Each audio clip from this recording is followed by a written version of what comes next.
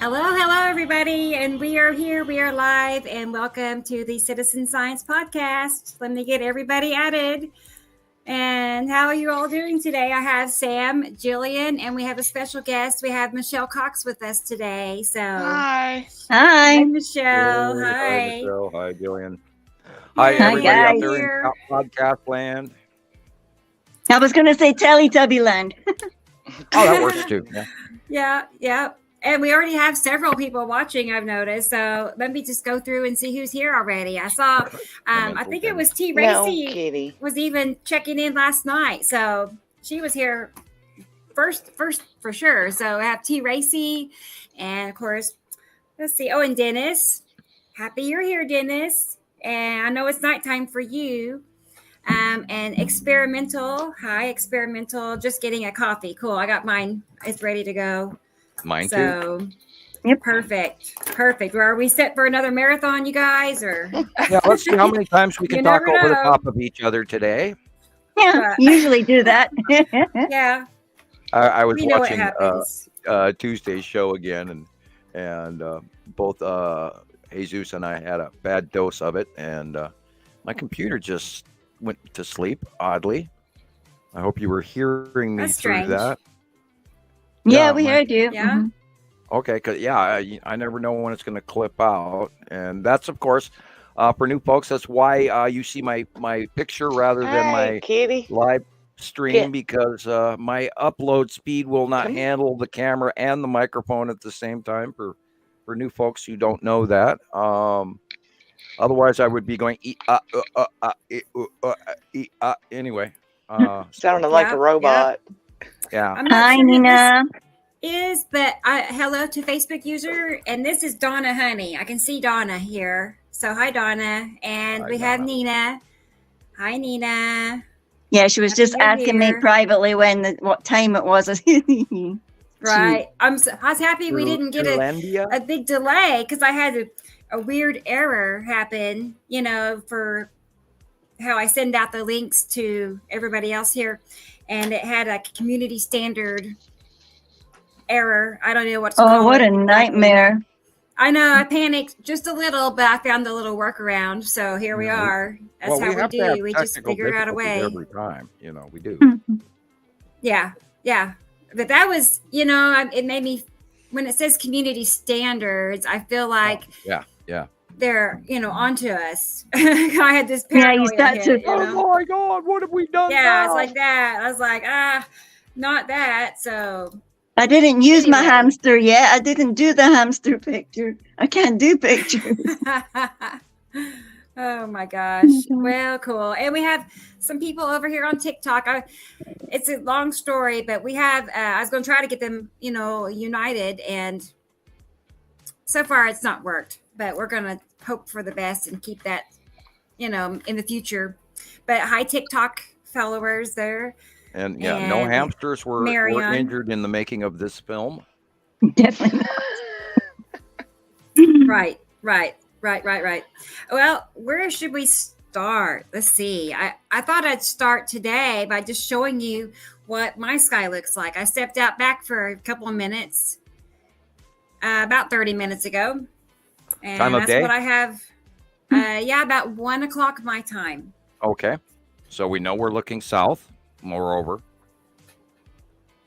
Right. That's where the sun is. It's not supposed to be, but that's where it is. That's a little bit of cutoff going on both sides there. Look at all the power lines, you guys. Yeah. Nice. Look at all the nice little white Isn't it great? Isn't it pretty? That's why I tell Jillian, I'm like, I love your view, Jillian. You have the best view. That's what I have. And a few places are out taking joy rides, we can see, so they can cover. Yeah, I saw one the other day. They were spending a whole bunch of time covering up the sky. Oh, look at that stuff.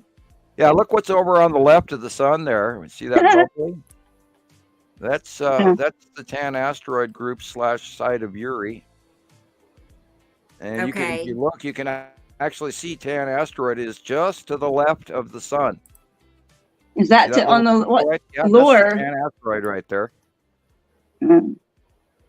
And lead is the dark just on the right, and then red asteroid is right next to the sun on the right. It's smaller. And then, of course, that area would all be Isatum's yellow moon, and then where Nibiru is, even though you can sort of see it, but not. Well, when they do tic-tac-toe in the sky, they must be able to see it. It's crazy day. Don't look at this. Don't look at this. Yeah, we did a 360. When you see that, 360. Yeah, when you see that, it's the perfect day to go take pictures. That's your sign right there. Well, yeah, better they're not spraying like before crazy. They spray, but usually when they're starting to, that's when they're going, okay, we're hiding something. Don't look here. Right. That's why I look up above them. Yeah, I see where the line is, and then I look above that because I know whatever's above that they're trying to hide. Yeah, behind it exactly. Right, exactly. It has dual purpose also. It also protects us from additional incoming extra light. Right. And that's why we, are not flying in the G7 countries where the other ones who don't have that happen. They have excruciating weather conditions and stuff like that, because part of that limits the incoming light, which boils stuff off faster or dries things out quicker, etc. So what countries actually don't have chemis? Well, there's 150, 200 countries out there, and major G7s are the ones that can afford it. I don't see stories coming in from Africa, chemtrail. I can't say that word. I don't see. I just chopped my tongue out too. Now I'm hearing myself echoing it on purpose. Wow. Okay. We're going to say it twice Nicole. now. We have Nicole with us, everybody. So, hey, girl. And again, thank you. Yeah. Doesn't sound great? Yeah. New mic. You can hear me talk because of You Nicole. really can. I didn't realize how much better it could get. You know what I mean? I'm sure we all would benefit from. Well, yeah, I did. On the earlier one when I was talking, I had the camera, because the microphone was on the camera. I had the camera on a box in front of me, and I had to sit there and lean up next to it the whole time. Now I can sit back in my chair. That's funny because I'm using my phone and I have it propped up on my cat food container in a box, so it'll get the right angle. Yeah, those little behind the scenes constructs. I have to build a little tower every time I want to take photographs of my sight drawing. And I've got these little cardboard boxes that I've kept all these years, and little, chunks of wood that I used to run across the thing. And at one point in time, I was even using macaroni and cheese boxes because that gave me that extra inch. That was a matching inch. Right. And for a while there, I used 2 DVDs in the older camera. And then I had to, now I have a new camera again, and I'm having to adjust to it to figure out what's a good picture and what's not. So I'll probably end up with different boxes next time. Who knows? Little construct. Yeah. Weird week in the sky. I did see this week that thing that Jesus and I and Rebecca were noticing on last week's show, or the other day, Tuesday's show, where the crossover of Isatum, the bottom of Isatum, is actually cutting into the the top of the sun about 3 o'clock in the afternoon in the southern view. And then I've noticed it up here in Montana as well, where it did it again and again. And then literally around 3 o'clock, 3:30 or so, you can't see the sun at all, because the bottom of Isatum and Isatum's yellow moon ion trail are cutting in and literally blocking out the sun, but the light is shining out underneath it. So of course Earth is still, illuminated, but direct view of the sun, like in those videos we were watching on Tuesday's program, we're showing this, and it's an odd. It's a crossover that we haven't seen before out of Isatum and Isatum's yellow moon. We've never seen it this close. So, and this is an example of something cutting into the light, and you're only seeing a small portion. And that grayish black area is probably the yellow moon cutting into the light. Oh, okay.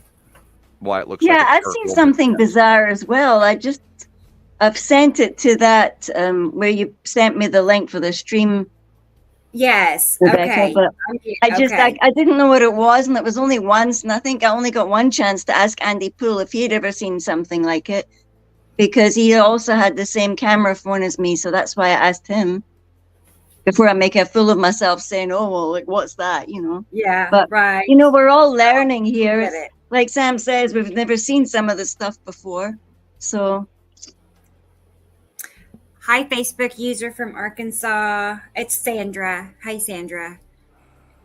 How are you? Happy you're here. And we have Crystal Kate. Hi, Crystal Kate. They're from the UK.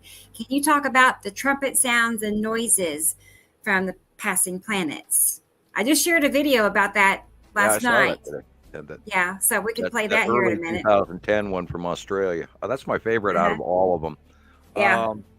Yeah, the sound started and it ran in like 2-year cycles afterwards, and we saw it in 2010, 11, and then we saw it in 13 and 15 and 16 and 18 and all of that.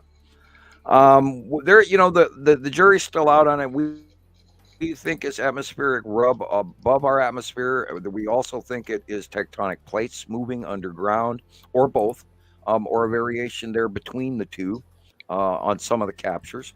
So, yeah, the trumpet sounds, of course, people in the Bible are going to go cuckoo over that part and go, yeah, this is the trumpeting and these are the end times. And, well, you could sort of say, yeah, I agree with that. But don't go overboard on that. But, yeah, the sky sounds are quite real, and they've been going off many, many times over the, last decade. And I'm amazed, because I heard them yesterday morning. I did not pay attention to them today because I was busy, but generically up here you can still hear them up here in Montana.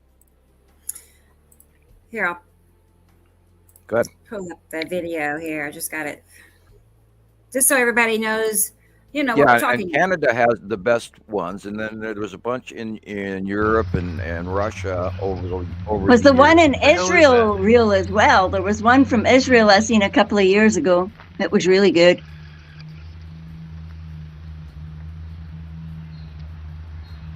Hey, Christopher. Hi there. Hi, Christopher. Yeah.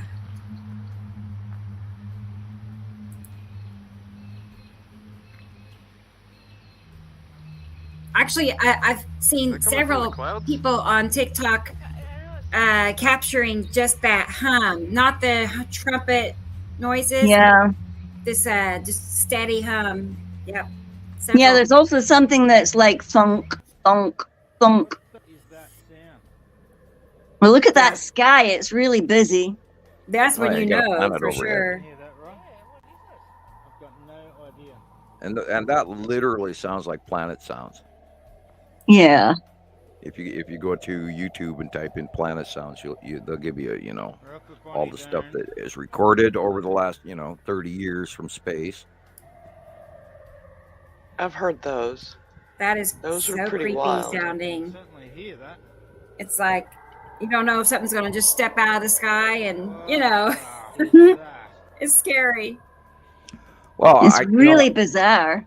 I hope people take that scary and actually place it and add it to the truth instead of gossip. But there's a lot of crap going on over our heads, and like we say every show. I'm amazed that the long box or the Texas Cube hasn't, and all the Star Destroyers hasn't gone viral yet. I'm just absolutely in awe. Because everybody's always looking for ET. They're always, did you? I captured a craft, or it was a UFO, or whatever. And yet here we've been talking about it. There it is, easy sighting every day, and it hasn't. I don't know why people haven't grabbed onto it.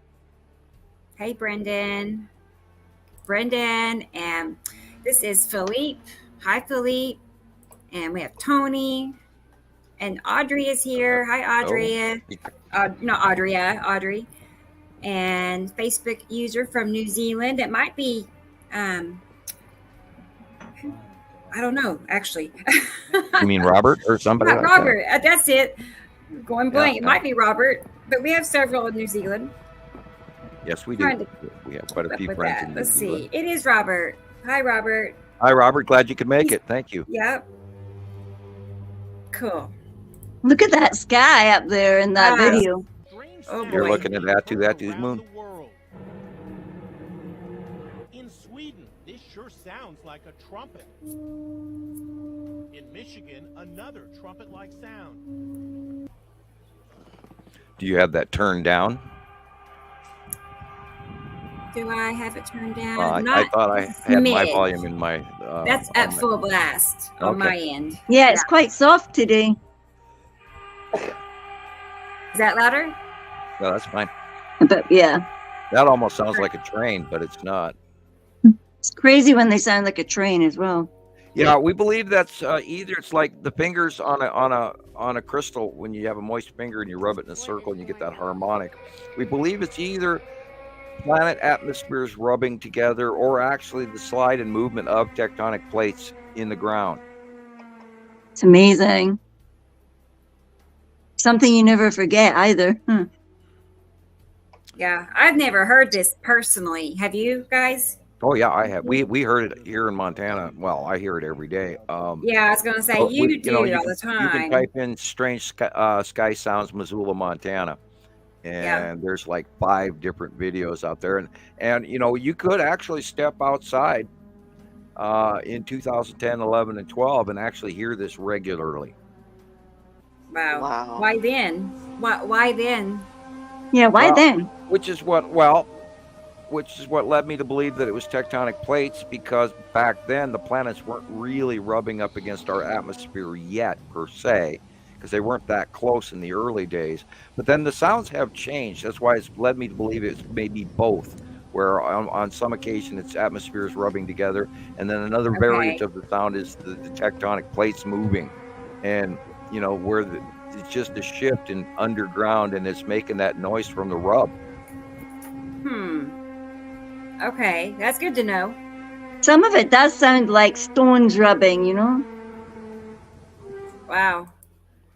Yeah, to me, a lot of times it sounds like really old squeaky train wheels that have turned rusty and then haven't been moved, and they're being dragged slowly, but they're so loud and so encompassing and echoing. I don't see that as an actual train yard. Maybe some of them might be, and people are, of course, pointing the camera the other direction and not telling. Who knows? You can't judge all sightings by yes or no. And this is, of course, why we seek to have multiple examples prior to summation, because that's how we do things. We do a lot of science rather than just go, one video and this says this is what it is. So we do a lot of comparison. And this is, of course, why I've always been kind of on the fence of it's either this or it's either that, because I can't absolutely prove it. But we do know that they never, ever happened prior to the arrival of the planets. So there's, we know that it's planet related. Wait, you said that those noises was not happening prior to 2009. Did you ever hear them prior to 2011? No. And there's no copies of it anywhere on the internet. Right. We know that it started in Australia and Canada, and which is, if you look at it, they're directly, you can almost probably draw a line to them straight through the earth. But that's reaching into conjecture, and I don't like going there. But it was odd that was where it showed up first. It was in Australia and in Canada. And that was where the major sightings came from. So, and beyond that, it could be just people who managed to film it and had enough room and not enough people around them. They live in an empty region to go, oh, hey, you can hear this rather than traffic noise. So, because there's sound pollution and light pollution, and sometimes that affects our sightings. Shelly's here. Let There Be Light is here. Hi, Shelly. Yep. Another Facebook user is here. So we got a big crowd already, so that's awesome. Oh yeah, well these planet sounds have been going on for many years. It's been like every 2 years a new cycle. Right, but I didn't hear it. Like you said, I don't know, 2015-ish is probably when I first started coming across videos like that. So yeah, and it started in late 2010, early 2011. You'd have to now that video that you just showed with the blonde gal in the street. That is some of the earliest that's one of my absolute favorite ones. And I know that is in Australia. So that is literally when it started. And what year was that? Sorry. I believe 2011. Oh wow, that's a while ago. Right. Yeah. Yeah. 12 years ago. Wow. That's what blows me away is how long we've been doing this. It really. Yeah, because I hadn't heard anything like that until one day in South Africa. It was a really crazy storm, like a thunderstorm, but there wasn't much rain. It was just like lots and lots of quiet lightning.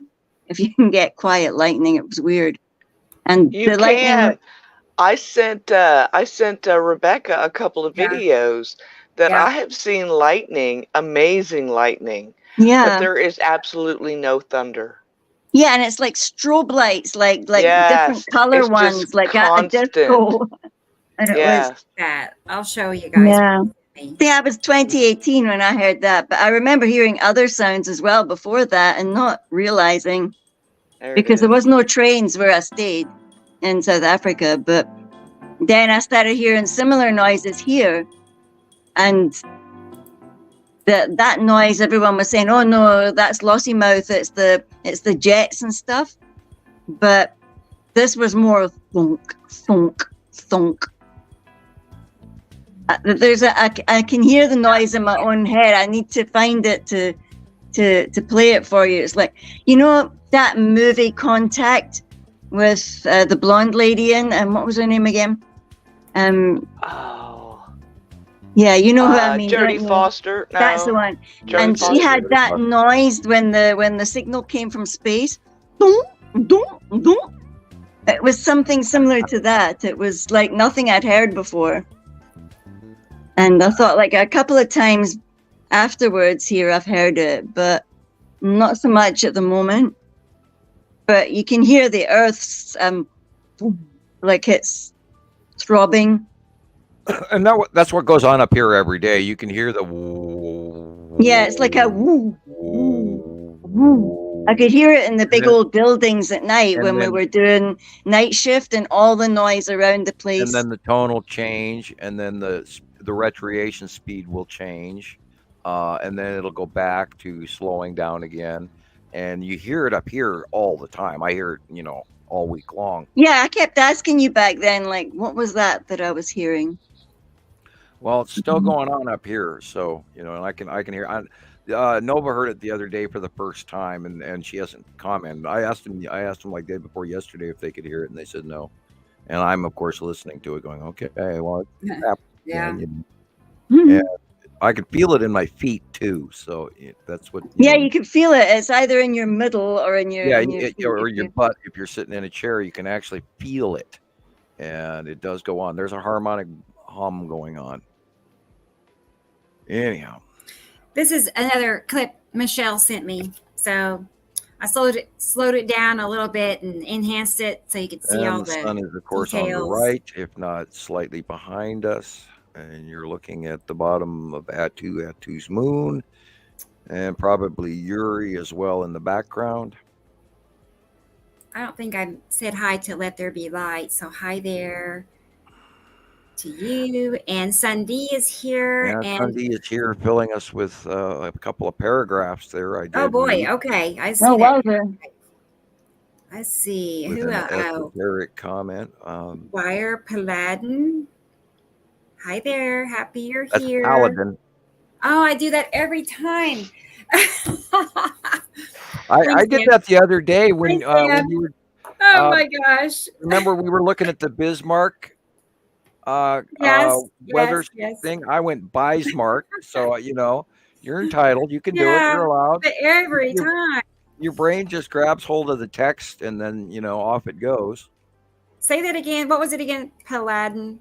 Paladin. Yeah. You have to remember what a paladin is. A paladin.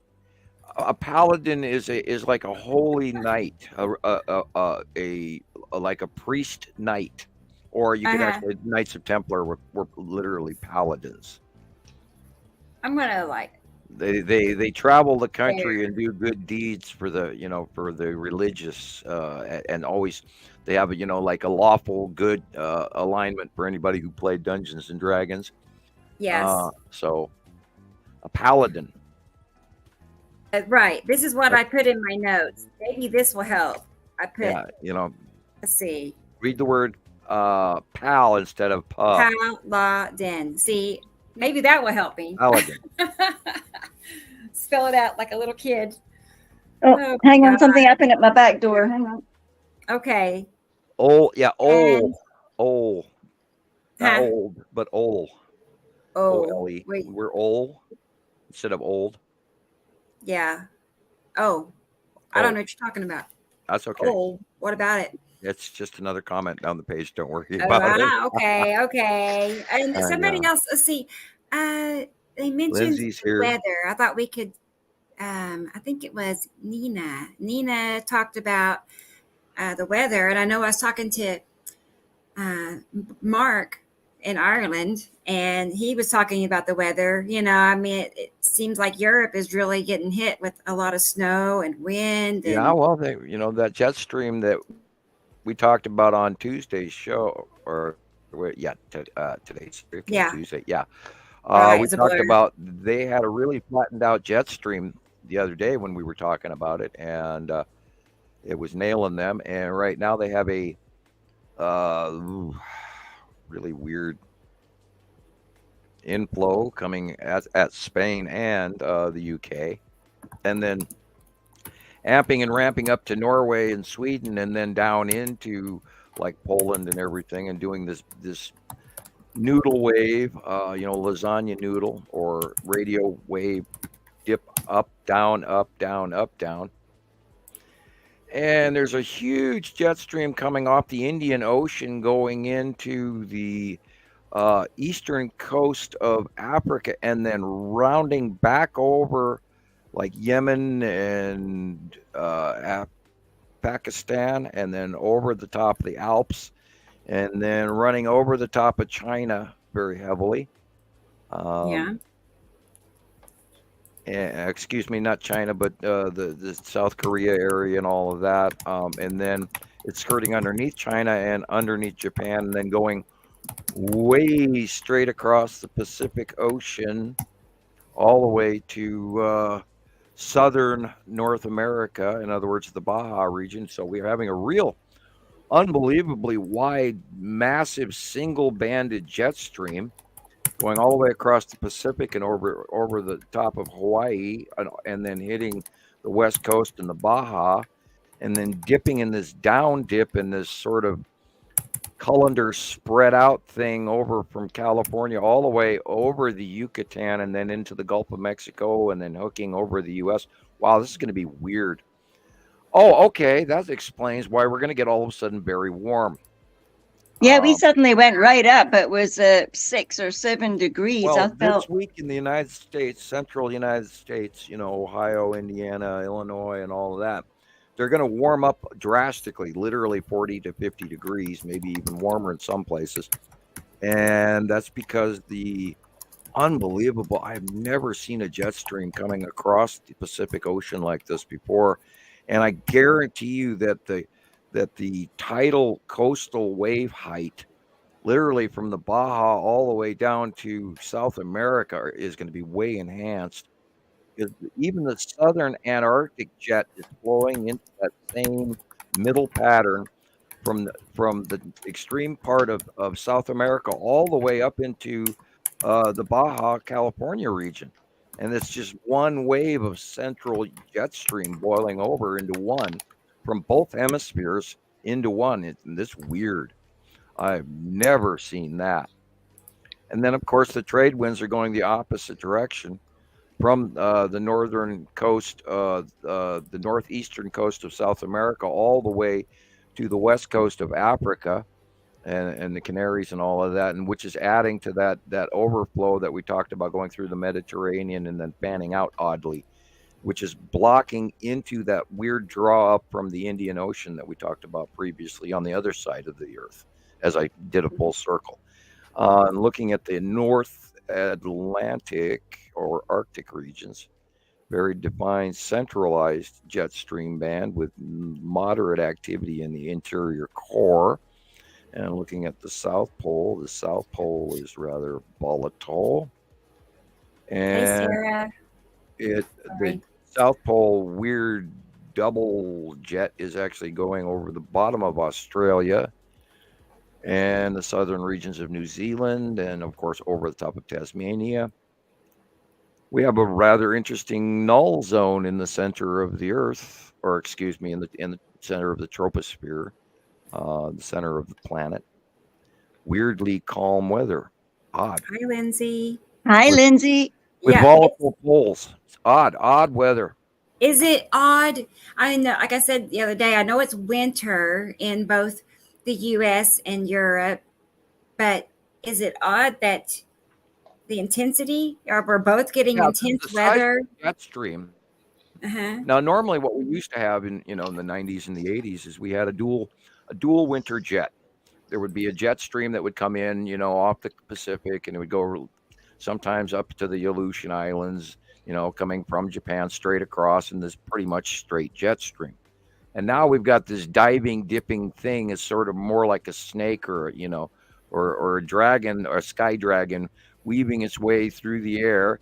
And it's way wider than I've ever in my entire life seen it. And it used to be, like I said, over coast, the Pacific coast, Washington State, Oregon, and then there would be a southerly jet that would hit the bottom of California, and then the Baja or higher into Arizona and go straight across the country, and that would be what they called the dual winter jet. And then in summer, it would generically pan out into one thicker jet stream that would run anywhere from Oregon and then straight across the country with minoring, wavering, up and down normals, depending on existing winds that are around it in immediate north or south of it, which would affect the overall jet stream. But now the jet stream is literally flattened out into this one massive area from literally middle of Canada all the way down to the north top of South America. So, I mean, we're just this massive jet stream that's just hurling across the face of Earth. Now, I'm sure there's varying degrees of direct jet and regional jet, but I've never ever seen it flattened out this large, even where it's entirely, literally from Washington State to Southern California, which is just what we saw last week, even. And this is where these repeated storms keep coming in. And every time you see a cutoff low where it goes a noodle, it does this north and then south and north and south jog, and then all of a sudden it'll get cut off. And that's what they refer to as a cutoff low. And when those cutoff lows occur, they create these rotational spatially moving yet stable stalling storms that become these supercells, et cetera, which is what some of these hurricanes have been caused by cutoff lows. So there's a facial value of jet stream that we've never ever seen before, ever. This is a few, I don't know, week or two ago, but yeah, no, I remember seeing that on Mr. MBB. It was really wild, right? And that's at least formulated in. I was just looking at that's the Null School dot whatever net app that I was just looking at, and currently right now it's completely different. It's got a multiple series of lows on the inside of the North Pole, and our jet stream is way south, running literally from Japan to Washington State, and then all the way down to literally the Baja, and it's that thick. So it's completely different than what we're looking at right now. Was it always steady before, like a pattern? Predominantly a stable pattern that you would see, and it would be usually straight across. But then within the last 10 and 20 years, the dips, the wave, it used to be sort of a mostly straight line with a little warble here and there. And now it is literally like a radio wave where it goes up and down and up and down and up and down as it crosses the country or the world, the whole face of the planet. There's these variants in these jogs that we never saw right to this date. And all of these cutoff low areas, these centralized low pressure systems that there used to be 1 or 3, maybe 4 on the whole face of the planet, and now we're looking at 10 and 20 all over the place. And all of those rotational lows, those low pressure systems, are all major storms. And so we have way more turbulent, more violent weather, and that too has to do with ocean temperature rise as well. Now that the oceans are warmer all over the planet, we are seeing more extreme storms, and it's going to continue that way. It's going to get worse and worse. I just want to say hi to my friend Melissa. That's my friend. I mean, you all are my friends, but my friend here in Tulsa. But her, it's been cold here, like it has a lot of places. And she had 2 leaks, like 2 floods in her house because of valves freezing, lines freezing. It's been a nightmare. Poor lady. Anyway, I keep telling her if you need me to come help you clean, I will. So just let me know. I wonder if Carol Ann's all right, because I don't know what was happening in Pennsylvania, but she's been pretty quiet this week. So she had said, I think one of the last times I talked to her, that she usually is bailing out her basement or something. And since I've known her, they were doing things like that. So I just kind of hoped she wasn't again, because they had quite a bit of snow, didn't they? Right, they did. And she did mention being flooded in her basement. So that's a lot of work. I'll try and get hold of them later. I just didn't get a chance yet. Everybody's going to see some sort of housing issue this year, one way or another. And we've seen it in the past. And I even watched your weather this week, Rebecca. You're going to get wet. You're going to have a real brief freezing rain situation this week. I saw that. And then it's going to warm up right away after that. So just it pray. Seems like we all will, because they said to us as well. I got the warnings, like amber alerts and stuff like that. These are those variants between hot and cold, and then when you get the 2 of them meeting together, this is what's creating these dips and the rises in the jet stream direction changes, which is adding to the cutoff lows and all of this, and it's definitely highly more volatile weather than we've ever seen. Yeah. And this is Bridget. We have Bridget with us. So, hey, Bridget. And Karina. Hi, Karina is here from France. I was going to mention that, but I was waiting. Yeah. And somebody says it's bloody hot. So where are they? I got to check and see. I want to go there. Warm right about now. I know. I was thinking last night, I was like, which would I pick? Because I was freezing. I've been freezing for days. Wow. But then again, the heat is so dreadful. I don't know. It's a toss up. Well, you'd have to be in the summer time to be hot. So you got to be. Oh, it's Robert in New Zealand. Someone Facebook user in the southern hemisphere, I would imagine. Yep. To be hot. Poor Robert is hot. We could trade places for a couple hours, and I can warm up and Let's see. Yeah, I definitely don't want to go back south again. No, I think I like it. I like the cold. I'd rather be cold. I don't like it either. I know. And Christopher, he said something about hurricanes, like storms forming over land. Oh, he never knew that was possible. What you were just saying. It never used to be. They when a storm would come in and hit landfall, they would break up and turn into a tropical storm, and then rain, and then you go back through the history of any storm that in the 80s and 90s and all the way up to 2010, and they'll it made landfall and then it dropped into tropical storm. Well, now we see them actually forming on land, which is completely, absolutely unheard of.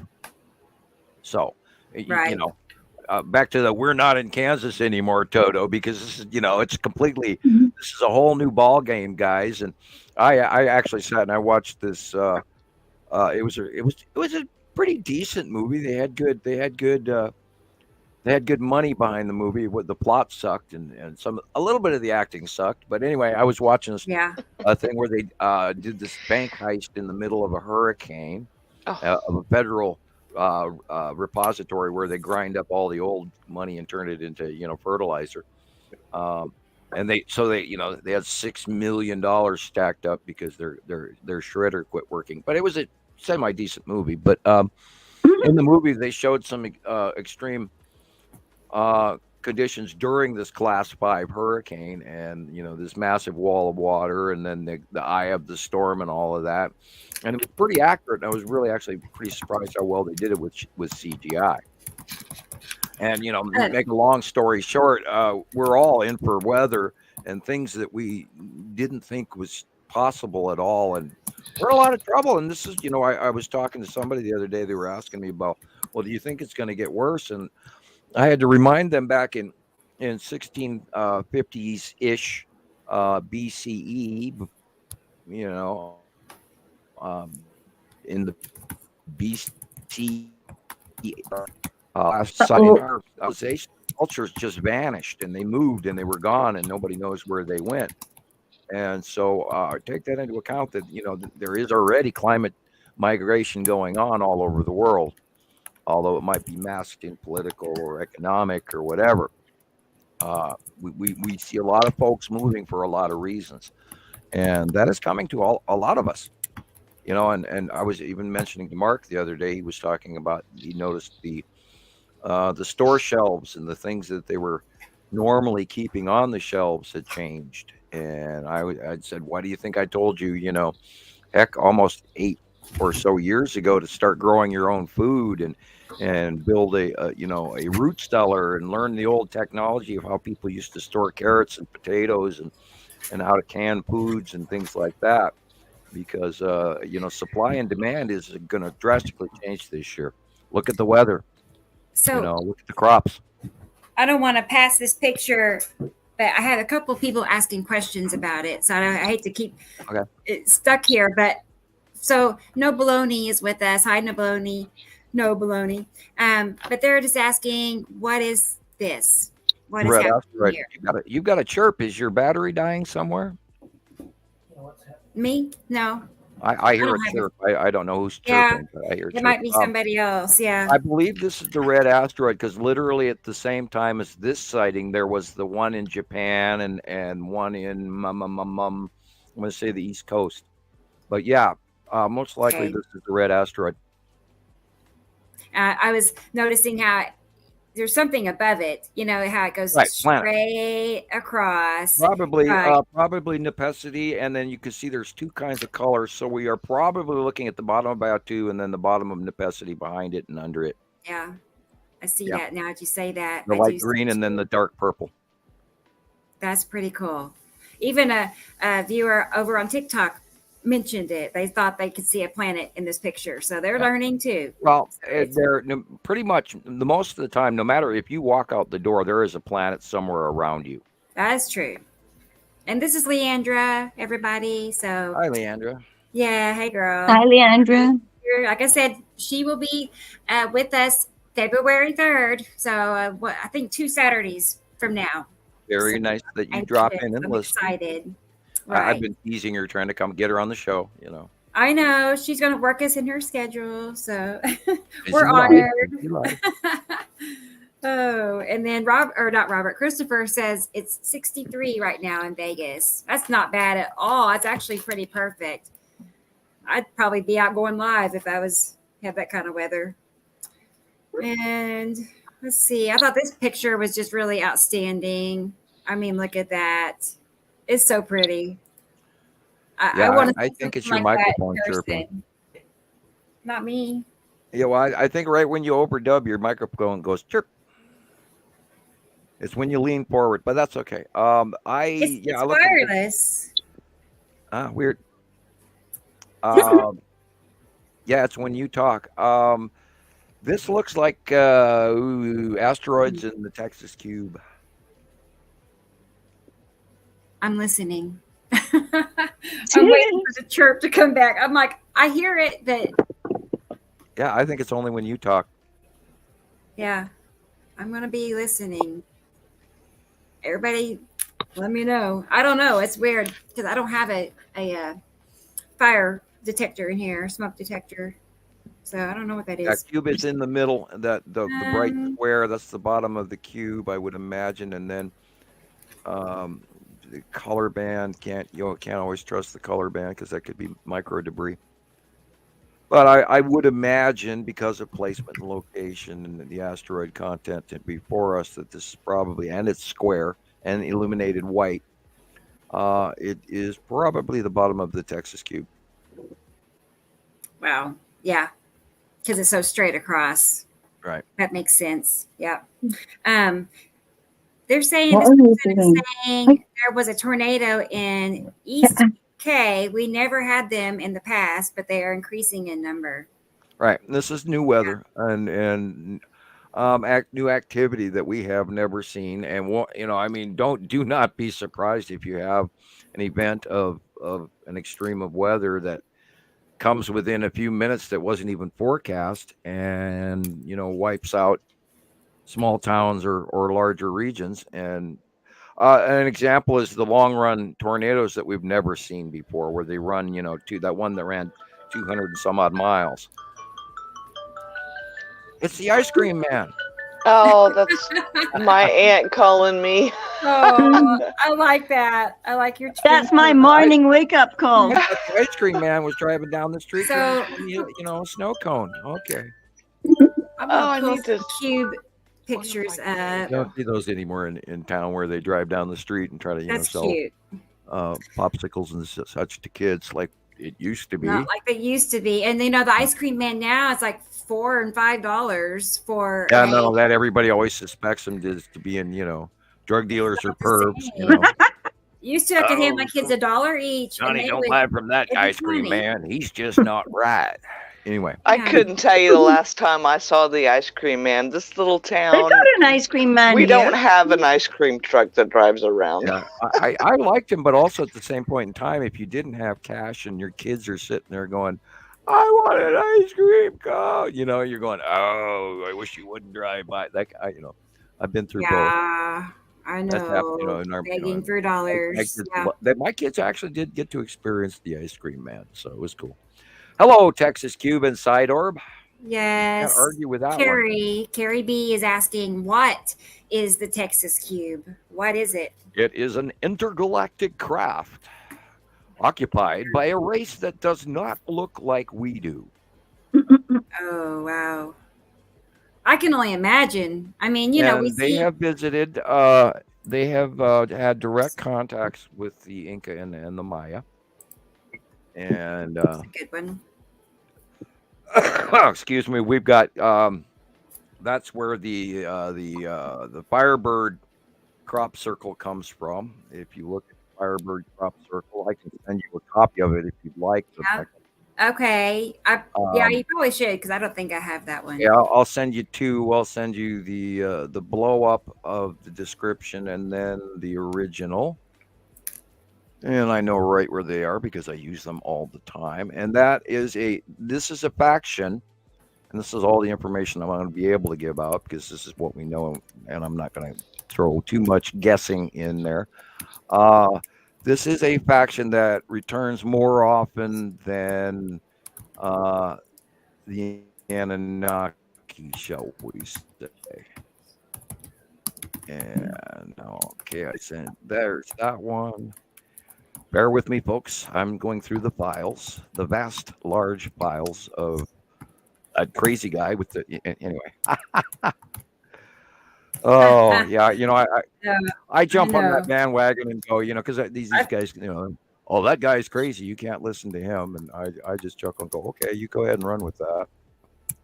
All right, there's two pictures. They're right next to each other, and we can use that for reference. All right.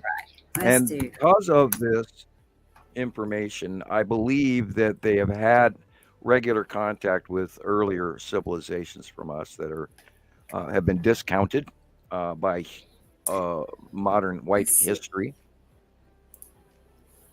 I was gonna say hi to Gray Guy while I have that pulled up. So Gray Guy is here. I love that all our regulars are here and. Yes. I mean, they attend so well. I appreciate it.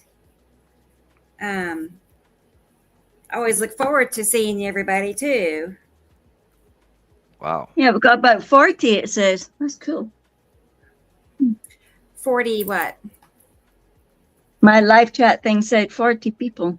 Oh, yeah, we have I show 59 total, and then there's a few over on TikTok, so a little over 60 at the moment. But my tablet's quite retired. It's quite slow.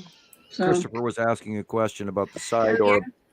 We have seen the side orb at nighttime sightings get hit by lightning, and then that lightning go directly to the cube from the orb. It's sort of like the Frankenstein diode receptor module, where all the lightning hits that thing and then powers the cube for exit. They run generically off of batteries for their low use, but when they do any intergalactic and large movement of the craft, we believe they need a great deal more power. And that's from across multiple information. Yeah, look at this. Part of this isn't the entire object in front of us, but part of it is, when you see these clouds, always look for the conning tower. Look for the death, just like in Star Wars, the small conning tower. And then this has got a large double wadded conning tower, but I think there's something behind it. Wait, that's a little far away. Yeah, that's way better. Yeah. There. Yeah. And there's probably a couple of Star Destroyers in this shot. And they're probably different sizes, one smaller, one larger, who knows. But yeah, I always, when I see these things, I always go, okay, look for the conning tower. And yeah, they do travel real close. And these are massive, huge, humongous, pardon the word, humongous ships. And they travel over silently. They don't make a sound. They do scare animals. I've seen one overhead by eye before. So, and it was, not that far away. And you said you've been in a craft. Yeah, but not one of these. I haven't walked the deck. I mean, that's probably got 30 decks inside of it. I was in a lander, and it had 2 major decks, and it had all 2 sets of windows and everything. How much did it look like Star Wars or Star Trek? I mean, very much. I mean, the rooms were all painted white, or made of a white substance, white lit room, and everything, of course, was advanced, high tech, and stuff that you don't automatically recognize as what this or that is. But they had carts full of this and carts full of that, and they had the upper deck and the control room had all these controls that did this, that, and the other thing. And then there was a centralized area where the guy was pointing, well, this is how we travel, and this, it's like, okay. And I pulled some of it in, and it has to do with electricity and doing all kinds of. So it made sense when they described it to you. Yeah, I didn't understand it, but it made sense. Here we have, thank you. You put both of them up at the same time, which is great. Cool. This, of course, is the old Thunderbird, and if you look at the wingspan on the picture on the left, think of that as the horizon line. And then you look at the square in the picture on the right. It's the Texas cube. The side moon is there. What's marked Atu's moon and what's marked lead asteroid is when the Texas cube came out of hiding. Was right when Atu's moon was directly a larger body, dead center in the middle of our sky, and then it matched this as a time marker of the planetary pattern, where they were showing us that Atu's moon was above the horizon at X degree, and then all of a sudden, this is when the Texas cube comes back, because this crop circle came out like 2 years before the Texas cube came out of hiding.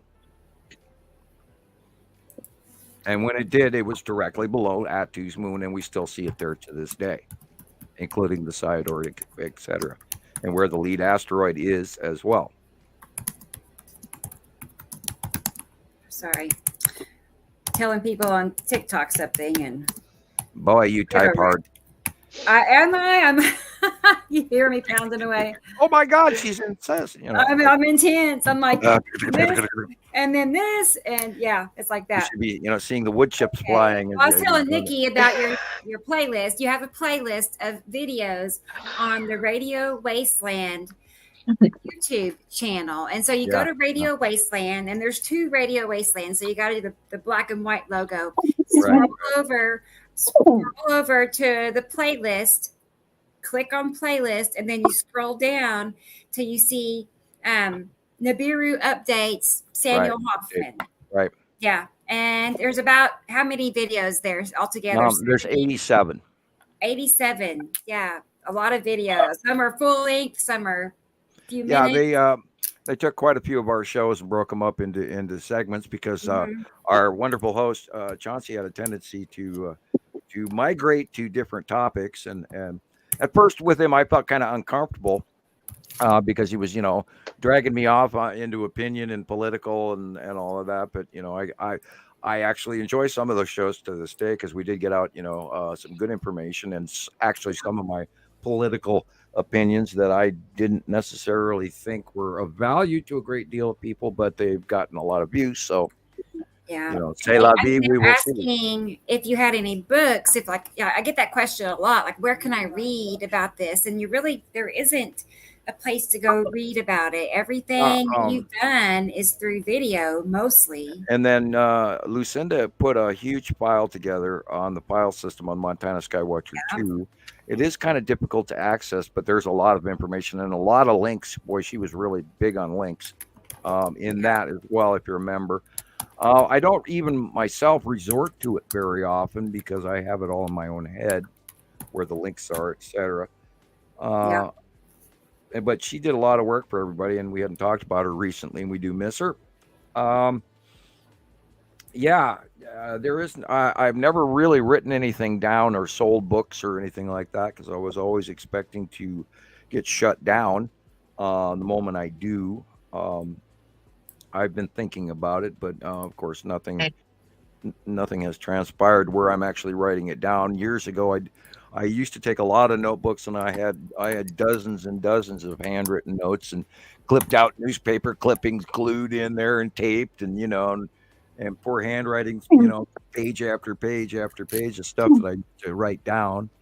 I used some of it, but then over the years, I didn't want any of it to be used against me for somebody who might be cherry picking things to use against me. So I basically got rid of a lot of them, and they were taking up a lot of space and very yellow and brown and old and decades old. So I got rid of a lot of those. But there's not been anything written down on paper or in files. Sorry. Hi, Carlos. That was a lot of talking just to say sorry. I haven't written it down yet. I know, but that's the way it is. Yep. And then I have beat it on TikTok, and they wanted to see what Nibiru looked like, so that's why I went back to that. And they also wanted to see it without any clouds, and I do have that. So bear with me, and I'll give you an example of what the sky looks like with Nibiru there with no clouds. If I can get to hang on a second. I'm going back to that 2012 shot that I always use. I'll send you a copy of it. Okay. And I've got a couple of 2011s that I can hand you real quick as well if you want to use them. And we have another Facebook user. Hi, how are you? I don't know who you are, but I'm happy you're here. Yes, you guys. Nibiru has been here. Nibiru has been here for over a decade, and it went out of view for a while. And it came back and started back in our view roughly about 2018. Prior to that full period of time in between, the other planets were regularly daily visible for a very long time, and this is of course what we have documented and for quite a few years. And let's see, I'm trying to figure out where that one picture is, and I'm not finding it, of course. Well, take your time. We're not in any rush.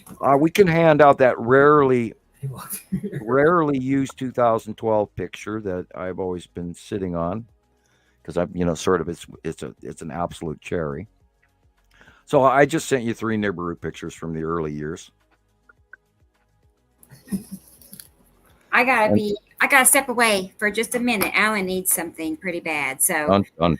Okay. Bear with me. This is Michelle. I should have known that when I saw all the sweet words. She's so sweet. So Michelle. Yeah, I know. She just said hello now. Yeah. I'll be right back, though. Give me just a couple of minutes. Hello. Yeah. So we'll find something to talk about, I'm sure. Yeah, I also sent a bunch of pictures to Rebecca to the stream. It's like I said, it was something like it was underneath the moon to the left, and it looked like a half of the top of something on the right, and it was all rainbowy. So I thought, can it happen like just for an instant as you're taking the picture? There's something there. Well, there's a lot of somethings there in the night sky lately. They're absolutely undeniable and yet undefinable because they're, the light effects and a lot of it is probably asteroid related, and then of course a little bit of it is probably planetary or yellow moon related or white moon related.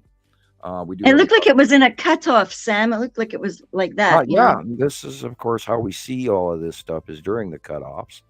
And light refractions and then anomalies and lightning storms and there's so much going on that is not anywhere near normal that I'm sure a lot of people are noticing things, but B, they don't know what it means or if they should even talk to people about it.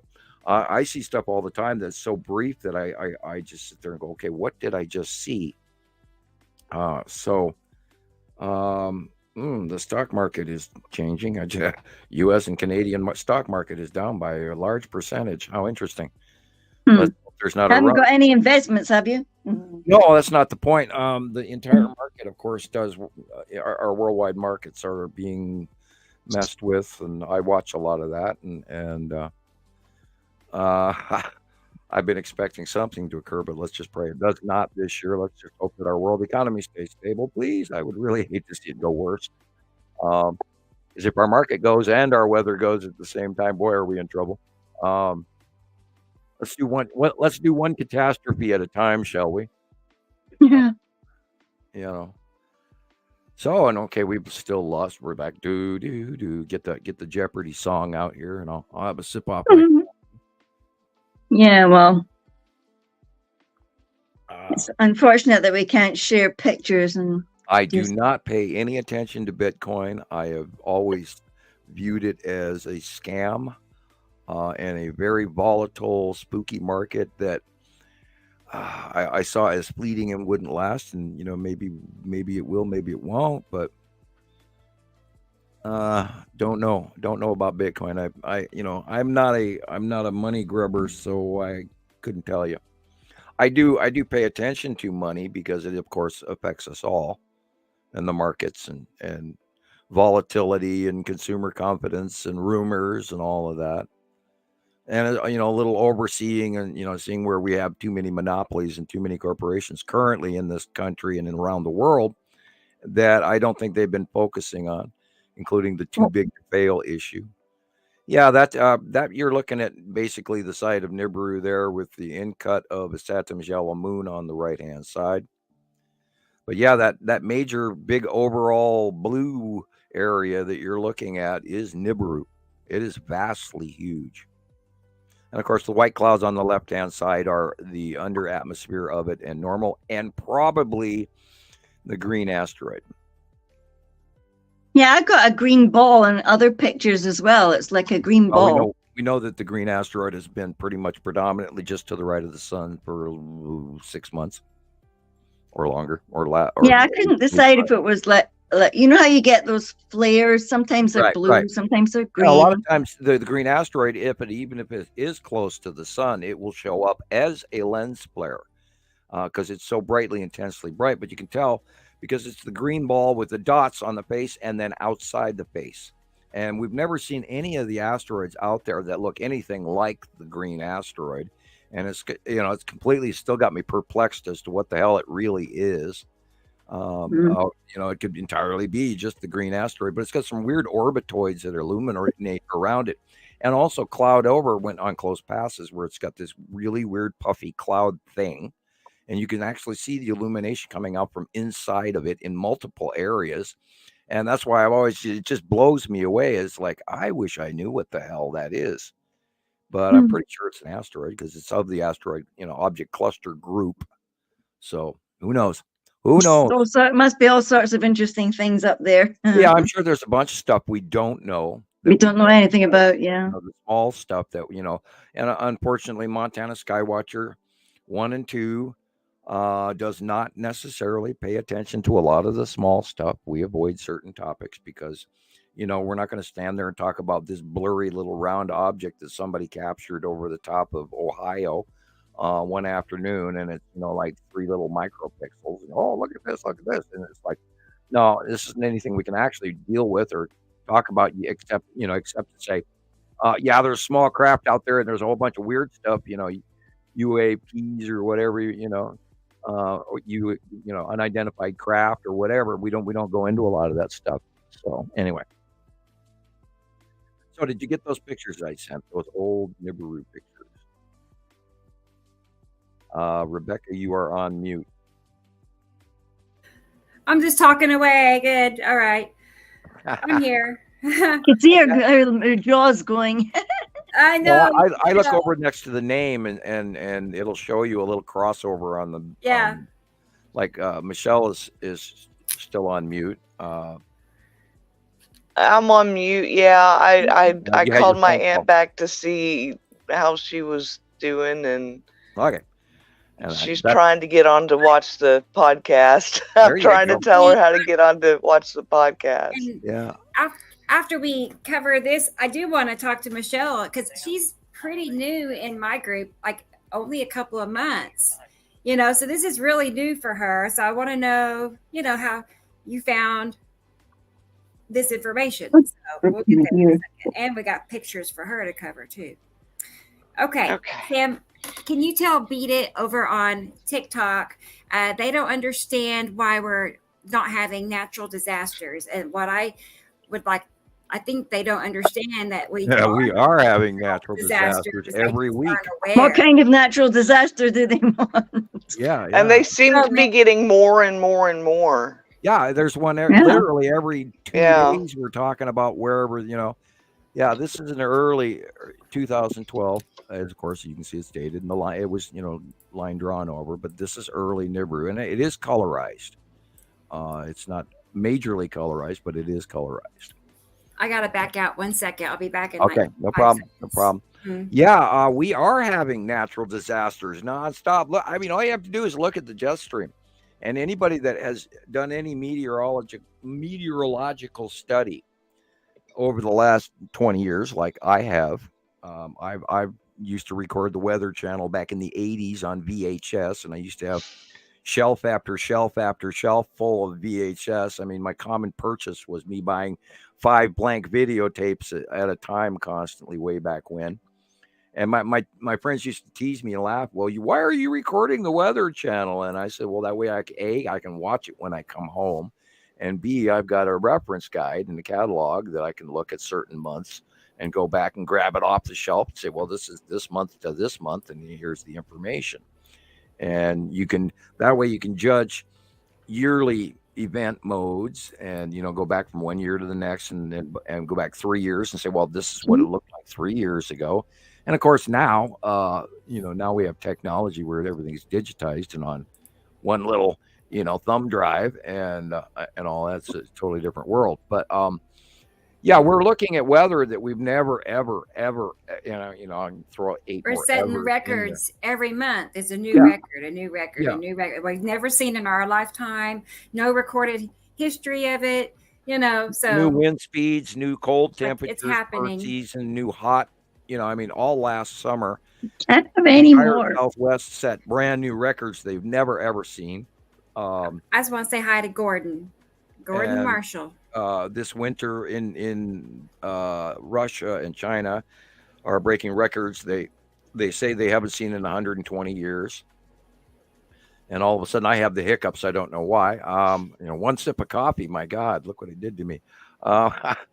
We're seeing those events right now. And if you're not, then you haven't been looking at the news. Okay. No more. Okay, take another step, Here's let's see. Well, I wanted to show like the shadows. We went over these last week, but things like this, things like that, as far Be as back in a minute. with no clouds in front of it. There's no clouds, and there's a few clouds, but not like the other ones. But obviously, something is blocking the sunlight. Obviously, and it happens not just once, but twice, and again, and then look at the water. Always look at the water repetitively. Yeah, we've been watching this for very long time, and it's not like we're guessing off of 5 pictures or 20 pictures. We're talking thousands, and of course, a lot of people around the world, have participated in this development of the information, and we're not just some obscure little group of people from 12 or 20 or 80 people that have gone, oh, we see this, because we're not. We're hundreds of thousands of sightings for many years. All right. Youngsters at school, we get excited when we see our science classes. This is the skies, the weather, the events, the storms, the flooding, the freezing, the lightning bolts, the loss of people's homes and tectonic plate, the tidal wave, tsunamis. None of this has ever been seen, and it literally goes all the way back to 2010, 2011, when a good, huge portion, 2009, when all of this stuff started kicking up. And it's sort of like people have got kind of used to it here, which is kind of spooky on one hand. And on another hand, it's not being shared around the world. Like it used to be, if there was a catastrophe in Japan or Malaysia or Taiwan or India or Africa, we'd hear about it from the nightly news. And it's not being covered now. Mm-mm. That Libya disaster lasted on the news for, I think, about a week and a half. And I guarantee you, if you try to look that up now, you won't find any information. Meanwhile, 3,000, 4,000, 5,000 people, unknown number, died in one evening as these double dam breakings occurred. And then they didn't even link the storm that caused it, to why that amount of water filled up in their upper mountains that was enough to, for 5 years worth of rain in one night that would break 2 major dams and then wipe out that whole entire city all the way down to the sea level.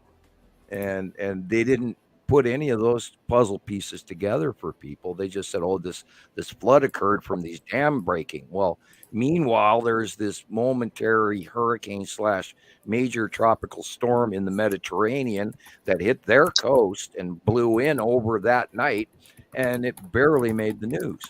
And I had to actually go and look it up several times in order to find the actual. Look at this picture. Sorry, Sam.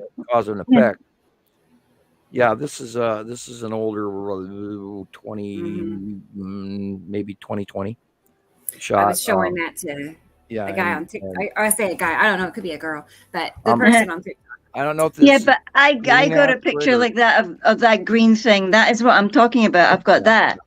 I think this. The other day I may have called it lead asteroid, but I'm now looking at it in a larger screen, and I believe this is the green asteroid. So that would make this a 20. It does have a green tint. Yeah.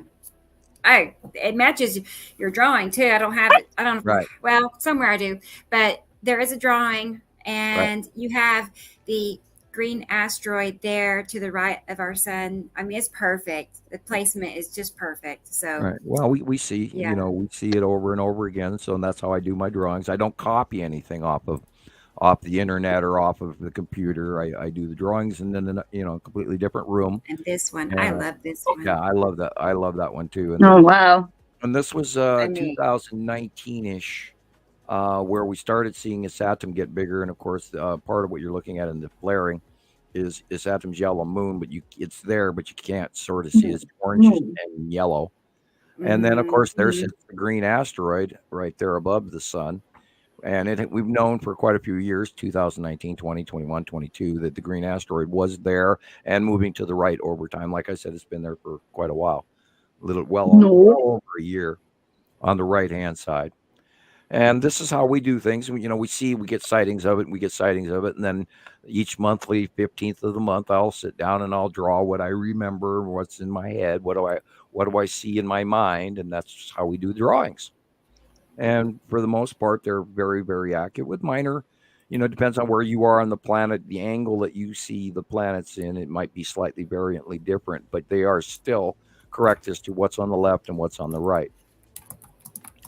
And this, of course, is Uri on the left and Nibiru on the right. And this goes back to probably 2022, if I remember correctly.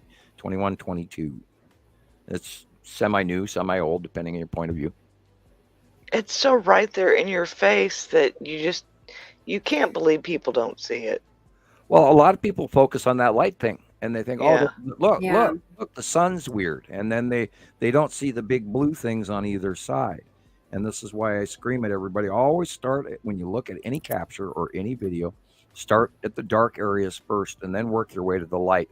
And then you've got that reverse thing where your brain will actually grab onto what you're really looking at.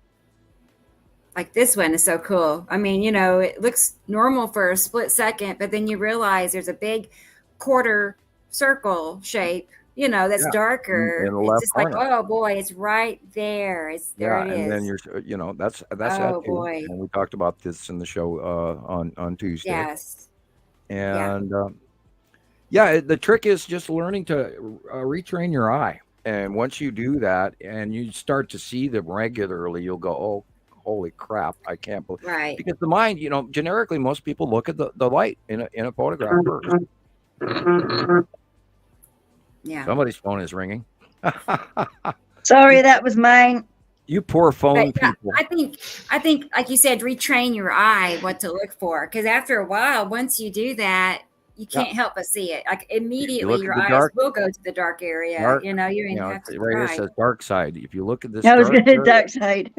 Yes, yeah. Right. Well, the dark side. Which is where that joke comes from. With where I have me, my cutout face added to the Dark Emperor picture from Star Wars, where it was a cut and paste, and then I actually did all the Photoshop background for it. And that's why I say you must give in to Montana Skywatcher. It's your destiny, and that's the joke, because you have to learn to look at the dark areas first, not the actual dark side of the force, but the dark side of the light. So yeah. And this is an early shot with the base cloud of Nibiru and big old blue planet Nibiru, and you can see the sky in the background. And over to the left is Saru. And the next picture was in 2012, and we did see, we didn't, and you back, and you can see Saru was much smaller at that time. Nibiru was much closer, much bigger. Uri at this time was really small, which was odd. So, how do you tell people back in 2012 that this is, and I saw this, and we watched them come in and get bigger and bigger, and people sort of just thought I was insane. And so, we started doing this. We started saving and documenting the information, and we didn't have all the answers right off the bat. We went, the dark blue planet and the green blue planet and the white planet, and then when the information started matching, that was videos and off-world information only, then did we tag the actual planetary names. And a lot of people over the years ask us where the names came from. They did come from me, and other information. But we had a lot of people. The Harrington group. I was gonna say, did it come from you and well, and the Pleiadian message video that I found a copy of. Yeah, and then there was a whole bunch of information during my face-to-face conversation with Pleiadian, where he was throwing out all these names at me and everything, and then a whole bunch of other information all mixed into this, unbelievable pile that I didn't have a notebook or a pen to write all this down with. So it was kind of muddy and muddled, but when all of the stuff started matching, that's when we grabbed the names and went, okay. We watched it for, well over 2.5 years before actually going, okay, this fits. And then once the purple Atu got there and it matched pretty much the information that we had, then did we go, okay, here are the planet names. And I'm reminded there's a document or two out there that have been rewritten by some people who are trolls or peanut gallery, depending on what you want to call them. And they are false documents. They were not written by me, although people have attributed them to me, and which were completely, and I sent Rebecca a copy of it, and it's information that I have never written, and nor would I write. So I mean, it was so completely inaccurate that it isn't anything I would have ever written. And then they were trying to hold that against me, and I just sort of laughed at them, and it's like, this isn't even decent AI. This is just somebody coming in, and the type font didn't match Facebook's type font. And I was like, oh boy, you've been had. So, so there's a bunch of negative stuff out there about me as well. So, if you question, or if you get a copy or a sample of it, I would question the authenticity and origin, and generically, and all over the, I hate to say followers, all of my friends out there know the truth. So, and I'm not this creepy guy that somebody's trying to make me out to be, including some pretty, most recently, there's been some pretty spooky insinuations, and I'm kind of annoyed by it, but at the same time, it's going to happen, and so I just sort of write it off. Right, but that. Well, I know I'm a good guy. I'm not worried about anything. They really have I know that, and then I'm not doing any of these negative things that they can come up with. Yeah, I mean, it's like, you got to be kidding me. I wouldn't be living the life I'm living if I did all of those horrible things they say I did. Like, you got to be kidding me. And a lot of it, I think comes from hurt people. I think a lot of hurt feelings out there, and like I want to share the wealth or whatever. So anyway, we got Michelle's work in front of us. Let's change the subject. Yeah, here are some pictures from Michelle, and she's in Indiana. And like I said, she's only been in my group 2 months. I noticed. I thought it was more until last night. I'm like, wow, she really is a new member. Yeah, no, I found you through Sam. Haven't I been typing on your page for a long time, Michelle? I don't know. I don't remember when I found you, Sam. I love clouds. I've always loved clouds and the sky. And there were a couple of pages, cloud pages. And then I found the Montana Skywatchers.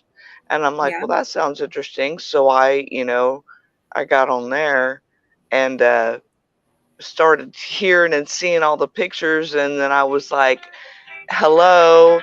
I knew they were coming. I've heard about Nibiru or Planet X, whatever they wanted to call it, way back before 2009, because I moved up to Indiana in 2009. I'm originally from Texas, and I've heard about it before then. And then when I moved up here, I kind of lost touch with the friend that I used to talk to it about. And like I said, found Sam and started seeing all the pictures, and I'm like, holy crap, they're here. It's not one of those rabbit holes that you go down that you go down and you're like, oh well, they're full of it. You can't believe what they say. And then I found Sam, and I'm like, he just clicks.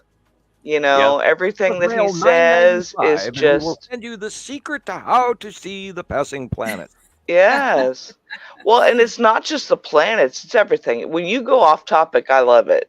Because I'm one of those type that, I could sit there and talk to you for 5 hours and we could cover 5 different subjects, or 500. Yeah, I do. Exactly. Topic. I apologize. That's the rantings of my mind. And I love it. There is the occasional inability to shut the hell up, but that's just how I think. And I go 300 miles an hour. Here we go on an adventure. I can do the same thing. Yeah. Sometimes I get to go, and then you're lucky if you get a word in edgewise. Right. And I am trying to hold my tongue a little bit here today, guys. I do promise. You're doing fine. You don't have to worry. Well, it's Michelle's turn to talk. She's going to tell everybody out there how that one right there. she sees the planets. I know there's something there. Up above, you see the wispy little. Yes. You know, you see like the one little stripe through, and then the wispy little ones off of it, and then the whole curve, and you're like, I know there's something there. Yeah. Well, you're right. I'm still learning, you know, base clouds and stuff like that. But I think there's like maybe 3 things at least. When you say, Sam, I mean, I see a little bit of Atu's moon, and then something coming in from the left, something on the right. Always, you know, and then what just like his drawings. That one over here on the left-hand side, almost, I would say it looks like the long box because it's long, but it's on the wrong side of the sun. Correct. And you know the differentiation, which means you're ahead of the curve. They have been, oddly, I all week, from location and the movement of them going over the top of us, I've actually seen the Texas cube very close proximity to the long box cube as well again. Now, we saw that a few years ago. Remember, Rebecca, all of those lightning strikes between the 2 of them? We have pictures of these storms where in some of the photographs of the person was taking some excellent shots, and there are still shots where there's literally lightning bolts that are filling the sky, and then you can see the Texas cube on one side and the long box cube on the other. And this is, of course, what we were talking about with Christopher earlier, where the side orbs were being hit and struck by multiple bolts of lightning at the same time, and then this centralized shaft illuminated light went from the side orb to the cube or long box cube individually from them, and it was like, okay, that's evident as hell. And that to me says that that they're like the diode receptor that pulls in the electrical zap, or the thing, the lightning rod that pulls it in and then ships the power directly to the cube. And these cubes in the long box cube, which is twice the cube, just like 2 cubes welded together, which is why it's rectangular instead of cube shape. But there you go. They are so unbelievably huge. And I sat there and watched them in April of 2019, offloading those Star Destroyers off of the Texas cube alone. And here these are these little tiny dots coming out of this big ass cube. And then later on, as they filtered out more and more of them, and then I came home from Missoula, and then I was still watching it an hour or 2 hours later occur. And then you could see the Star Destroyers. And we know those Star Destroyers are very, very, very large. I mean, they're the size of an aircraft carrier or bigger. An ocean-going ship that we have, a very large ship, blocks and blocks long. And so we started seeing that, and then we've been watching them, of course, literally every day ever since 2019. And I'm absolutely in awe that it has not gone viral. Do you think, though, obviously people, you can't see them plainly. Do you think we'll get to a point where they'll come out and be more visible? I don't think they would have to. I think the public presence and the government knowing that they're here is probably enough to make them fall into acquiescence of the visitation and the trying to look for the proper words here. You got to tell me what that word means, Sam. What acquiescence? Yes. To acquiesce is to give in. Okay. We are giving into the tribute. There's the words. The tribute of the gods. We are giving our cyclic. Every 3,654 years, we have to give tribute to the gods. Paying tax to the landlords. Paying the rent to mom and dad. Boy. Yep. We've been living in the basement, playing games, video games, all these years. Now it's time to pay rent. Time to pay the piper. Great. I see. Okay. And I'm sorry, but the mini fridge downstairs is empty, and you have to now pay for it to get it restocked. Oh boy. I don't know though. I never gave in on the mini fridge to my I have a kids. problem with what they're stocking our fridges with. Yeah, See, well, I got a problem with that. So I mean, where do you complain? Well, we were the one that did leave, the egg salad sandwich in there for the last 6 months. So I think we have ourselves to blame, Yeah. Oh boy. Yeah. Here, go ahead and have that egg salad sandwich. Well, yeah, we've polluted the crap out of our earth, and I think it's been mostly in the interest of money, and instead of common sense. And but what do you do when it's not you personally, but people that you put in charge? You put them in charge of things, and I think we all have to raise our personal bar. I think that a lot of people, and we hear this, every week, I'm sure. Well, what are we going to do? But what can I do about it?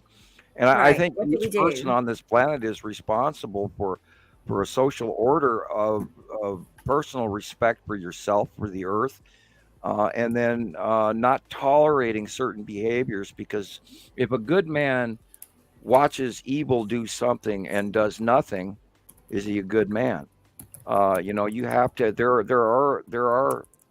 are limits. At one point in time in the 70s, we had this major pollution problem in the early 1970s, and those people in my age group will know about this.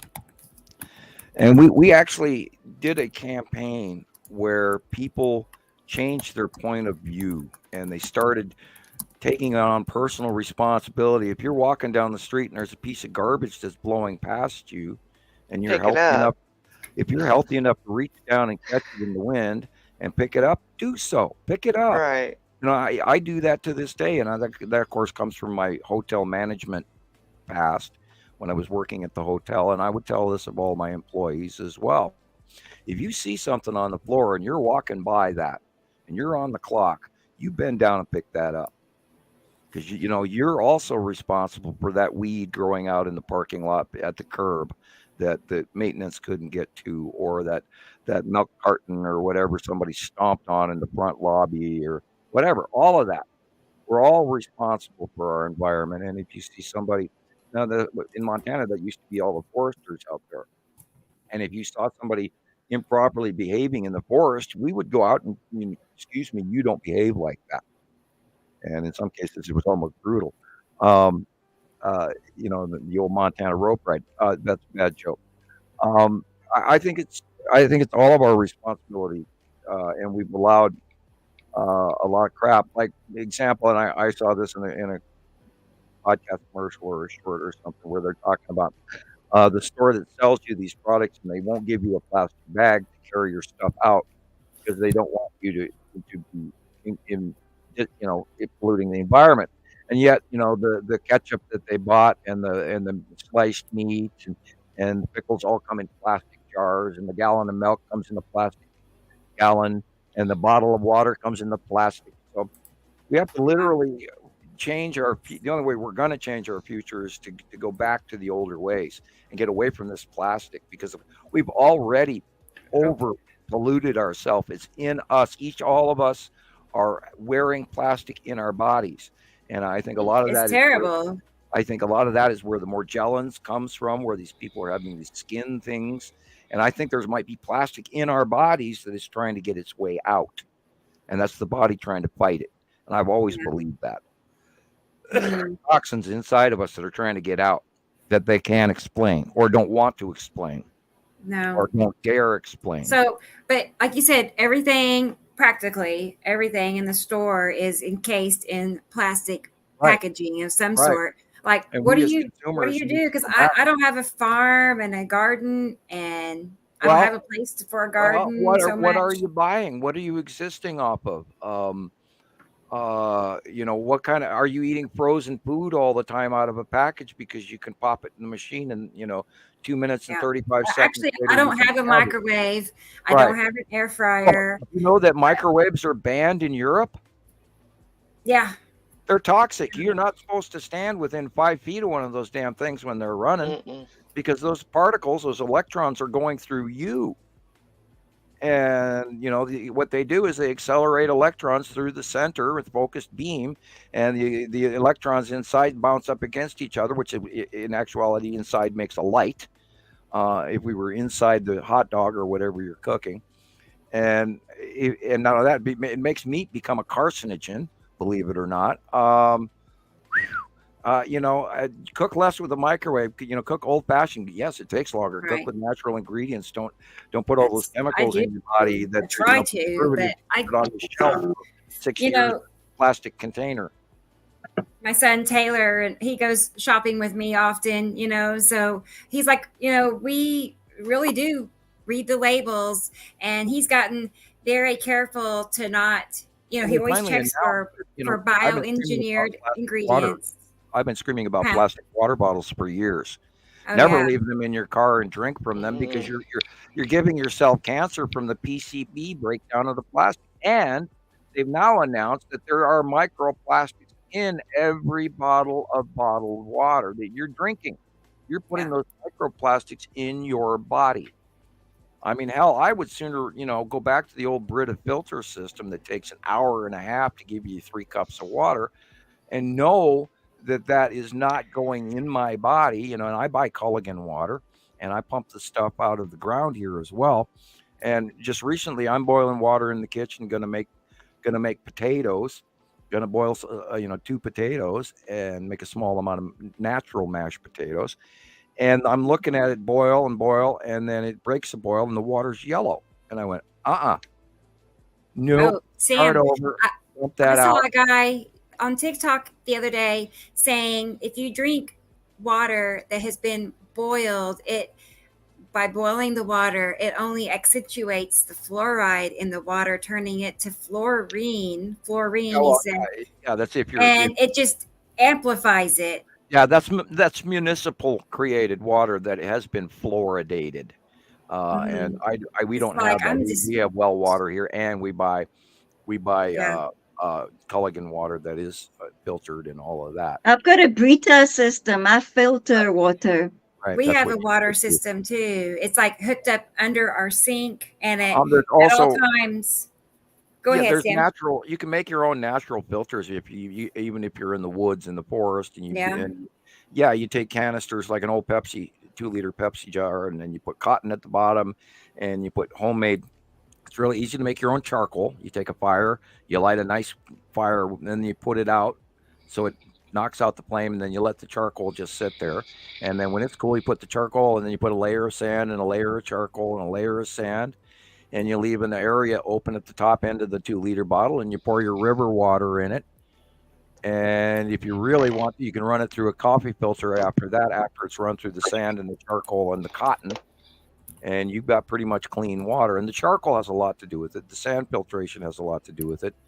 The negative influx of the dirt itself and the microcosms and the microbody that are in the living soil that you threw in there, and the calcium and all the other, subatomic everything. But that's going to the far extent of drinking river water. But point with it is always question what it is that you are drinking. And if you have doubts, have your city tested and look for nitrates. And they won't tell you, there's nasty stuff in there. They'll call it something else. And this is why I talk about nitrates. If you find that you have a high concentration of nitrates in your water, what you're drinking is basically people pee or cow poop or whatever. And that's nasty. Oh. Yeah. A nitrate is these nitrates, which are breakdown or, fertilizer, folks. And that's what nitrogen in your water is. And so that tells you that your well water has got too many cows around you or too many septic tanks. So you have to learn about these things. You have to, actually understand what you are drinking. And I feverishly have swore off buying bottled water years ago. And I naturally, of course, I'm in Montana. We used to have the best water in the world. So anyway, back to the planets, I guess. Yeah, I actually have a little tester. We lost well, she'll be back. She'll be back. But I have a tester. You turn it on, dip it in the water. I don't recall exactly everything that it's looking for, but I know if it turns red and it's over 150, you don't want to drink it. And I know the tap water is always red and it's usually around 1:30, but the filter that we have, let me get her back. The filter that we have, when I test it, it's green and it's 5. So it really works. It's something like that. Right. Exactly. So I just know that it stays around 5. Yeah. Christopher's talking about know your fruits and vegetable codes. Yeah, there are codes that show you good and bad as well. And I personally avoid most fruits and vegetables that do come from Mexico. I hate to tell you that. But they do use a lot of gray water to water their crop. And unfortunately, that's where a good portion of the salmonella and all of that stuff comes from. They don't tell you that, but here's one. If you really want to scare, look up, and this is a many years old video now, but I'm sure it's out there just about for everyone. And just look up Food Inc. INC Food Inc. on YouTube and watch that movie. It's quite long. It's a documentary. It came out probably about a decade ago. But if you want to understand the food market that we live in and the planet that we live in, watch that video. And it will reawaken your point of view. It really will. And I guarantee a good portion of you are not going to be able to get through the video itself. It will systematically shut it's you. disturbing. You'll turn it off. Yeah, it'll disturb you so much you'll turn it off.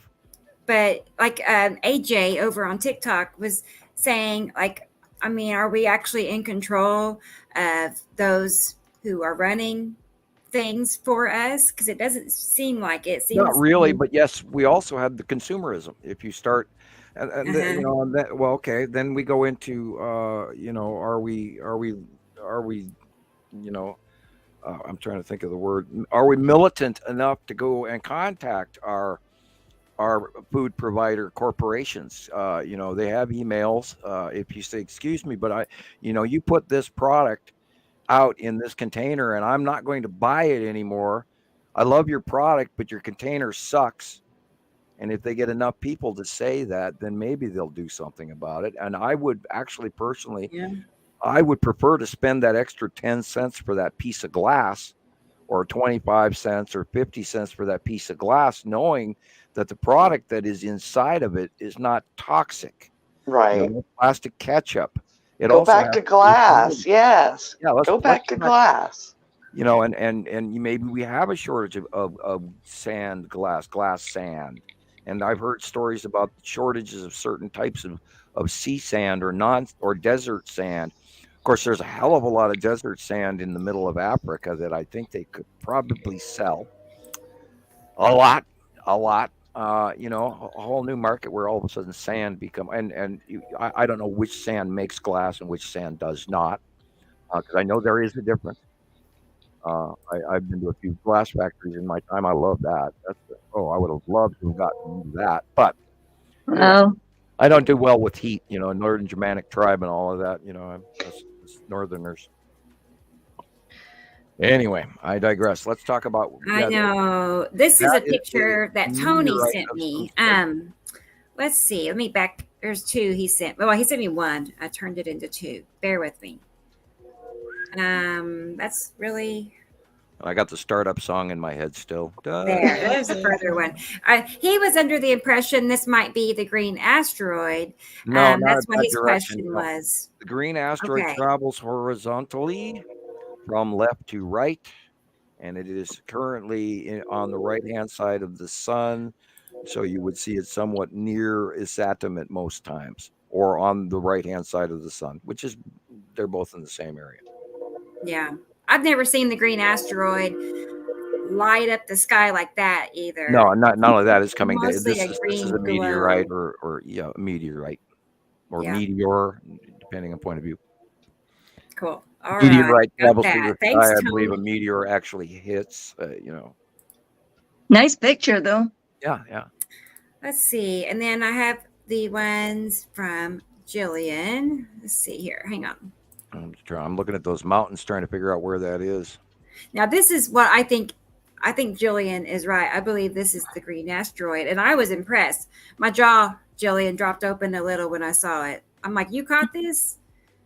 Yeah. That's really cool. Yeah, it's really good. The It's green loading. asteroid does have its own file, and I've got a handful of pictures going back years. I have some too. I don't save them exactly, and I need to do that too. I need to go through the files. I need to organize better. Regular, file listed numbers from different years into individual files so that I have them closer to grab. But I also got a lot of other computer work I need to do too. I was gonna say hi to Wendy. I was looking to see if I had missed anybody. We have been spending a portion of our time doing podcasts, and they kind of burn you out a little bit on your other work. Oh man, I agree. I'm not burnt out, but I'm busy. Yeah, I know that. I'm sure there are days right after the podcast where the next day I don't start Montana Skywatcher 1 or 2 or Skywatcher Anonymous as early as I normally would. Yeah. It takes, you gotta take a break. And so I know. Well, I just start up later because, we go to bed, 1 o'clock, 2 o'clock in the morning, and I've been talking for hours. And so the next day I sleep. That was crazy. I do sleep better. I do. Well, good. Yeah, I got it all out, off my chest, as they say, and then it's like our therapy. And clicking on my pillow anymore, It's planet therapy. It's almost like the less sleep you get. You saw the picture, Rebecca, of the fire. I got distracted because the firemen are back. So I'm wondering if it flared up again. But I was up until like 6 o'clock in the morning, and I had to be up at work at 8:30. And I guess because I didn't get into that deep sleep, when my alarm went off, I was bouncing up out of bed and going. Whereas any other morning, I'm like dragging my butt out of bed. There is definitely something to power napping. If you sleep for a very short period of time, sometimes you snap up and refresh. But if you get that 2.5, 3, 4, 5 hour long nap and you wake up, you're a walking zombie. Right. And so, sometimes shorter sleep, a quick shorter sleep, like 2 hours. And then you can up and running. I don't know what you got here. This is, look, okay. I see the green. He enhanced it. Yeah, okay. I thought that was impressive. I really did. I was like, I can't attribute that as the green asteroid because we don't see the little blip. Well, maybe we do. Okay, I see a little. Let me blow this up even bigger. Yeah. It is behind the clouds, so I don't think it's and it's a round object, but it could be lead asteroid instead of green asteroid, but it is green in color. But it was genuinely green. I didn't make it green, but that's as green as it was. There are little blips around it, so that's the green asteroid. There's one or two in front of the face here, and then a couple behind that you can actually see in the black graphic here. Now that I've got it more blown up, they're there. So that's awesome, Jillian. When was this? When was it? Today. Really? Wow. And that white illuminated is probably the spiral asteroid down at the bottom left, because it's got a centralized, very bright self to it. The illumination far left. Yeah, on the bottom left. Yeah. Is what exact? What was that again? Probably the spiral asteroid, where it is located off the horizon. Neat. Can't always attribute everything to as this or that, but generically it does look like there's a centrally illuminated small circle right there. And of course, we know that the spiral asteroid is only so many degrees off the deck currently, and it is anywhere from the middle left of the sun to the middle right of the sun below these other asteroids. So we know it's there. I'm going to get my... There is occasionally a little bit of, and I do a little more guessing on the podcast than I do on Skywatcher and the science level, trying to stick to real science. And I'm a little bit more, inclined to comment here than I normally would. And I thought about that lately too. It's like maybe I ought to rein it in a little bit, but like Michelle said, she loves it when I go off topic. So I do. I do. Back to that. Hi, and welcome to come back Crazy to Town. that. How can I help you? Yeah, look at that stuff as well. Wow. And Yeah, then that's probably a bunch of stuff. Yeah, I mean, it's stuff in the sky. Stuff. I know. I was And looking we to know that see if pattern right there is the yellow moon of Saturn, which is the grayish area on the right-hand side of the sun. And then the blue, of course, behind it to the upper right is Saturn with Nibiru way behind in the far right lower. do you Same see pattern, same pattern. I mean, it's hard to say for certain, but it does look like the green asteroid is visible there. Like Yeah, and that under is above Saturn. the, is that a dog in the foreground looking up? Or what is that? Well, that's the grip box for their street. Oh, okay. I'm sorry. I'm sitting here looking at it with one eye. Okay, it looked like a dog at first. Yeah, it's a box. There's a box. Yeah, you're all programmed to look for Theo now. Yeah, straight above the box, and the red and white striped pole is the green asteroid. I just wanted to tell Kevin. It looks like a lens flare, but it is the green asteroid.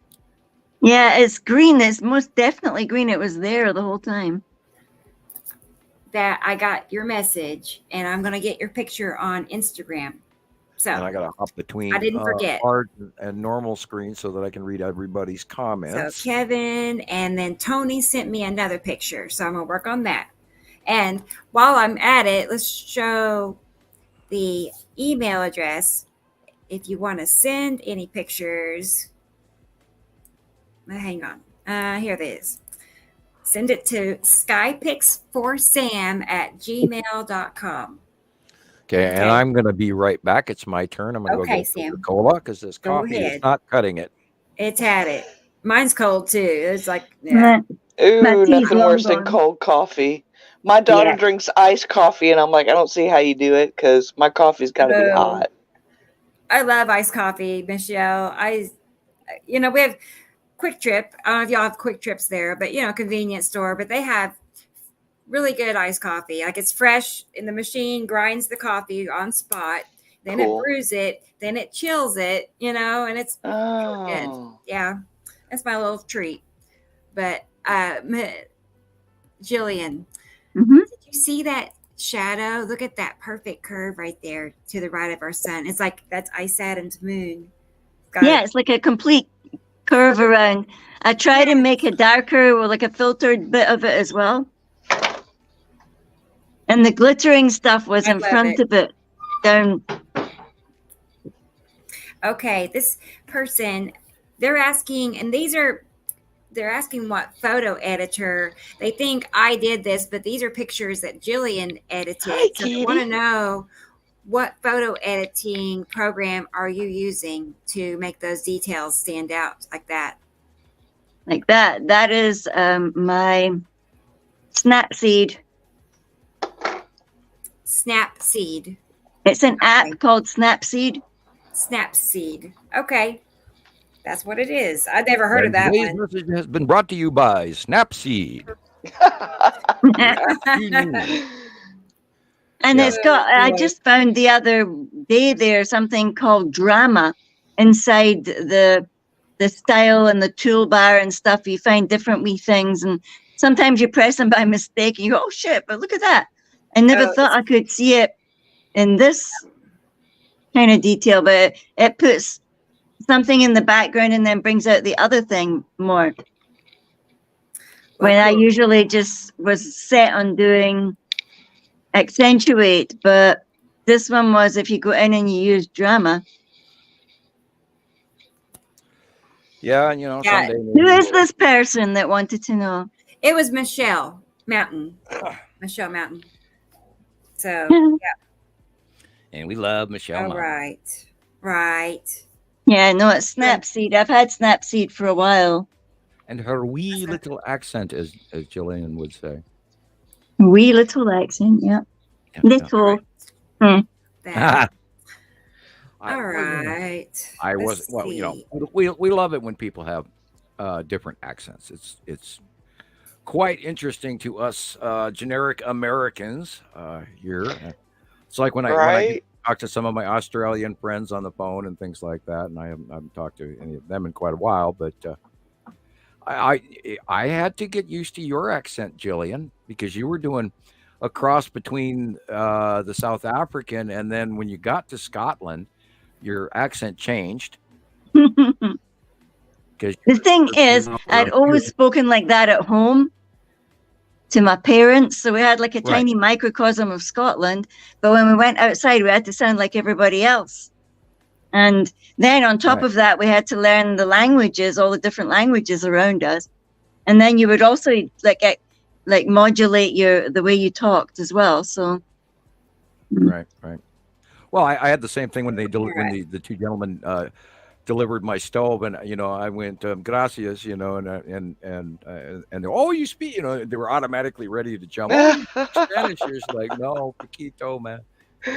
And then they look poquito, yeah. And then they look at you with surprise. You're sort of speaking their language, but yet you're not, And Canadians are always fun to listen to. A boot, Hey.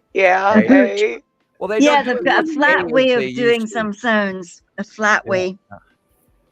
Look at that there. We've got a little bit of the Nibiru hiding, and and I'll once in a while. Gillian has a tendency to draw me to want to talk with a slight intentionally probably improperly used Scottish / Irish accent, where I'll blend the two together. Or or a little Cockney accent twisted in between there for salt on the side. But because I at one time I rode on a bus with a guy from Washington State all the way to New York State, and we were sitting next to each other the entire time, and it was like 4 days straight on this bus.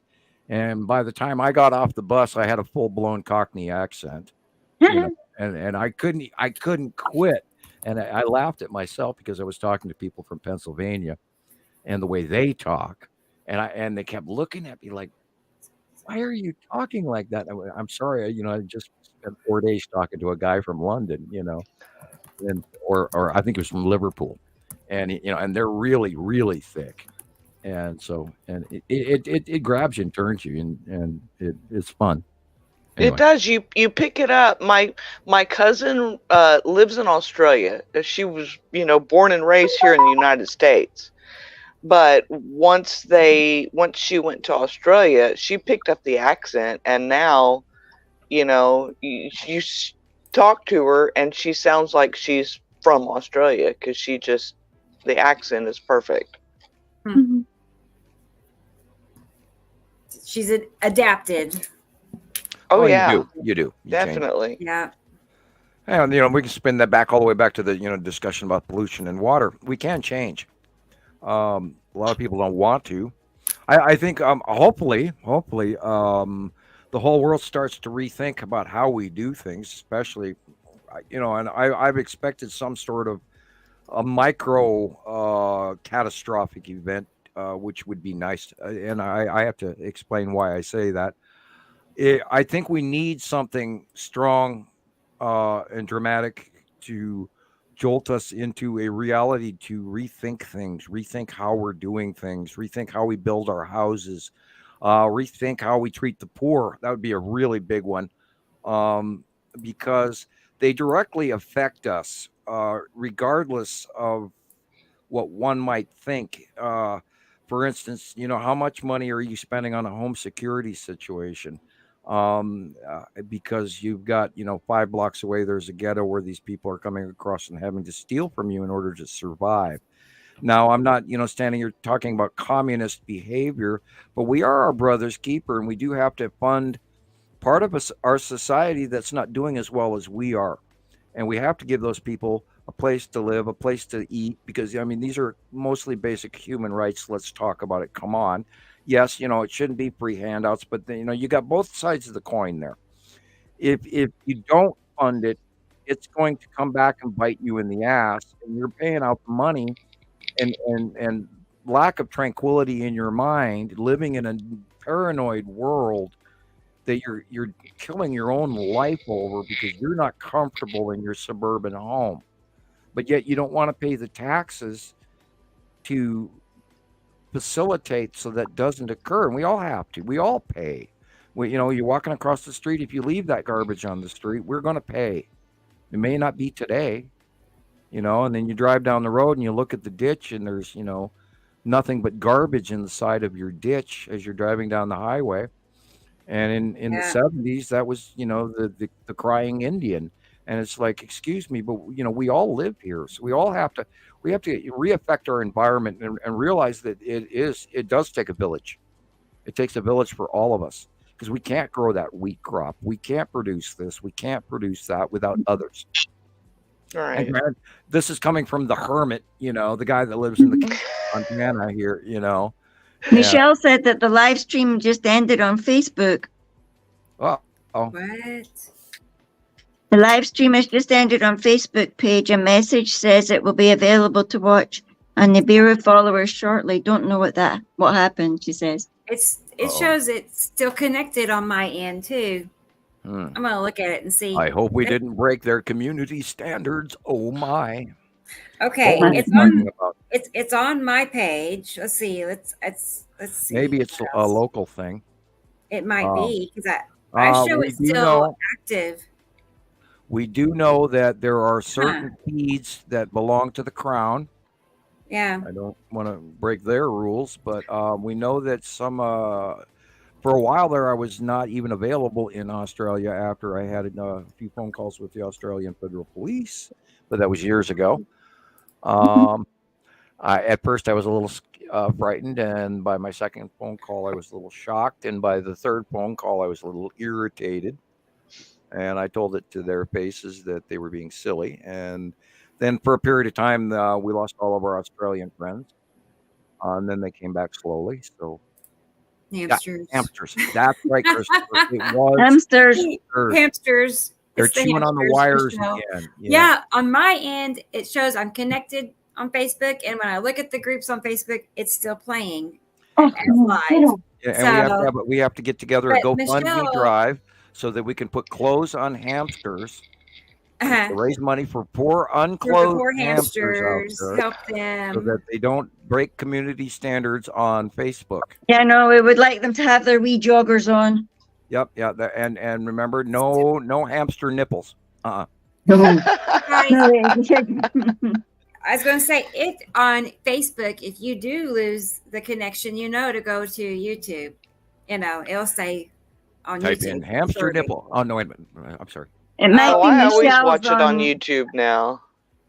Do you? I don't ever watch it on Facebook anymore because especially who was it that Aubrey that kept getting kicked off of Facebook? Oh, yeah, I told her, I said, go to YouTube. I know what. Oh gosh, it's right here. I can't think. She's in New Zealand. I know that. And that, of course, is a Crown. You know who we're talking about, Sam. Anyway. Yeah. But you're right. She, for some reason, Facebook just targeted her, literally. They did. They had to. There's nobody else having that kind of trouble. Nobody. So they just kept blocking her. It has to be the person, because I got on my other phone and I got on Facebook and it's going. I mean, sometimes in South Africa you can't see stuff. Sam, these are a couple of pictures that Tony sent me a few minutes ago, and I don't know if they're his. Let's see. Try to find it. I want to say he said he thought. Here it is. I sent you a picture. Confirmed by Sam. Okay, confirmed by Sam to be the spiral asteroid. He sent me two. I don't know if it was this one or this one. I'm thinking this one. That one is the spiral asteroid. Okay. The one before that is probably the green asteroid. I need to look at it more. Asteroid drawings. Go back to that one if you can. Okay. Which one? Not this that one. The other one. There you go. Okay, let me blow this up on my own screen. Ooh, boy. I'm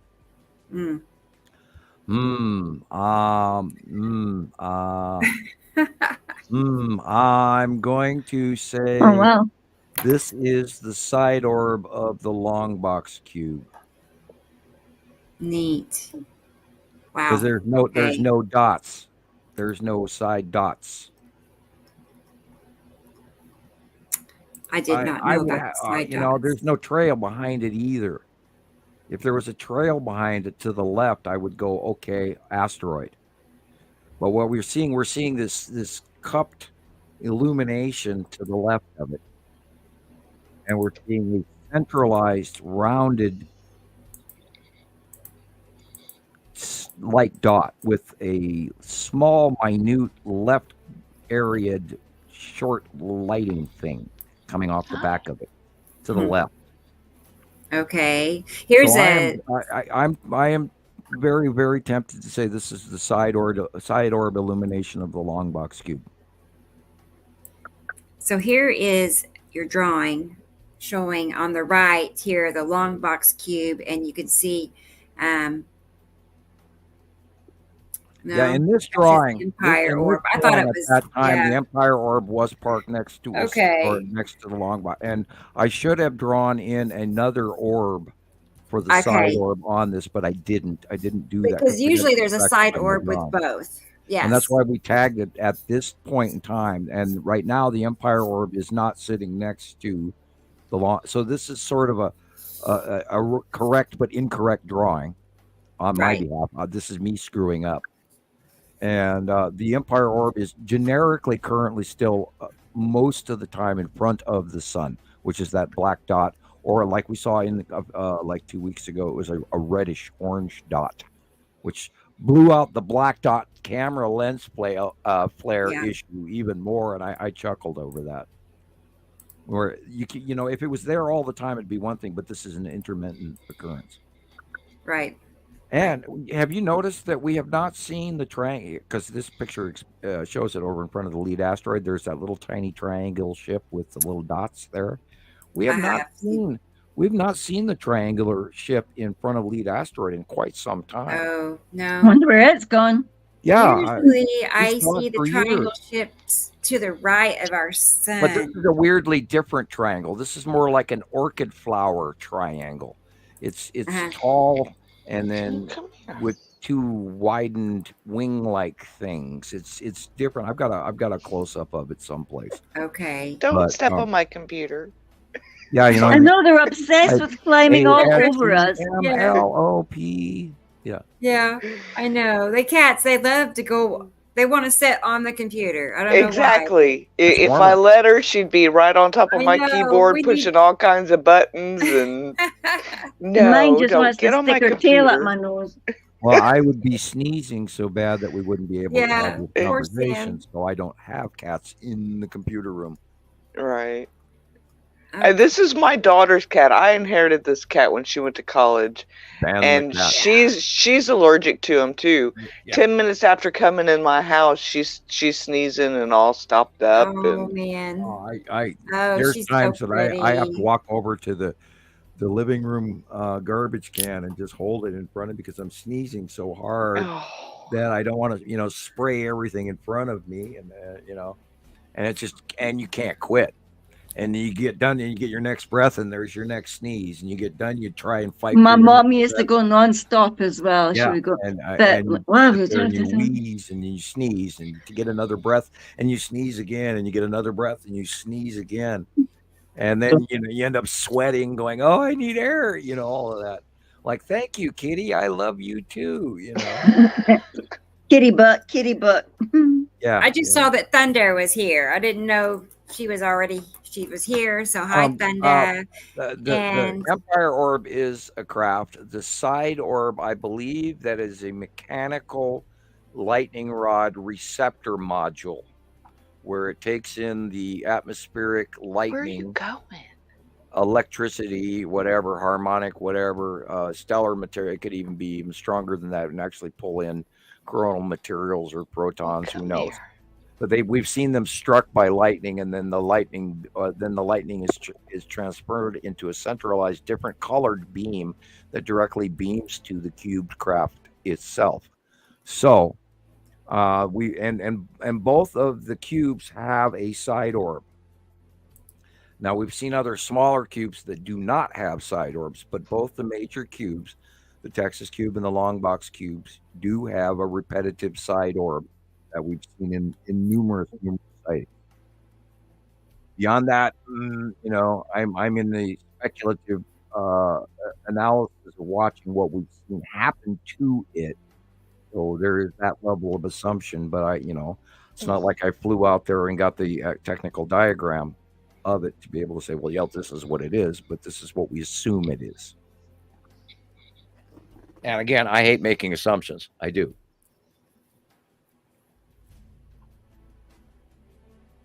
And a hush falls over. It's like, wow. Yes, I like the time lapse because you can. It's like I can't go outside and sit there for 8 hours and just watch the sky.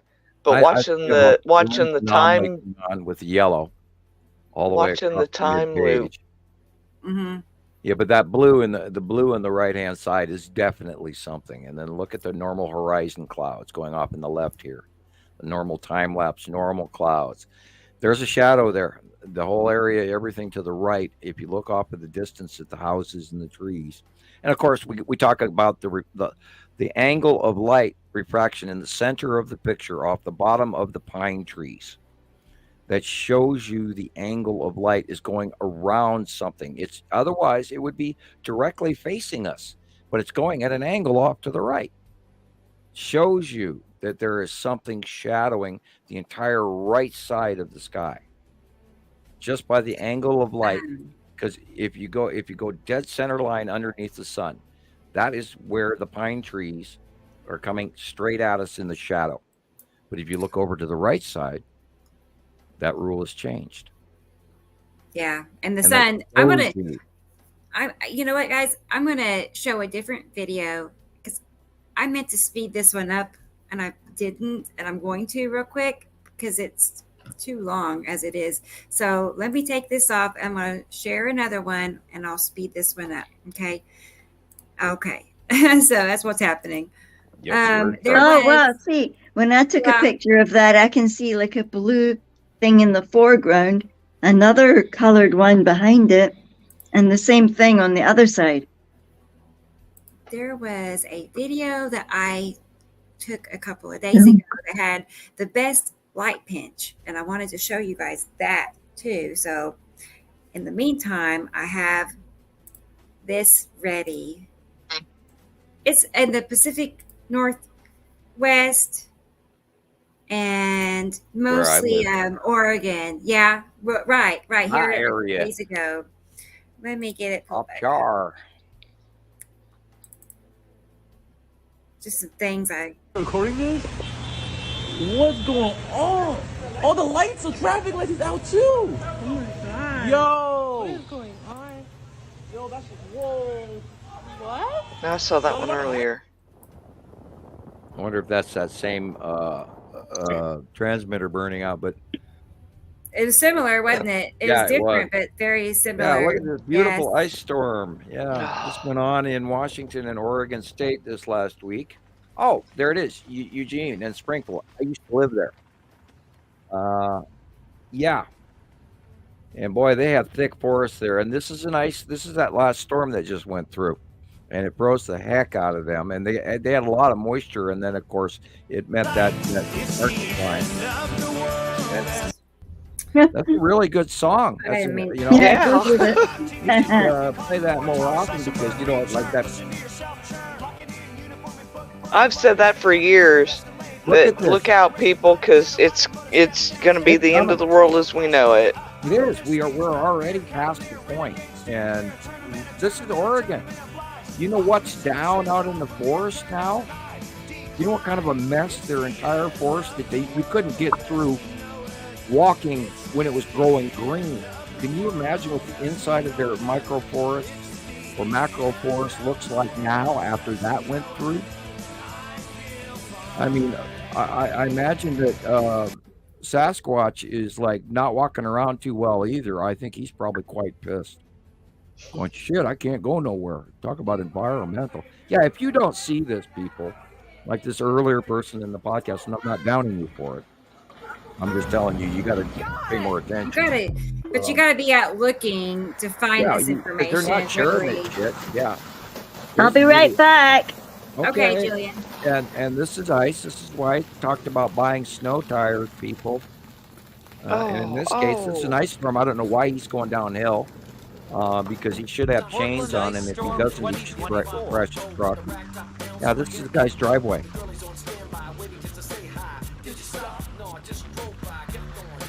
They had this little vanilla ice. Yeah.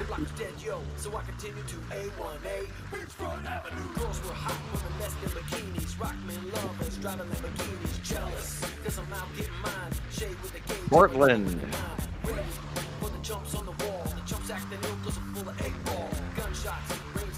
Yeah, I guarantee you, none of those people even thought about going to work today on that hill. Right. No. They went, nope, I'm not doing it. I'm not even taking my car out of the garage. I wouldn't. Smart. Yeah, you can kiss your car goodbye. You just back it out of the driveway and bye-bye.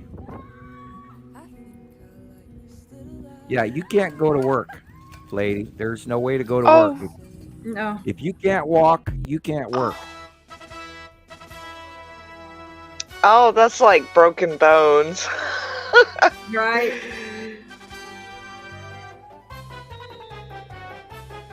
Oh boy. Sick. Oh, and let's talk about all that's been going on with the charging stations of electric vehicles. Oh my God. Yeah. Well, they're not charging? Is that what was happening? Not at all. Yeah, and you have to see, there's a lot of the ones have a presetting where you have to pre-warm the battery before it'll even take a charge.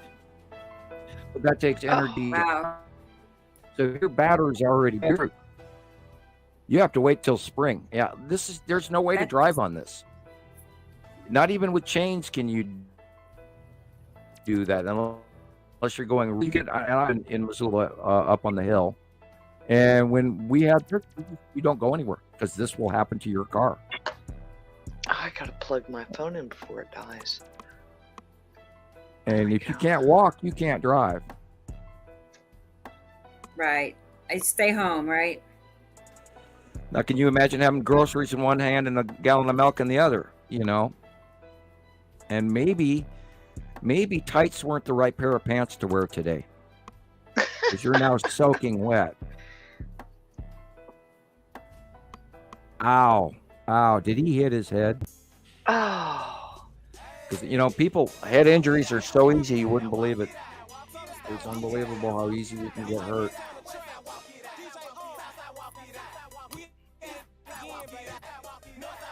Yep.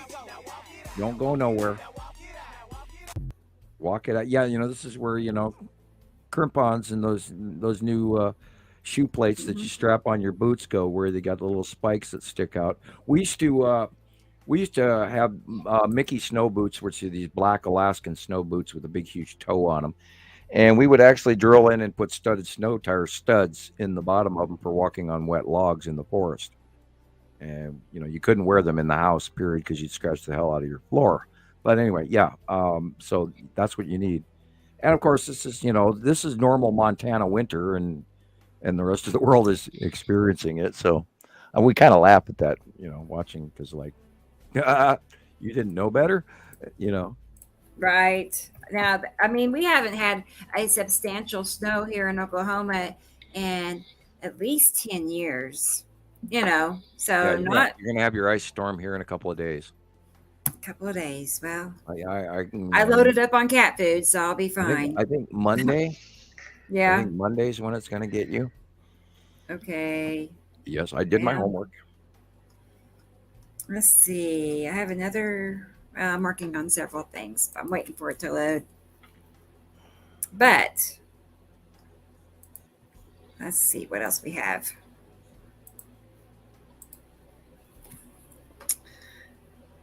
Let's pull up. We went over that. I've been still waiting for more information from the Miami sighting and the worldwide sightings that are going on. Yeah, I've not heard anything. And all of that. There's several people talking about interdimensional this well, and monsters and giants are being sighted around the world, especially giants, and of course Sasquatch or Bigfoot. A lot of those coming in, and I watched a few this week, and and the cryptid, because a cryptid is a large spectrum of, it could be anything, from a werewolf man, like in Arkansas and Missouri, Oh, and Okay. I'm reading. And there's so many new sightings coming in of skinwalkers and all of this, and of course the Skinwalker Ranch videos are making a very large circling around YouTube right now as being suggested. Maybe they're paid. I don't know. I don't watch a lot of them. But I am noticing that there, as a matter of fact, somebody posted a new video on Skywatcher 2 I haven't watched yet, talking about Nibiru. I don't know if it needs to be removed yet or not, because I hadn't got to it today. Okay. Hi, Yeah. Tony. Yeah, I was going to say, Tony, I'll get you. Okay. Yes, I'll get that here in a minute. Okay, and I need to drop back down Right. screen size so I can actually see the comment section again. Oh, move my chair around a little bit. There. This is better. Okay. We're getting there, guys. Sorry, I should have had that sped up and totally forgot to go back and do that. But I have another video to show you. Something I took. Karina's talking about the pole vortex collapsed. That's why all this is breezy time. I wouldn't call it collapsed. I would say that we've seen some magnetosphere disturbance of a larger nature than we're used to. And literally the jet stream has been directly affected by it. And if you were to go to the Null School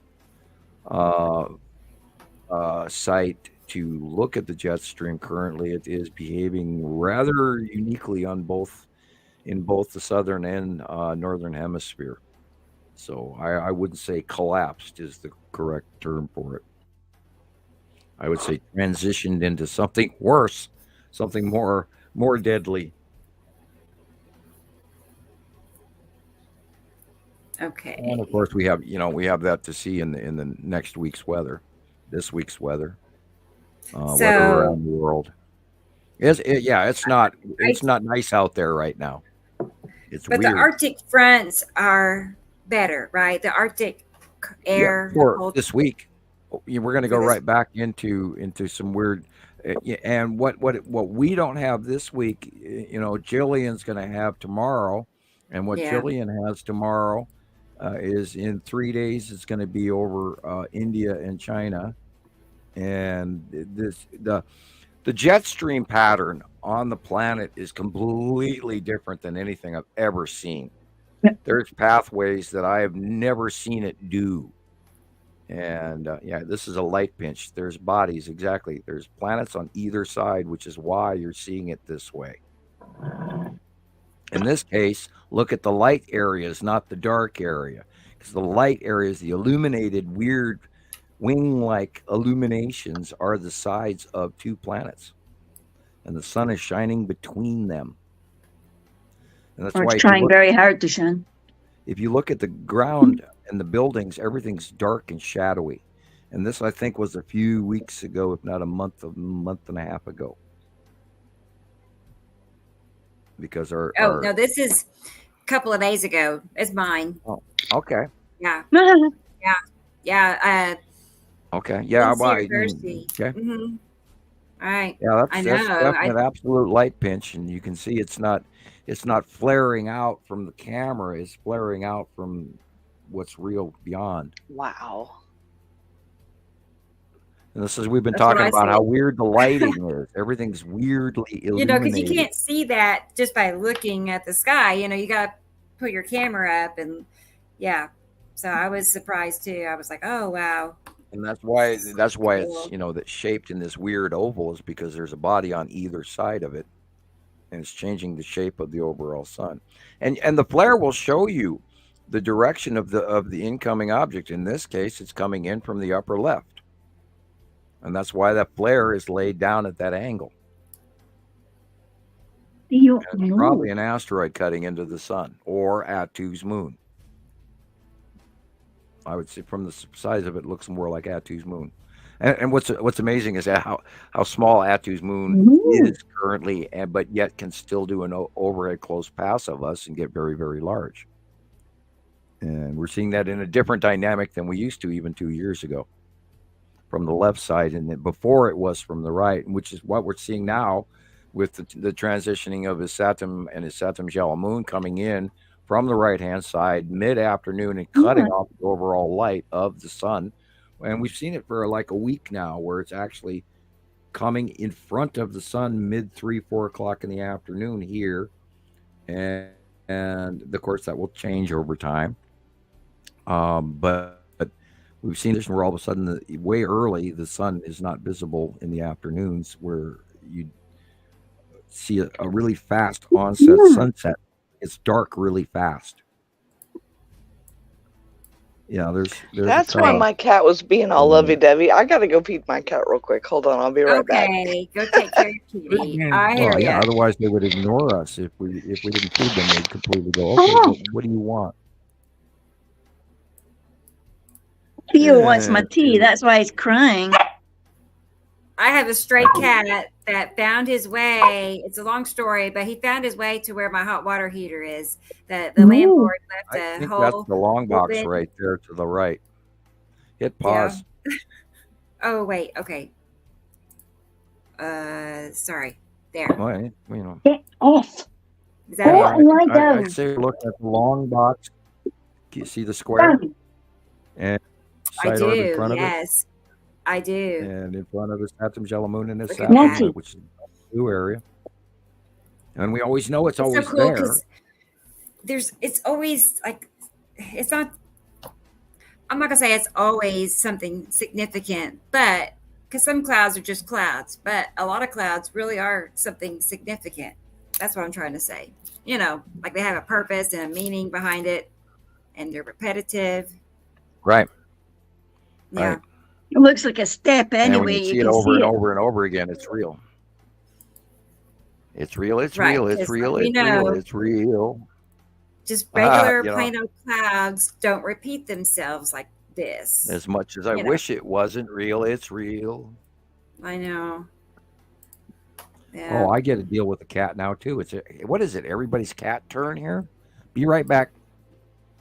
Okay, Sam. Yeah, Theo just went moggy now because he wanted tea. Oh, he likes tea. Yeah, he tried to climb up and get my teacup now off the table here. Yeah, it's like his little treat. So, yeah, well, I usually give him some at the bottom of the cup when I'm done because then it's the right temperature. Yes. Yeah. I know he shouldn't get it. He should be getting rooibos tea from South Africa, but I haven't got rooibos tea, so. And he thinks he should have whatever I'm having, which is also he can't have. So he's gone to sleep now because I told him off. I'd left the door open. Yeah. And the cat came in and it was like, no, you're not coming in here. No, no. And then I had to feed her. She's going, feed me, come on. And everybody wants to be fed. I think they're all, it's the 100 cat syndrome. They all want to be fed at the same time. They're all psychically linked. Yeah. We just came up with a new term, a new science term, the 100 cat syndrome. 100 cat syndrome. They have the 100 monkey syndrome and the 100 rat syndrome and all of the two different actual scientific terms, generic term.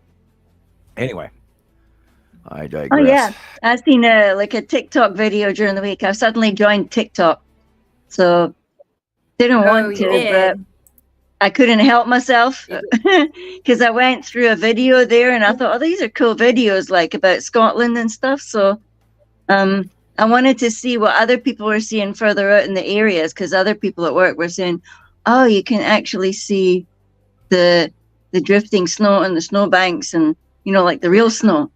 And we're all like, okay, well, it feels like real snow here as well. But I mean, apparently there's like real snow. And this, of course, anyway. is Atu's moon to the left. That was it. Yeah, Chris was right.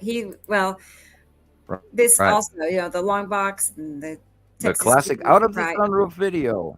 Like I know, it's like this. Yes, he is accurate. Thank goodness for the sunroof. Yeah. All right. So that was it on that video. Close that out. The other one is saving right now, so we'll get that going. And I still got to get over to Instagram for Kevin, because there's a picture over there apparently I got to get. So let's see. I'm going over the comments, making sure I'm not missing anybody. Let's pull up some pictures while I do this other, and we'll talk about that.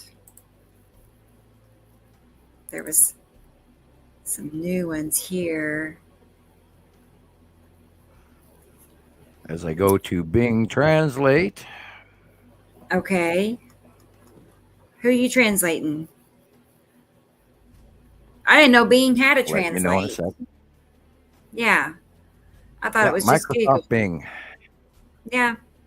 I like Microsoft Bing Translate because you can just you click on auto detect, and then you put it in, and me up to you.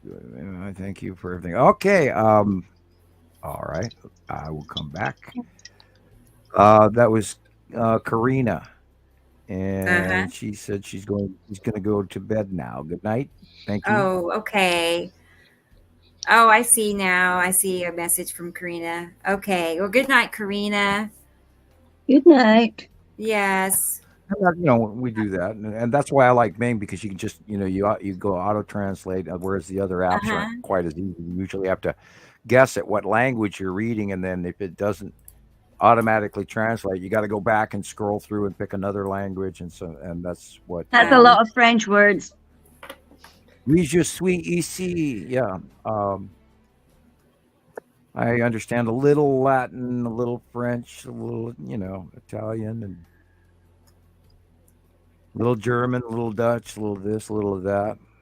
Not near what my parents spoke 7 languages fluently each. So anyway, that's enough of that.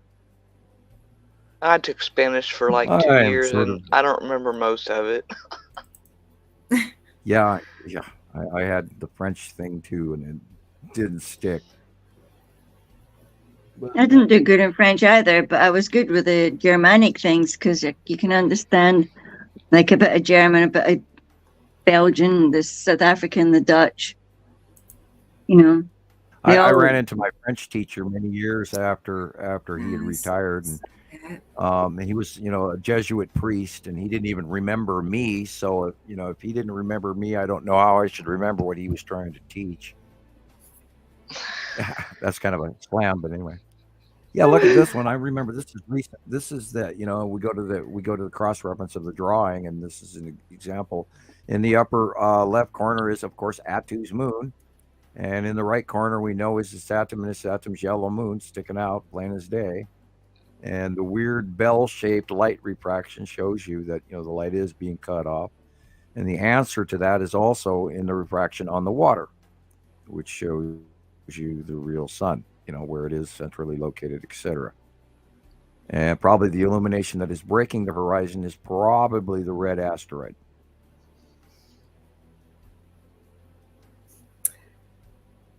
You mean that little tiny dip?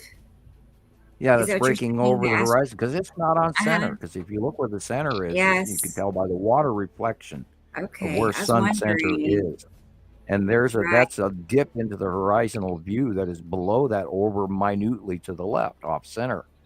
So I would attribute, because that's where we've been drawing it in, then the red asteroid has been doing cameo slightly off the deck, close to the horizon for months. And we also know that, if you look over to the right-hand side, you're going to see major Saturn, and then the bottom of Uri over to the left, and the Atu's moon is in the upper left, and that matches the site drawings for months. Right. I think what I think of the most is, it's like, obviously there's something happening. I mean, there's no way that's a normal sun, shape. You know what I Yeah, mean? the So, bell shape. yeah, Or in this right. case, it's almost octopus shaped, like it was falling on your This one's dock. really dramatic. Yes. Oh boy. Anywho, Look at that. Is that that we Ice talked Adam? about this on Tuesday's show, Yeah, I and do remember that now. I really think this is a very, very close pass of Isatum's yellow moon and Isatum, That's right. and or right over the top of us. And now we had that occurrence about a month and a half ago where this is pretty much what I saw above me, and the sky was so unbelievably red. I've never seen the like of it in my entire life ever in Montana. So and then this was just the other day that I believe this occurred, but that we got it. We got the copy of it just the other day. Whether or not it was captured just the other day would be within the last month. So, and this is unbelievable. And if you notice, the same shape pattern, the same facial plate, almost squaring lines of the front of Isatum's yellow moon in our atmosphere, and then the micro flame-like clouds that always go around Isatum's yellow moon.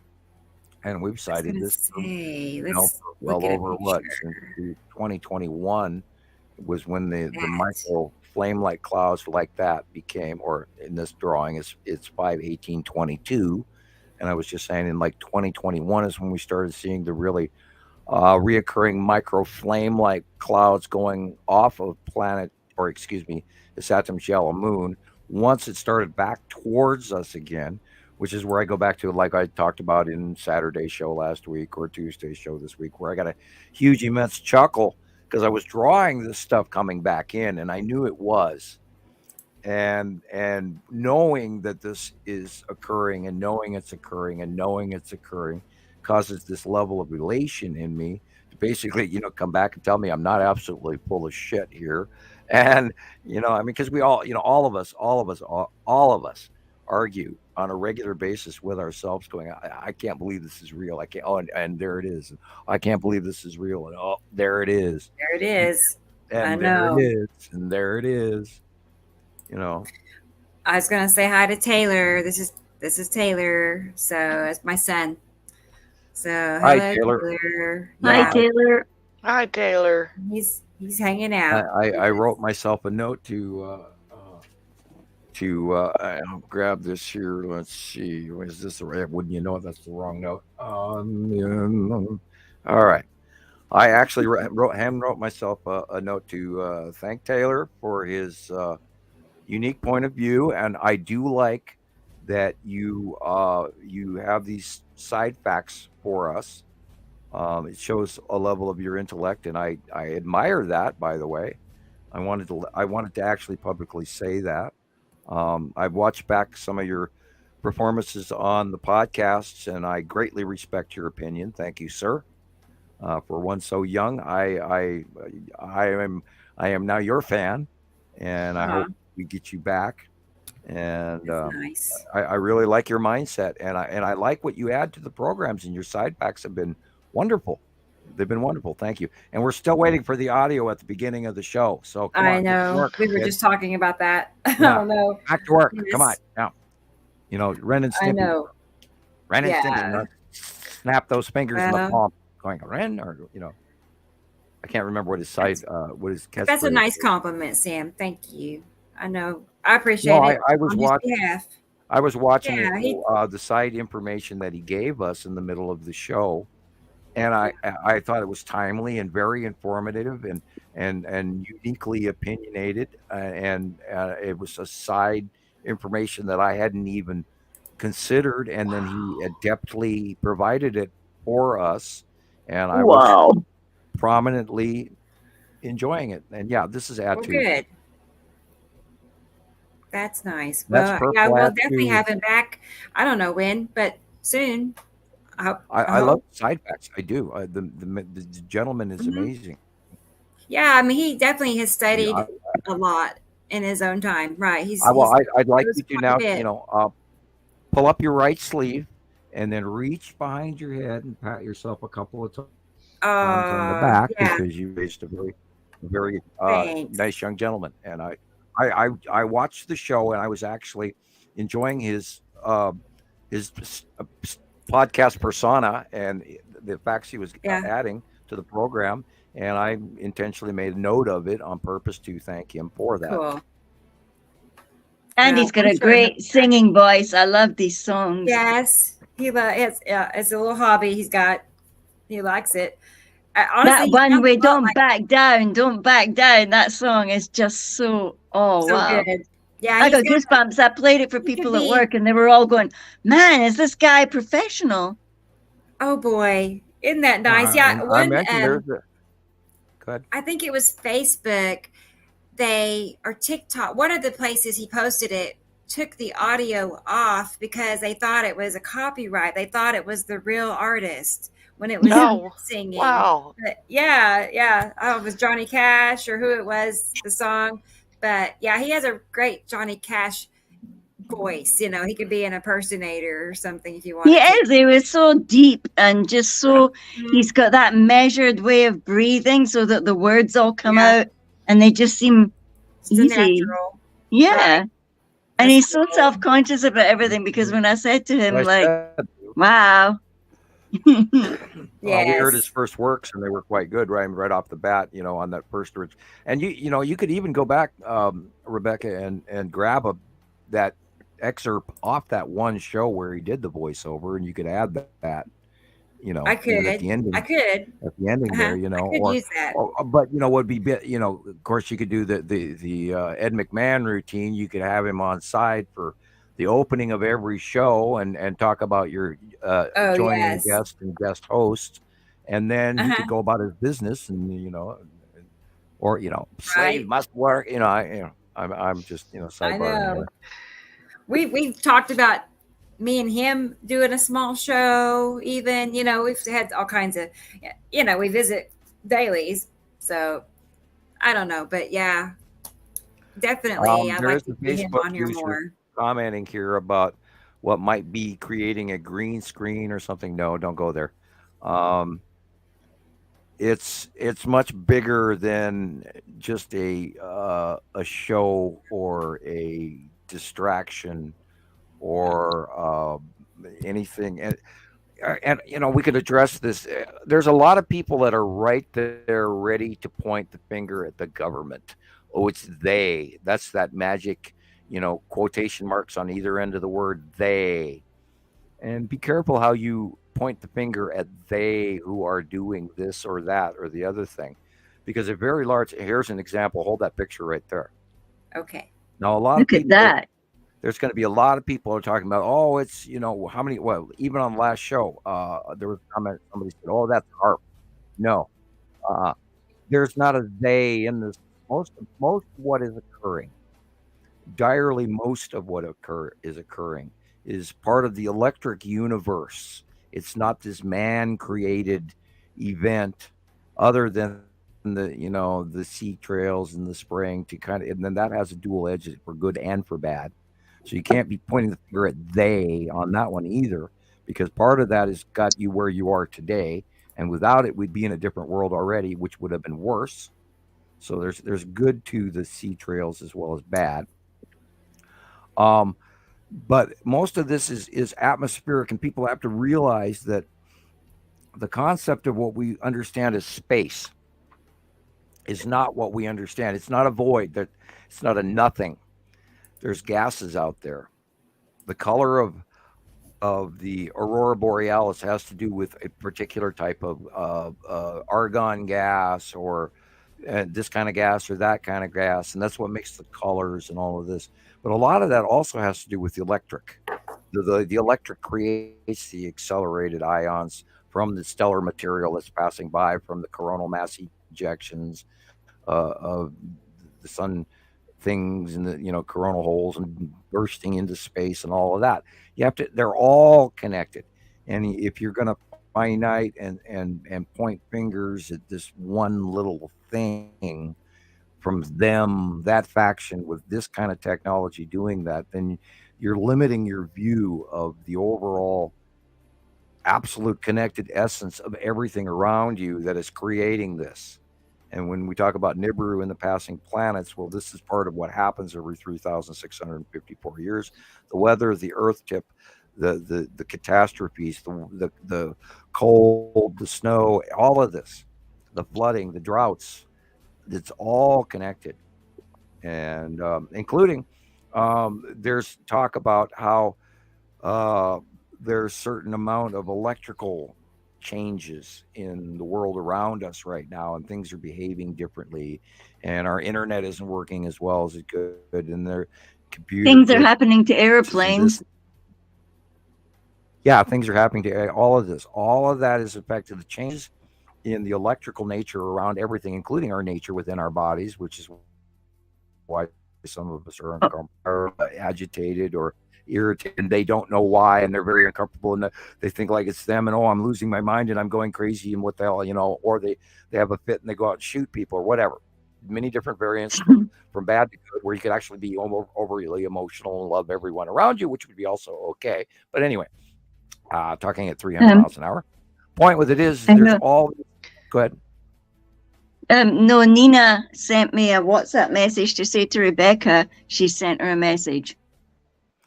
Before I forget. We lost Rebecca. She just hopped off. She's just dropped off, yeah. Sunday, of course, is prophetically trying to get spirituality going in people, which is great on one hand. But you can't separate science from spirituality as well. And this, where you would talk about alchemy. There's a lot more alchemy going on here than just spirituality. There's alchemy, and there's the earth, and you can't separate that. And that reaches over to druidical, and all of that's all part of a big circle.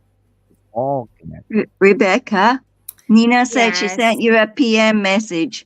Before I forget, Okay. Yeah, I might have to leave earlier tonight. I'm not sure yet because I was quite tired. I've got to actually ride the bike to work tomorrow. So whenever you're ready, it's mid-afternoon. Sure, anytime.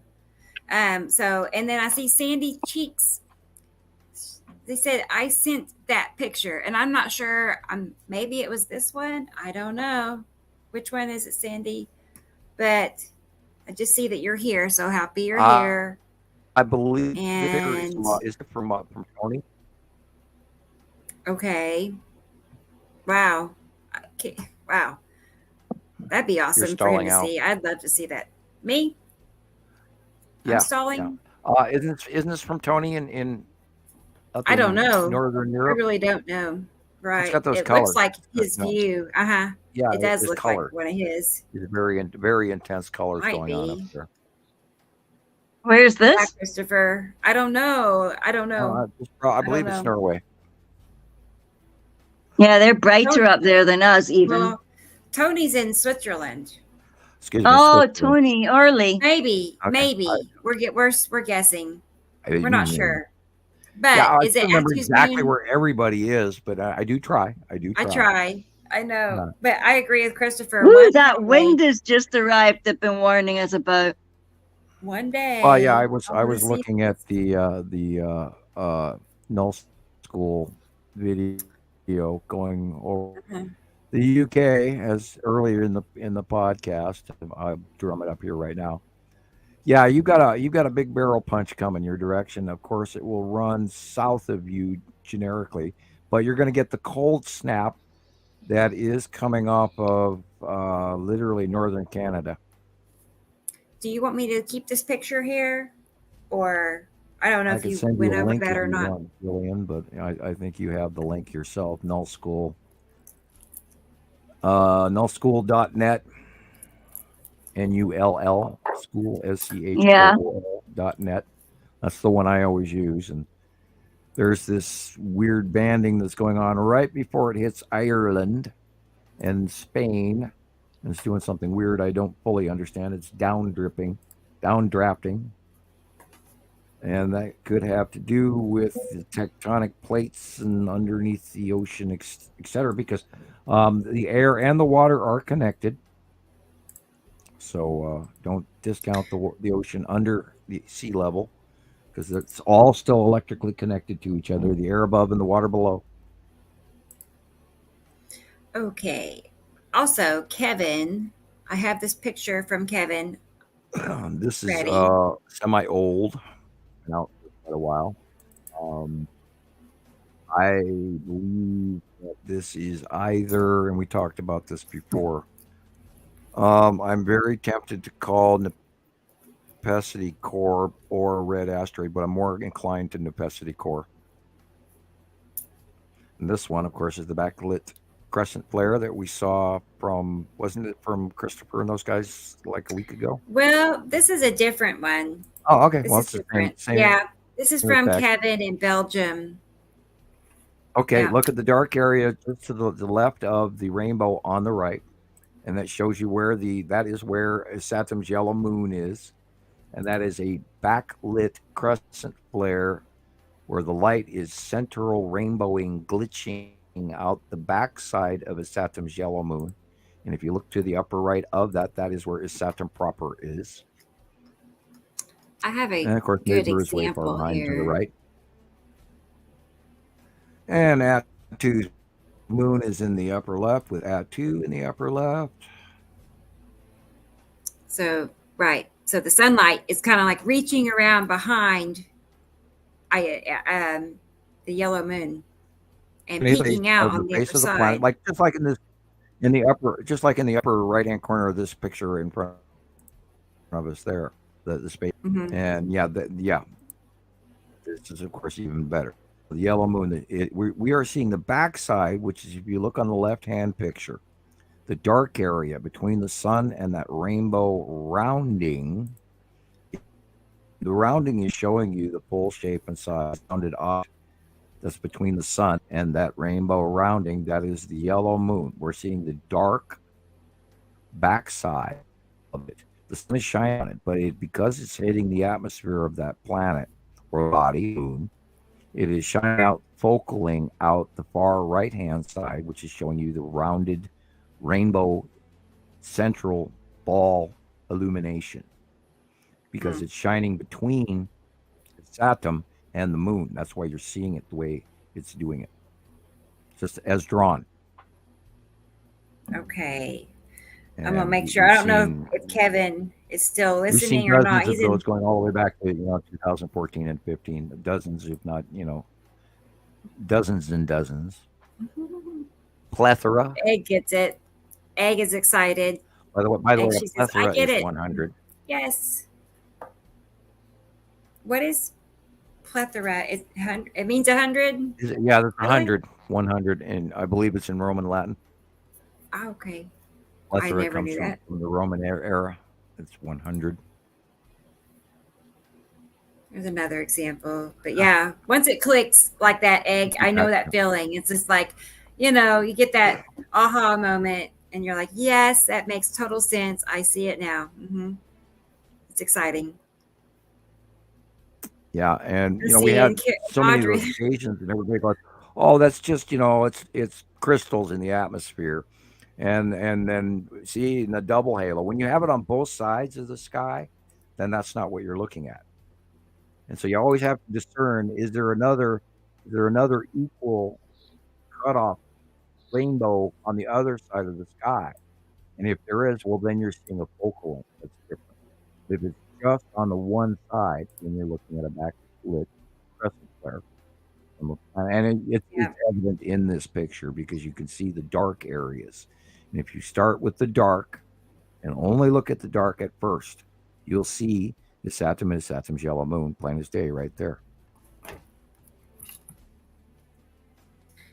Okay, I think I got that video finally ready. And also I got some pictures from Christopher that he sent to our email box. So I'm working on getting those added. We'll have that to look at. Let me see if that video is I see that ready. Egg is back. Hi, Egg. Yes, it's good to see her again.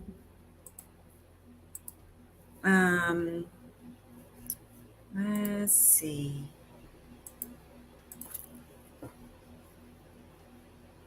I hope it's not too fast. I hope it's just right. I really didn't get a chance to perfect it. I just zoomed through there.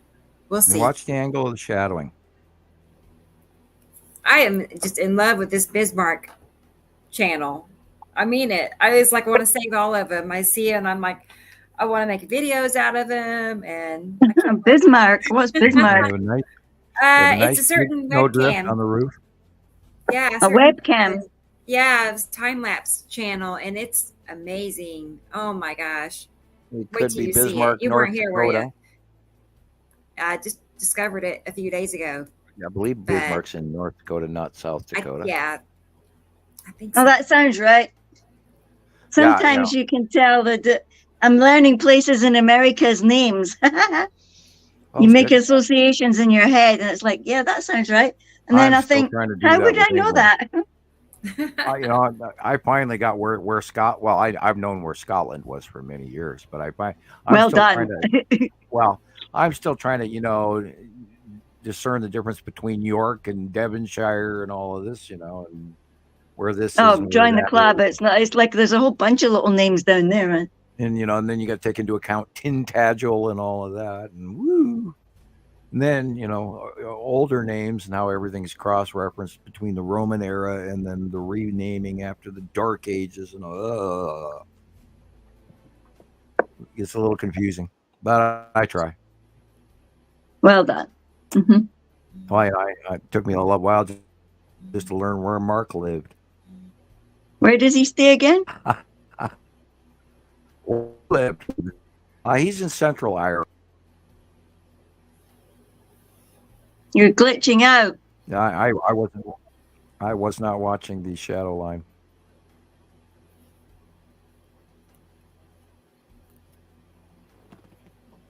I was lost in talking. Oh, stickers. Okay, watch the shadow line. Look at that. Like the sunlight is already being pressed against. Angled off the angle. Does it show which direction we're facing? When I'm reading, I don't see it. Shows the pressure, the temperature, the wind is south at 3 miles per hour. Look at that thing rolling. Doesn't show us which direction. Of course, we're looking at the sun, so therefore we have to be looking pretty much south midday. It's like the sky is boiling. Yeah, there's noon. So we're pretty much looking south. On the now, this of course is from 2023 in November. So it's not current. Not in the last few days current, no. No, it's it's months old. Okay. And because of the date. Yeah. Yeah, squeezing the sun.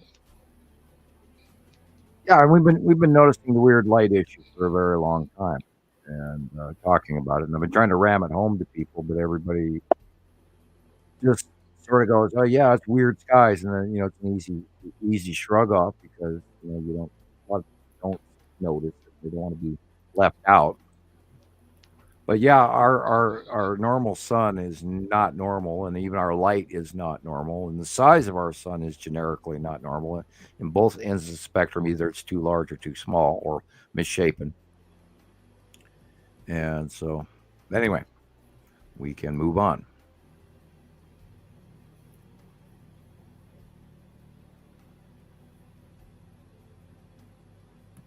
Yeah, the sun is being currently eclipsed as well.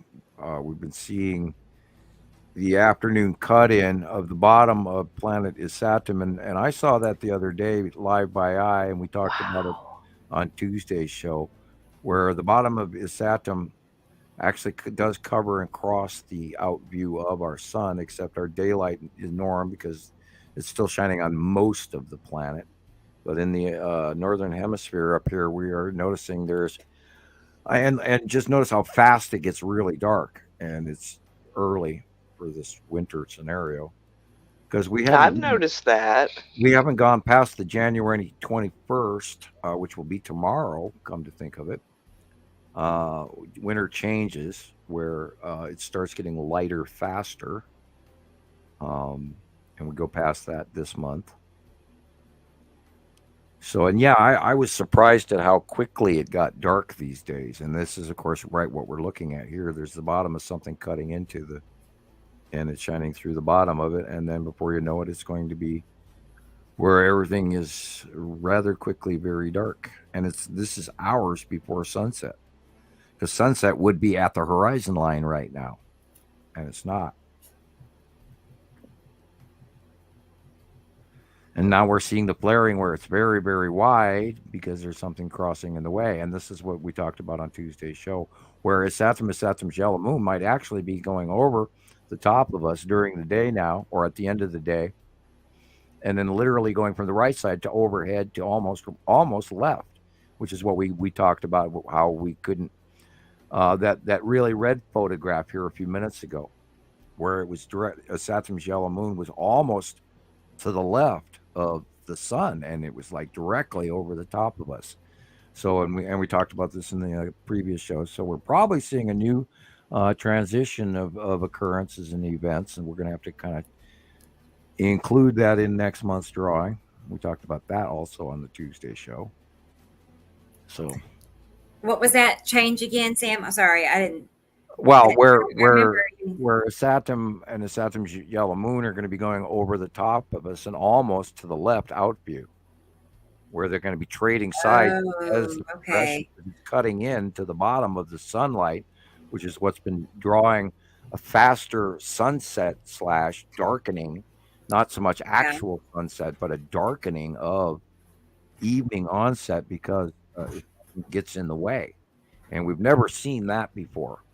Although we have seen rather odd progression of smaller planet is Saturn movement, as well as odd progression of smaller planet nepacity compared to Nibiru and Saru, which don't move that much because they're massive in comparison.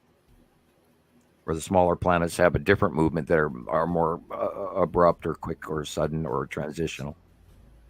So Saturn hasn't. Well, let's see. When was the last time Saturn was to the left of our suns? 2016 and 17, and then it went over the top of the sun in 2018 as Nibiru went back and up above us, up higher. So it was out of the actual angle of light. It was there, but it was the angle of light. We were seeing more of the dark side of it. Okay. And minute bottom illumination. I was gonna say, I don't remember it being that. I wasn't around. Yeah, it was smaller. It was the entire time on approach 2012, 13, 14, 15. It didn't get that big, but it came to us, and then everybody went, "Oh, look, there's the red planet Nibiru." No, and it was smaller, grapefruit sized in most shots and stuff at that time, and everybody was going, "Oh, it's Nibiru," and we went through the craze with that. And then we went through the Wings Planet routine, because then right about 2017, when it was noticeably winging out just on the left-hand side of the sun at that time. And then it went over the sun, and they did those famous winged out over the sun shots from 2018. And then it went over and back in 2019, and then started 2020, 2021 coming back towards us on the right. And that's when I was talking about earlier in the podcast, where I was in elation, drawing the ion tail going around as Saturn and Saturn's yellow moon, as it started getting closer and bigger. And this is where, of course, my drawings matched. And I was like, yeah, this is cool. I know what I'm doing. This is working. It's correct. It's accurate. And I was very comfortable with it. And, here we are today. Right. And how did you learn how to do the remote viewing? Somebody asked earlier. I don't remember who. Sorry. I don't know if you learn. I just have always had the ability to connect to things that I just close my mind, and it's like finding your lost car keys. You stop. You go, okay, where did I have them last? And you go back, and then if you get the information, okay, I was walking through the living room, and then I went and picked up my hat, and then I tucked my hair under my hat. Oh, they're probably on the living room table. It's just sort of that way. And you just stop and you imagine in your mind what you perceive things should be. And when with the far seeing project, they would ask a target and they would hand you a big, legal yellow pad and a pen and say, here's your target, write down whatever you see in your mind. And that's how Right. it works. It's just whatever you see, whatever you can think of. And like I've talked about the drawings, the monthly drawings, it's just I remind myself of what I know and I draw it. Right. So I guess it's something that probably anybody might be able to do, or is it just certain people? Well, there's a ton of information that anyone can learn to do this. It's part of the problem is you don't want to go too far. You don't want to over exaggerate. You don't want to under exaggerate. And then a great deal to do with it for most people would be being able to confirm or prove or disprove. And only I had abilities with tarot cards and people's car keys and learning, the gypsy ways and all this as a young adult. And I spent a lot of time learning magic and this and all this other stuff, everything I could get my hands on. And I've always known that I'm good at it. And of course, the government then comes to me and tells me, well, you rate very high in your test scores for this, this, and this. And and then including my IQ and all this. And I never put that down as like, oh, I'm smarter than the rest of the world. But basically, I'm really rated very highly. And this is why I was recruited. And the ability, just, you can learn to do this if you have the opportunity to be able to confirm your aspirations or your thoughts or whatever you want to call it. And then yet not go overboard and reach into topics that are, deemed insane and crazy beyond what they already are. I know. Just asking somebody feel that way. When somebody comes to me and says, "Well, I'm a psychic," I go, "Okay," and I try not to say I'm a psychic. I just always tell people that my abilities are good, and I'm very good at what I can do. Yeah. And I remember you telling me, like, kind of be cautious or question people that are overly proud of expressing how psychic they are. It's like if you're really psychic, most of them don't want to be. Yeah, right. And you don't want to hand people information that A, it could be incorrect, but B, the most important thing to me is I have to be careful what I tell people because I don't want it to affect their lifestyle and persona for negative. And so you have to be careful. And I think this is partially a huge responsibility of some of our leaders to actually give us the rose-colored glasses, moreover, than the doom and gloom. And a true leader is going to take care of his flock and make the brave braver and the weak braver as well, and not add to the fear ratio. And I've had people call me a fear monger or fear porn or whatever, and I don't do anywhere near what the rest of the people out there do, not even close. I do try to keep that in mind. Keep what in mind? The fear factor? The doom and gloom. And, and every once in a while I go off and I try to communicate that the object cluster group, the asteroids, the tan asteroid, the salamander asteroid group, whatever, the red asteroid are all coming in for these destructive patterns. And I do go off every once in a while, but that's in these times of where I see something coming. And, of course, they don't get shared around the world as much as they should. But, I did my bit. I'm looking at a picture Nina sent me, so I'm getting that added, Nina.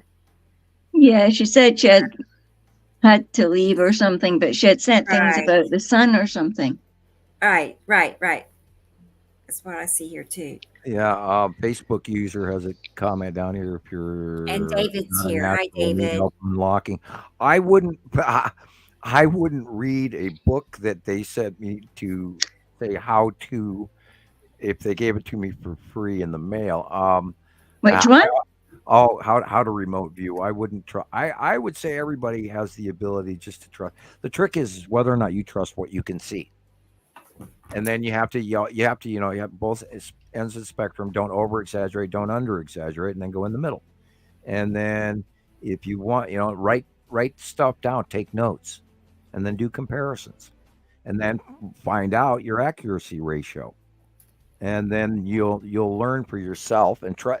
You have to trust you. If you don't trust you, well, then your things aren't working, and because we're all here and we're all supposed to trust what we believe and see. And if you want to get the CIA's book on how to remote view, great, fine, go ahead, read it. I'm not so sure how informative or accurate it would be, but it wouldn't be my first go-to. But I apologize. I don't mean to down your statement, but I appreciate it on one hand, but on the other hand, I kind of go, okay, it's like, wow, I'm not that trusting of government. I have no problem with them, but I'm not that trusting of everything they would promote to the average Joe public. Anyway, excuse me. Time for a cough drop again. Cough drop time. Yes. Okay. I'm going to pause this for a minute. We'll come back. Yeah, we should have one of the little count boxes in the corner for the times I say that. And cough drop count number 3. Tally. Yeah. I have a picture here. Michelle is being too quiet.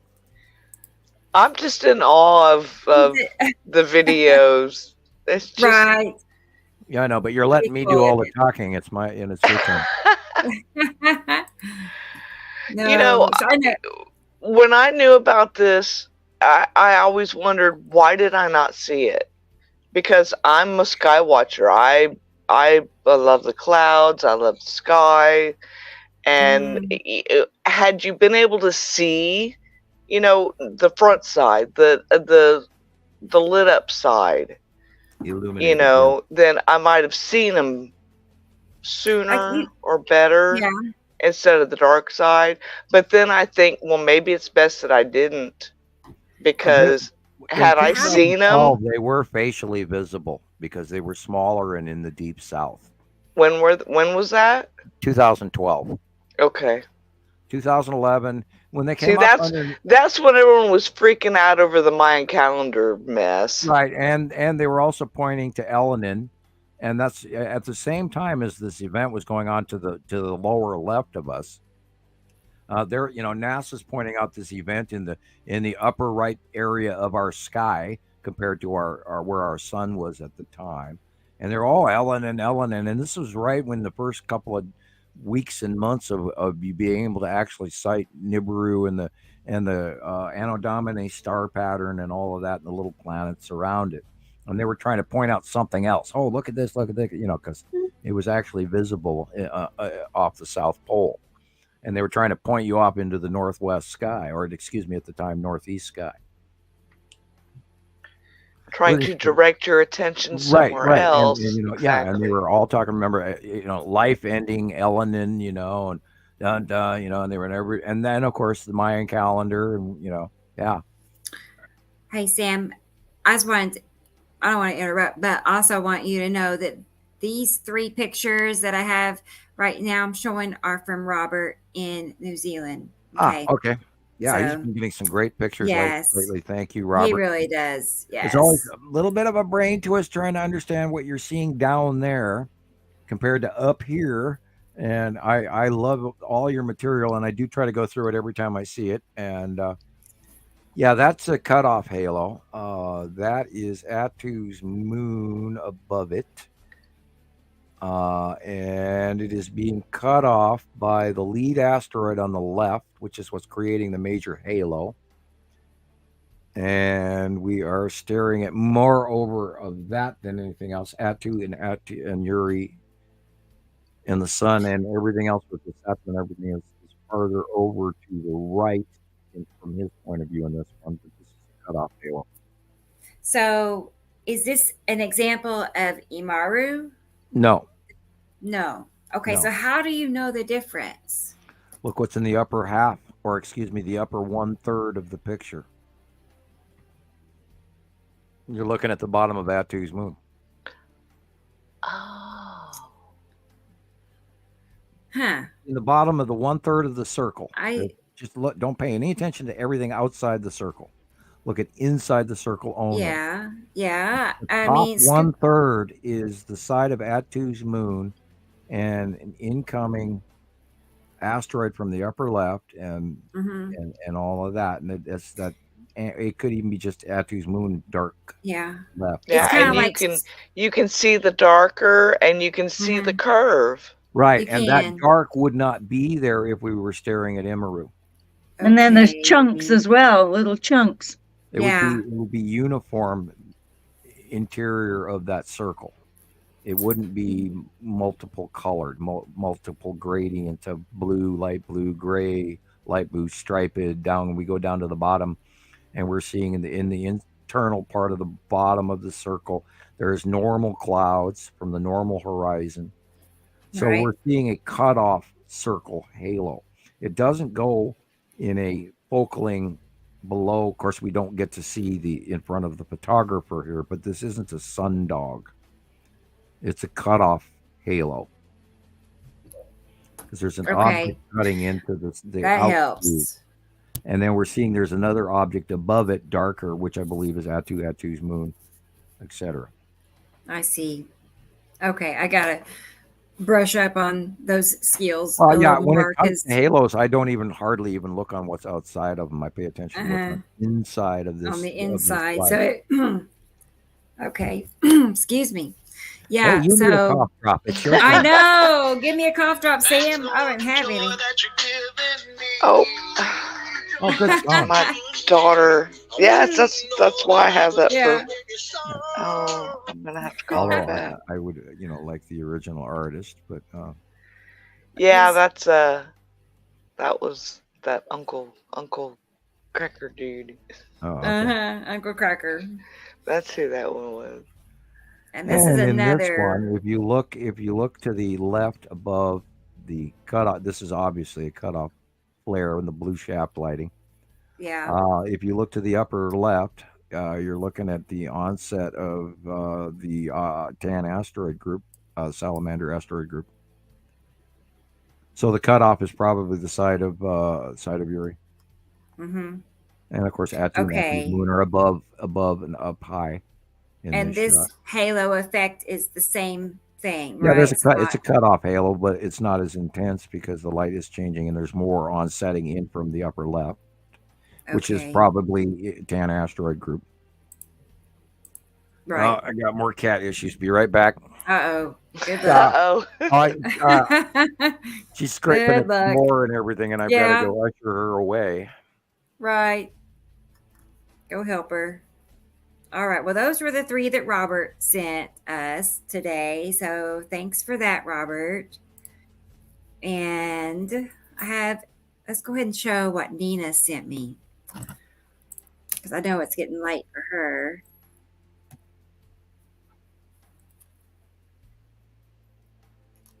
Okay, she sent me a clip too, a short clip. So let's see if it loaded. It should have. But it hasn't. Bear with me. Hey, Michelle, I had a question. Yes. Something about you knew when the planets were here, you were like, well, they're here. Like, wow, they're here, But where did you learn that there were planets that we would possibly see? Like, how did you find out about that? Well, it's like I said before I moved up here, I had a friend down in Texas that told me about Nibiru. But at the time, everyone thought it was, the red planet and doom and destruction. And I don't know. I just kind of thought, well, I don't want to hear about doom and destruction. So I just kind of forgot about it. Yeah. And then right. I knew that something was supposed to happen. But then, like I said, when I actually found Sam and realized that it wasn't just one, it's multiple, Yes. And I'm like, You're like, okay. wait, there's more to the So, story. yeah, so I started paying more attention. And then whenever y'all came out with the live podcasts, I was like, well, this is awesome because I'm a visual learner. I've tried to go through Sam's files and I'm like, I get lost. You get tired after a while. I get lost because there's so many of them. I get lost. To take in. Yeah. So I look at the pictures and, I try to see if I can figure out what it is before, I read, about, well, someone says it's this, or, Sam points out, no, it's this, or you point out it's that. And I'm learning slowly but surely. But like I said, if I would have known about the multiple ones, and I might have been a little afraid, and I think that's part of the problem is with some of these people. They just and the truth coming out, because if the truth came out, people would be freaking out. Oh boy. Yeah, and this is a huge part of why they do not tell people, because there is such a large percentage of the population that would not fare well with this information. No. Rebecca, I just sent you 2 pictures. Oh, okay. On PM, and in going along with what Michelle is saying now, Let's get it. The sooner that you can get these going, the better. Perfect. Yeah, the multiple planet scenario doesn't even cross people's mind, but then we've talked about this in the past, where this Planet X rogue planet traveling through space all by itself, lonesome dove, rogue planet with no star. There's no possibility of life to live on that, and be free floating by itself without the rest of its solar system. And this is where you hear old history and lore in these movies, and they all talk about this one pass event, which always used to make me chuckle about all the early Nibiru disinfo orbit models everybody kept putting out for years. Oh God, we went through so many of those. And I just chuckle because they're just showing one orbit model path, and we knew from 2011 on that, it wasn't just a one time, oh, there they are and goodbye, see you later, because here we are 14 years later, still dealing with close rotational visitation and the extra star and the solar power and the tipping axes of the planets and the illumination of our poles on all the normal planets and all of this new stuff. And here, for example, is, an old Anunnaki carving with cuneiform tablet writing. But are people looking at what this guy is pointing at? We're looking at, the second star. We're looking at the object cluster group. You're looking at the next third icon up to the middle is like Atu in front of Uri. And the fourth one is this big double, God only knows, and that could be planet Nibiru, where the gods live, because there's a face on it. And then the thing closest to his head could be misconstrued as a cube, or a different kind of ship vessel. And there's a space wheel at his collar and all this other stuff, and different aspects of this design. But if you move on to the next picture. Oh no, I was trying to get a picture of that one. Here again, you see I'll send it to you. Thanks. Count the number of smaller orbs. 1, 2, 3, 4, 5, 6, 7. You've got the 7 main planets, and in the sky, in the upper left hand, you see 2 complete suns. And then you see the Omega symbol and the Scorpio, and then some other stuff here and there listed at the bottom, cartouches. So these depictions, and look, there's this big trailing snake through the sky in the upper top of this. So they're telling you that these bodies are an event that they have witnessed. So what does the snake represent? Probably the spiral asteroid. I see. Because, or even, what the Chinese or a trail of some sort, and the ion trail of passing asteroid or body. But they're showing you the 7 count planetary count, and they're showing you the 2 stars. They're showing you the Omega symbol, meaning an ending. So, Right. and then in this case, at this time, perhaps it arrived through Scorpio. We know that this time it came out of Leo, I believe. And then we have representations of that as well, as where Imru is depicted as lion. So it might be always coming out of Leo. I don't know. I've had no way to cross check that. So we know that there's a lot of representations of Imru as the face of lion, Leo, including the arrival of the planets, and they call also Preparedness, etc. So there's all these cross references of archetypes. And this is where, again, we always recommend Symbols of the Alien Skies video by the Thunderbolts people. Mark Talbot, or I believe his name is Mark Talbot. There's a lot of really, really good information that stretches back millennium that people have unfortunately miscategorized, misarchetyped, or tagged the wrong name to, and Saturn, this, that, the other thing. And this is, of course, once we finally got to the point where we figured out there were multiple planets, and it started all falling into place and lining up and going, well, yeah, look here, 2 stars, 7 planets, and this is how we were able to use all of these, crop circles and everything in close representations that actually ended up over time coming to match and coming to match and coming to match. And it's not absolutely proven, but it's highly categorically similar. Exactly. I mean, now that you point all those things out, though, it definitely makes sense. That and you have to, it lines up. You have to try and read the symbolism because, and at that time, not everyone could read, and people lived off of symbols. If you were hunting for a blacksmith shop, you'd see a sign above the door, and there was a hammer and an anvil, and so these, depictions, and cartouches that people existed off of. So your average guy that would read this would go, well, here's the story right before you. I watched a really interesting thing on I think it was Mayan written language, and their language is written in knots on string, and they've just discovered that, and it was very phenomenal. And after this woman that is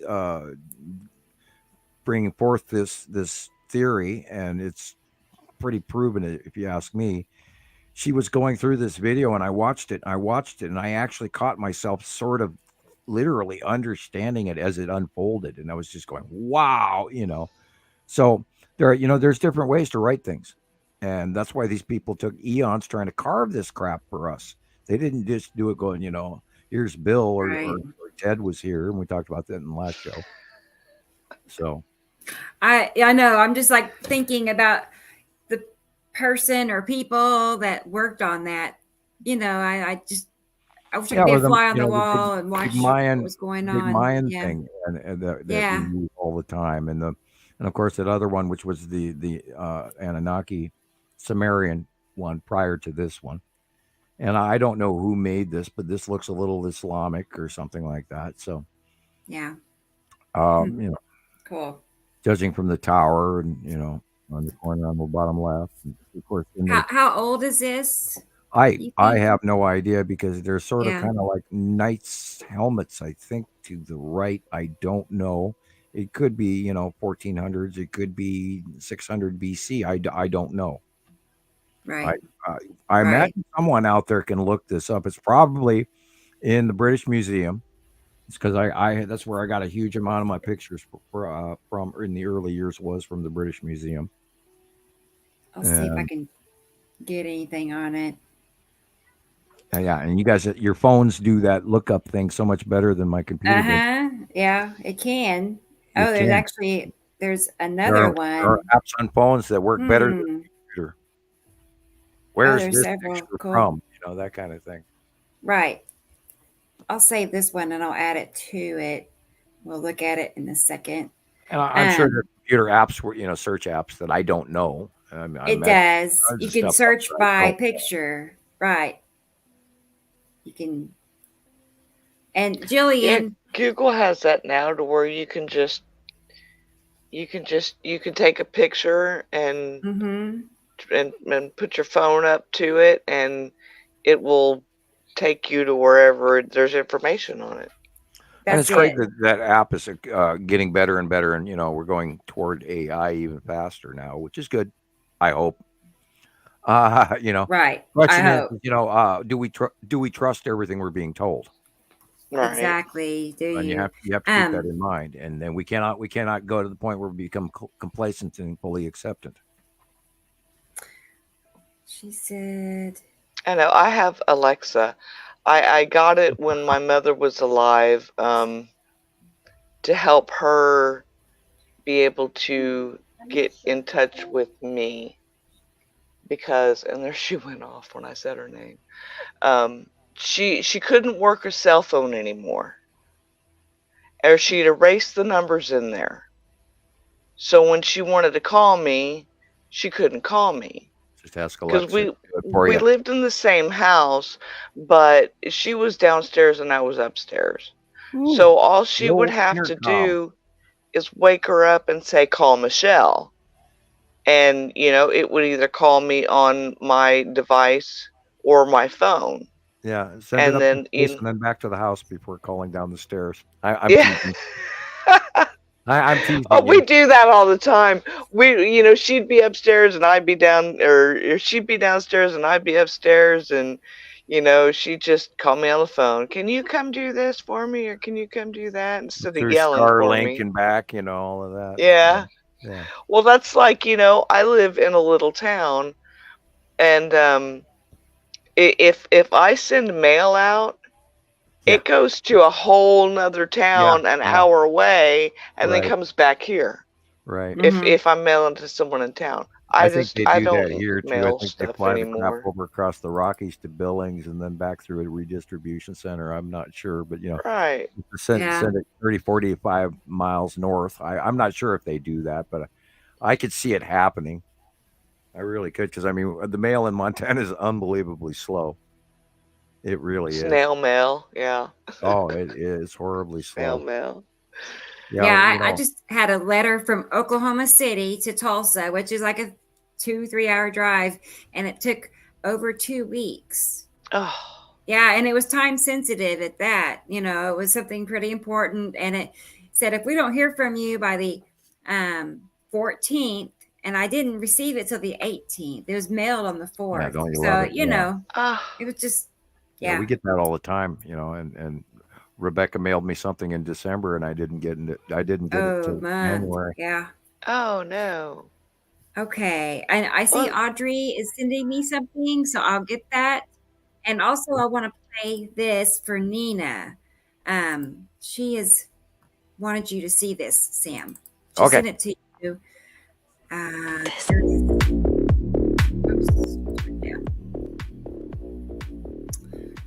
Now, I don't have the full story behind it. Well, that is obviously something went in front of the sun to block either right or left cameras. Yeah, it just says bizarre, unexplained, strange satellite images of the sun. Yeah, something went in front of the satellite that was taking the pictures, and it could be even closer to Earth. Of course, these things are set out in space. They're halfway to the sun, and there's A and B, and they're in 2 different cameras and 2 different angles, and you'd have to discern. Yeah, it's probably a larger planet passing in front of. It could be Saru, because she's on that side by the angle of the face. That could be Saru passing in front of the sun briefly in front of that camera. And of course, there's no way to really, prove this. I'm just using the angle that I'm looking at of the face. On this photo right here, that could be, large planet Saru crossing in front of briefly, momentarily, within an hour or 2 hours of that camera, way out in space. And notice, hit pause here. Notice we're looking at the sun. But notice the corners of all 4 corners of this picture.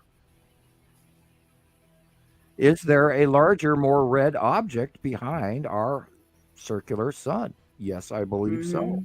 And are we just taking that for granted as this is a NASA footage anomaly? Or look, there's a larger body behind our star.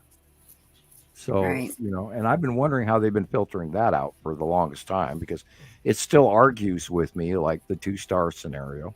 But we've seen so much examples and evidence of it, including, the extra uh, illuminations and the shape of the sun and all the lighting issues and all. So we can't absolutely. You'd have to fly out there to actually physically see it for yourself to prove it. But we're trying to use the best science we can accumulate.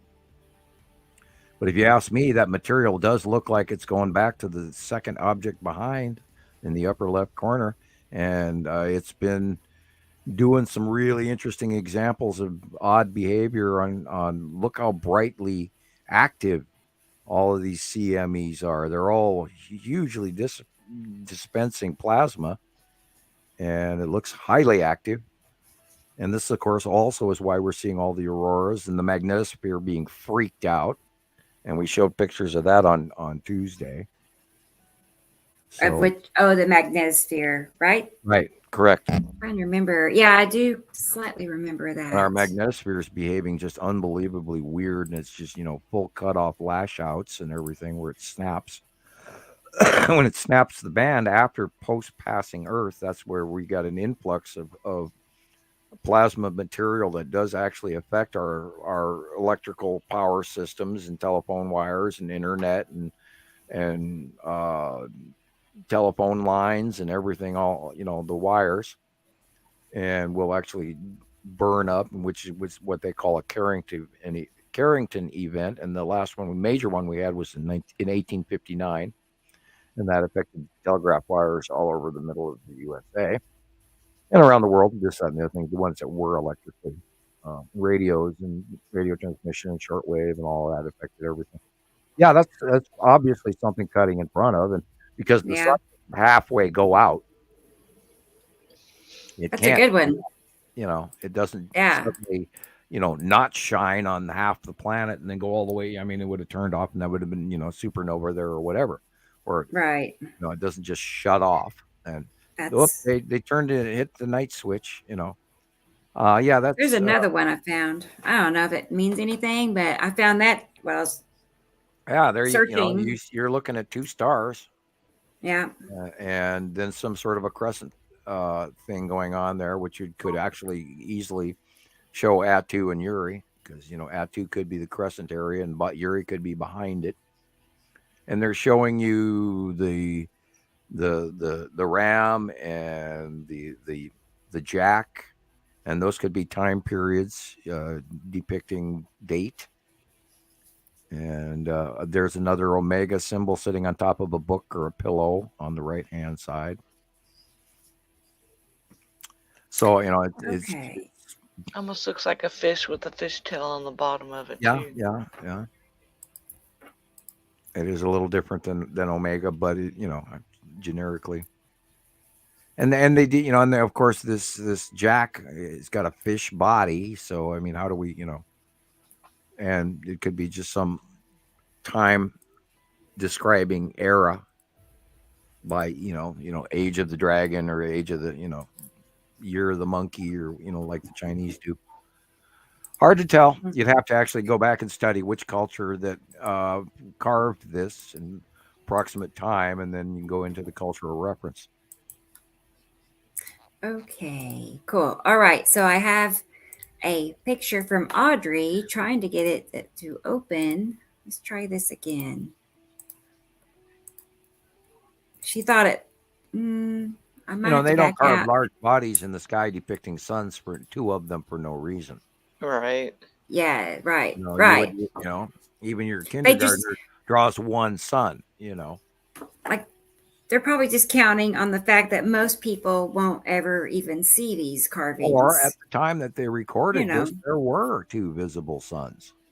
And it was so unusually unique to them that they had to record these events, these celestial events in front of them. And then they wanted to give a time marker by showing you it was the year of the ram or the year of this or the year of whatever. And then they use an icon to show a cross-reference of their information, because nobody's going to stand there and carve this with a hammer and chisel for hours. For nothing. Unless there's a reason behind it. We lost Rebecca and we lost Gillian. So I have a question. Okay, sure. We have two suns right now, and the bigger sun is behind our sun, right? Correct. And then you say Imaru is what is behind our suns? Yeah, The two that suns? hold the two stars. Okay. And of course, That holds the two that. stars together. We've got a few photographs going back in the early years of this larger body even behind the two solar systems mixing, and it's only on a very few pictures. But the idea of a centralized electron cluster holding two atoms and two solar systems together is functional. We've seen the red blob behind the stars in so many, at least 50, 60, 80, major 90, 100 over the years worth of, like, here's an example of that as well in the crop circle. This is what Audrey sent. You're seeing the two stars in the center. One of them's darker and one's the central dot. But then there's that larger mass circle, which has also matched the Imaru lion crop circle, where it shows Imaru and with a lion face in the middle of it, which is also cross-referencing into old pictures coming back from the Sumerians and all of that. I haven't seen that. And then here depicts the transition and the coming and going of two separate solar systems, yet still connected to the whole. And this is what this crop circle means. It's showing you that there's two solar systems connected with a centralized major body holding the two stars and the two solar systems. I know they're still making crop circles. I know that there's still crop circles showing up, but you never hear about them anymore. No, they used to be news, and now they just quit talking about it. It's shadow banned of the feed. Remember back when I used to get 150, 200, 300 likes on every comment that I made? Now I'm getting 11. You know? And so, I think there's a huge, especially we've talked about this about the UK and people from Australia and people from Canada. And I have sent them material directly on PM. And even including music, here's this song, and they go out. I can't open that here. It's restricting me. So I think that the UK and the Crown, and I'm not trying to down them, but I believe that there's different levels of governmental banning going on here. And we talked about this as well before, because every once in a while I'll get a blue border thing that says warning, landscape and sky scenes may be depicted here, which is like, why would they warn me about that ahead of time? Exactly. And it's like, unless there's a phylum or a classification that's suddenly been slapped on these because of our activity. Right. We don't have any idea the levels of shadow banning or whatever is going on, but we've noticed a dire effect of interaction with people out there as well.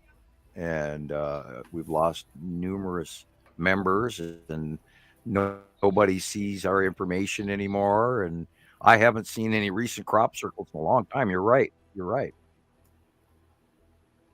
And we talked about follow people before, because every once in a while. Hey, Gillian. Hi. I was just getting ready to tell everybody you had to leave. I had to for a bit, but I had to change rooms because it was getting cold in the other one, and put the animals to in and out and bed thing. Said it was windy. Yeah. Yeah, the wind. There's something and making an awful noise that's bugging Theo. So I just came through to the bedroom now. I gotta step away just for a minute. Okay. Okay. All right. Yeah. We've seen the change. We can't scream, that they're stopping us, but I can definitely say that there's a reduction in the number of people that we're reaching or are reaching back, or are these numbers real? Am I only seeing 11 and there's been hundreds, or is it actually just 11 people that actually do see the material, or what's going on, because it was, I mean, I used to have so many likes, I couldn't believe it. And now it's like, you got to be kidding me. Yeah. So do you think it's because they've actually blocked a bunch of people, or have a bunch of people just gone? I think they've limited a feed off of a certain phylum. I think that, cat photos and people running around and filming their cars and their life. Look, I wore this product, or there's my new makeup, or I bought this, or I think all of that is going fine. And I think that it's probably slowing down and stalling some of the landscape shots. Why would they warn us that, it's a sky scene or a landscape scene may be depicted in this photo and you've got to open it? Why would they warn you about that? Right. So that it's telling me that they've created a scenario where there's, an adjusted intercept that connects this in a file and says, here, this is what's coming. And which tells me there's a little bit, too much attention being paid to it. Of course, we do, run literally off of nothing but other people's pictures. And I think they're a huge portion of the Facebook. I don't know. I, of course, only am interested in sky sightings. So that's where I focus. But, and I don't watch a lot of the other stuff, like influencers or anything like that. I do have a few, but not necessarily on my computer. Usually it's on my smart TV. So. All right. There's people that I've followed and I quit following them because all they wanted to do was, promote their product or endless put you behind a paywall. Buy stuff.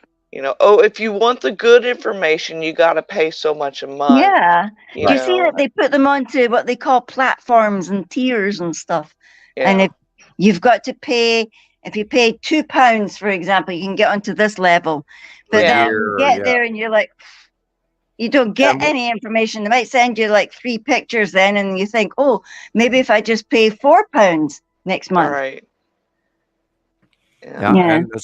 And with kids' games too, PlayStation, you used to buy. That was that Mark Elkin guy, though. I remember McKenna Kate had said to me, "Oh, I met Mark Elkin, and they're all awesome. And when the apocalypse hits, then we're all going to go meet on some hill somewhere." Blah blah blah. And I was like, "Okay, okay, whatever." What is it you say? Okay, Skippy. Yeah. Okay. Yeah, go for it, Skippy. Okay, Skippy. Yeah, can you imagine, without any vetting, and everybody and their brother shows up there, and then this guy has nothing, to share with these folks. And we ourselves tried to pull that together years ago, and I couldn't get anybody to even, so much as mail me a return postcard. In some cases, I was mailing them stuff, and they never, even got back to me.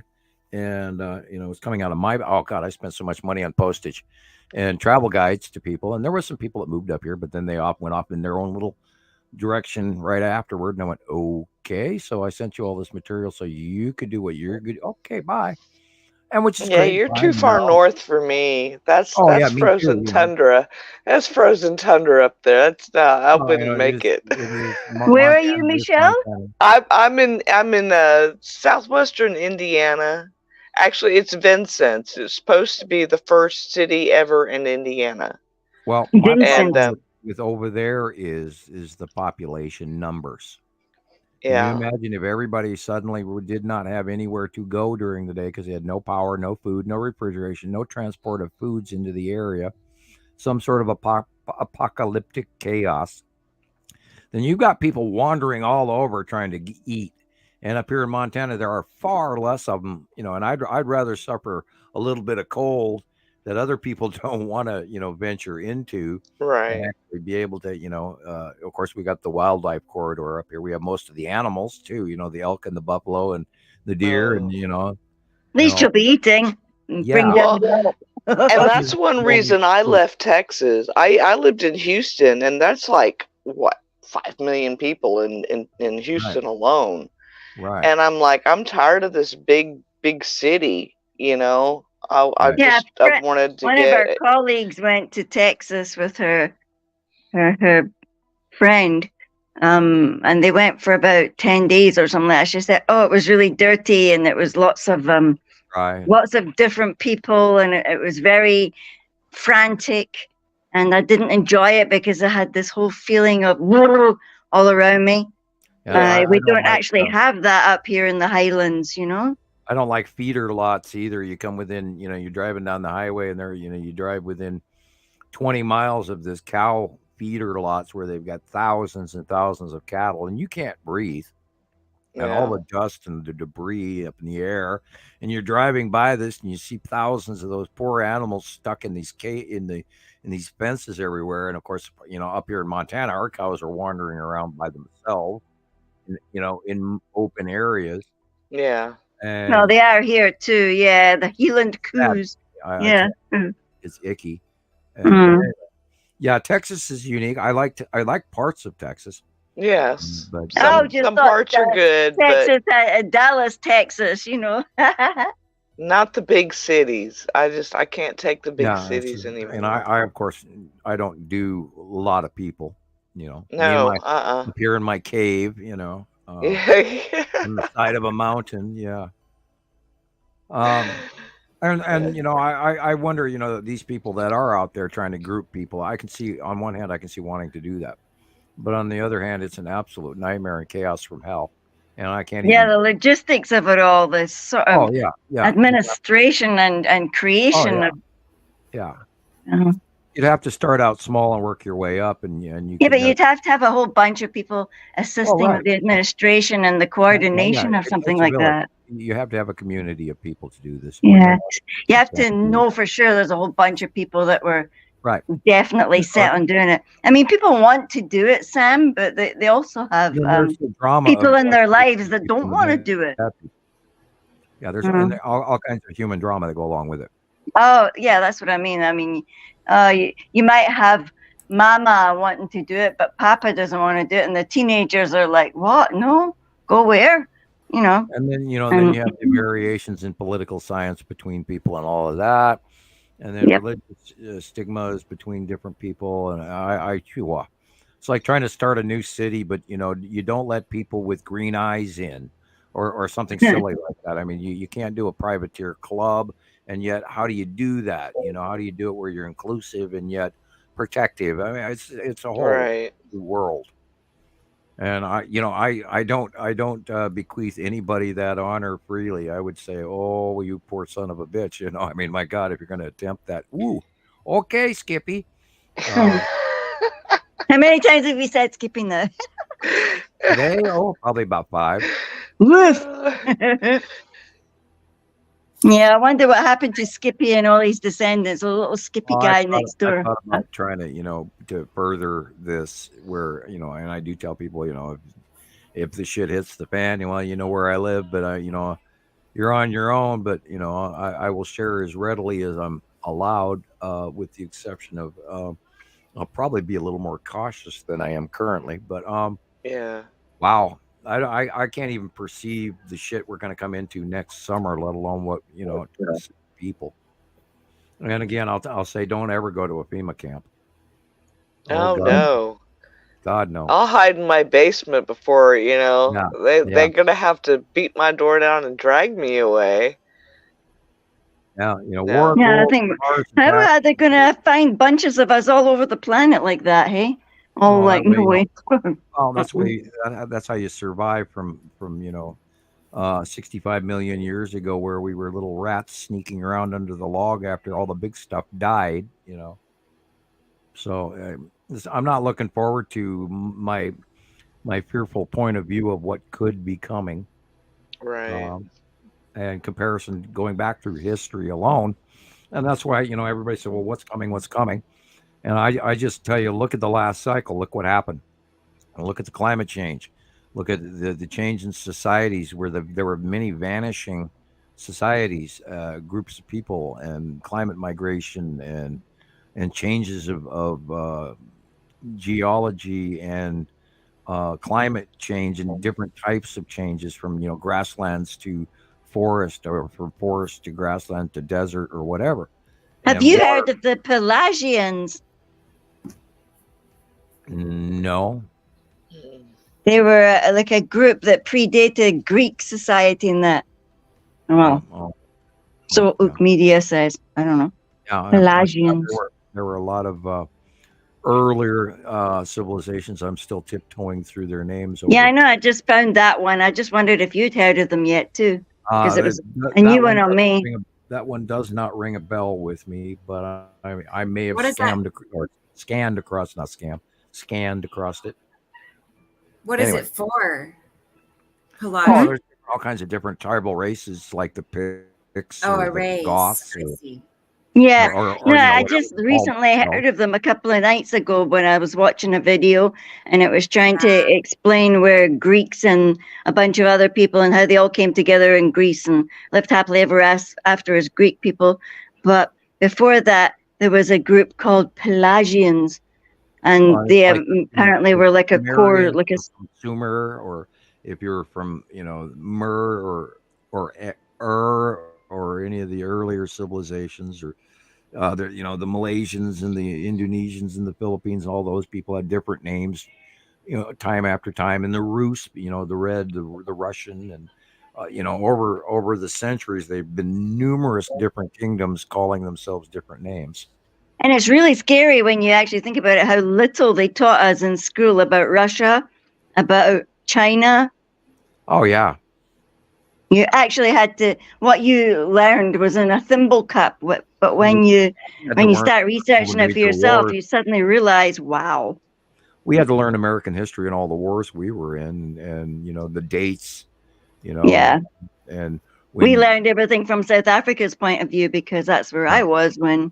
Victory in Europe Day, victory in Japan Day, Yeah.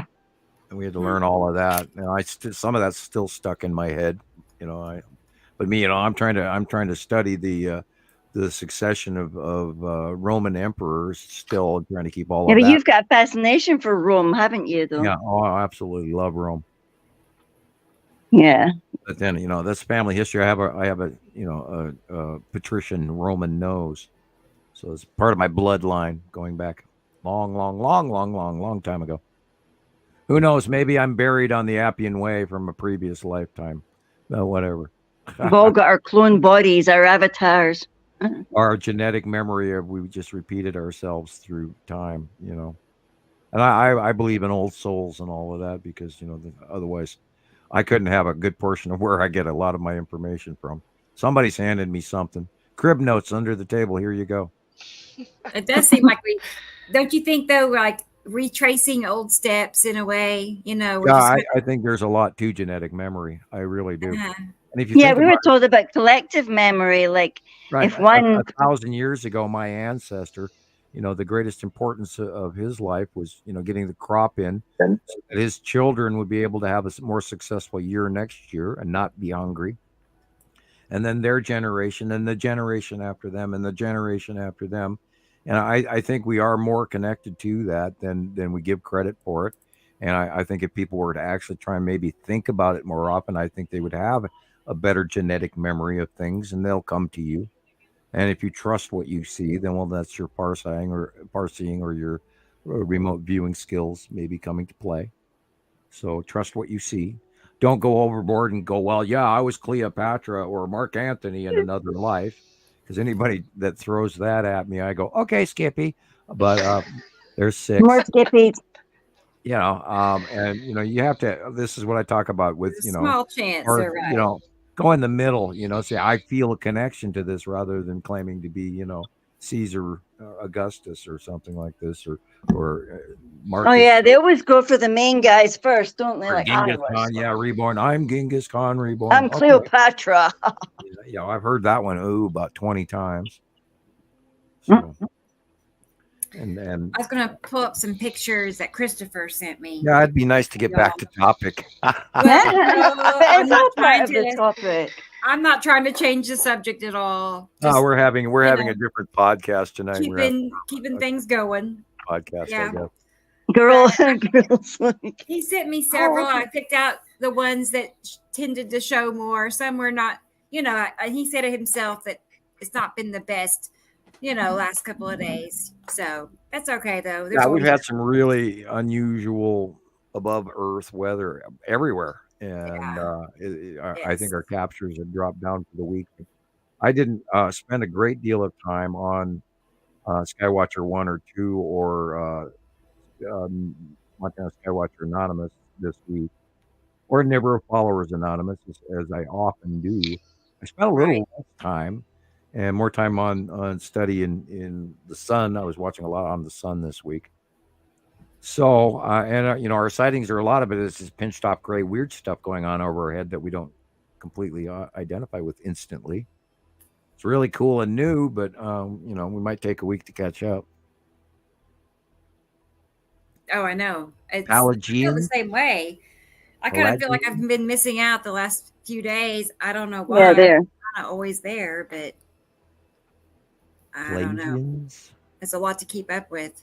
Well, everybody's still trying to figure out who the Philistines were. Do you know? Suddenly we were all looking at all these old races, and it's like we're hearing them for the first time. But even when you say the name to yourself over a few times, you start thinking, wow, okay. We do have a tool, the computer and the cell phone, and we have access to history. We didn't readily look up at the local library as quickly, so we have the ability to study at a faster rate than we ever used to. And so they say they're pre-Hellenic and non-Hellenic. Yeah, Hellenistic. Yeah.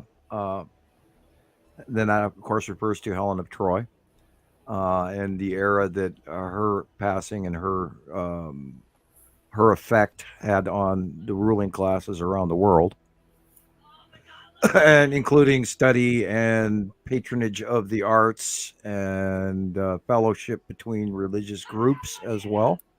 So there was a lot of that during the Hellenistic age. And I just love history, and I miss Lana's husband. May he rest in peace. And he was always really, coming up with some really good little side tidbits that I hadn't connected. And it's like, and of course he has, like a double master's degree in history. So of course the man knew his stuff. And here I'd call Lana, and him and I would end up talking on the phone for a long time. So she'd always get jealous, going, "It's my turn to talk." Oh, okay. My turn. Yeah. And that's back in the days when we had more time to talk on the phone. And I, of course, now that I have teenagers, they're keeping me twice as busy.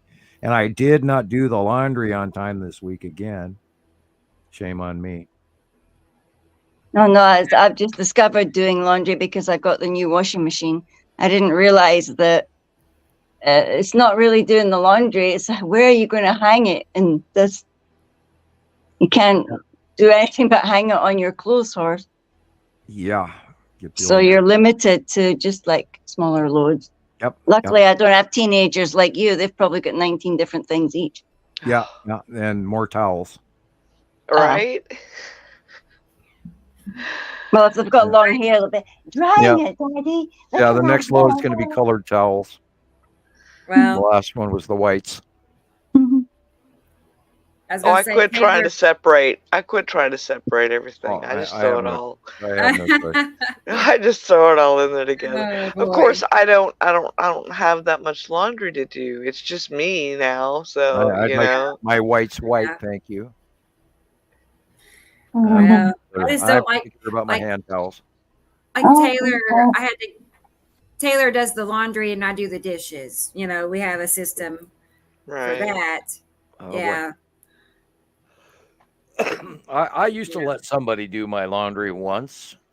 Bad joke. I know. I had to give Taylor some guidance. Like you don't put towels in with, your black t-shirts or something. Right. You got all the fuzzies. The old pink towel routine. Oh, that sort of stuff. So, but don't wash your white towels with a red t-shirt. Not wise. Oh no. That kind of so stuff. you can have a pink towel. Well, I have very little that's all white, so most of my stuff is colors or, permanently pink. Yeah. So I don't have to really worry about. dyeing something, I bought a whole bunch of tie-dye stuff years ago, and I still have it, and I should use it. I actually love tie-dyeing. Anyway, so what are we staring at here besides something? I don't know. odd? I thought this picture it stood out to me as, I don't know, the dark circle, darker area. I sort of think they're sea trailing in front of a Saturn's yellow moon, but this could actually just be ion wings from a Saturn's yellow moon because they're right directly in front of so perfect, exactly where a Saturn's yellow moon should be. Right. How old is this picture? As to my understanding, in the last few days, like they're all current. Interesting. Okay. Whose pictures are there? Are they Chris's? Yeah. Okay. He can tell us. He's here with us. He said 3 days ago this week. Okay. All right. Huh. And his Saturn's yellow moon should be bigger, and it should be actually between the two, the light pole and then the foam pole. That's where that is. So this other object that is literally sea trailed out is probably lead asteroid, and they're flying in front of it trying to hide it. Wow. Okay.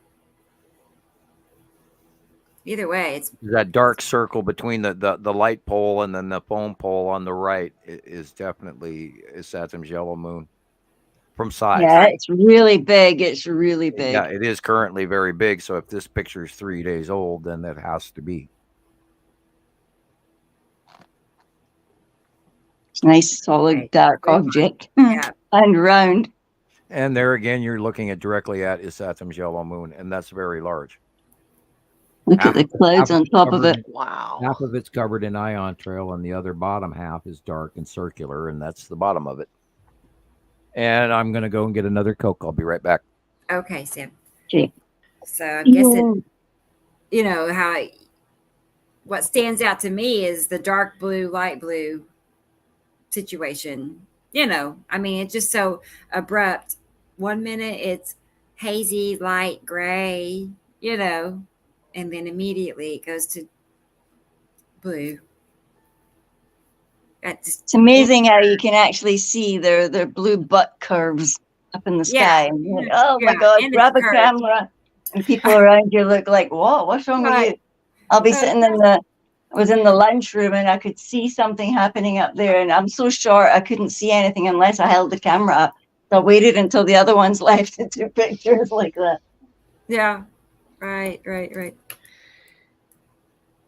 Oh, that was cool. That was a cool one too. I should have invited him to come on the show to talk about his pictures. I just now dawned on me I could do that. If you want to do that, Christopher, you're welcome. So just let me know. You can explain it yourself. It's that easy. Let's see. But this one, I don't know what time it was. Obviously, and I'm back. Evening. I thought maybe it was the cube, Texas cube. And I don't know what direction. Is that okay, Christopher? Look at the light angle. It would probably be the bottom of Uri. I'll send it just in case. I should start doing that. Kind of harder with a picture of this.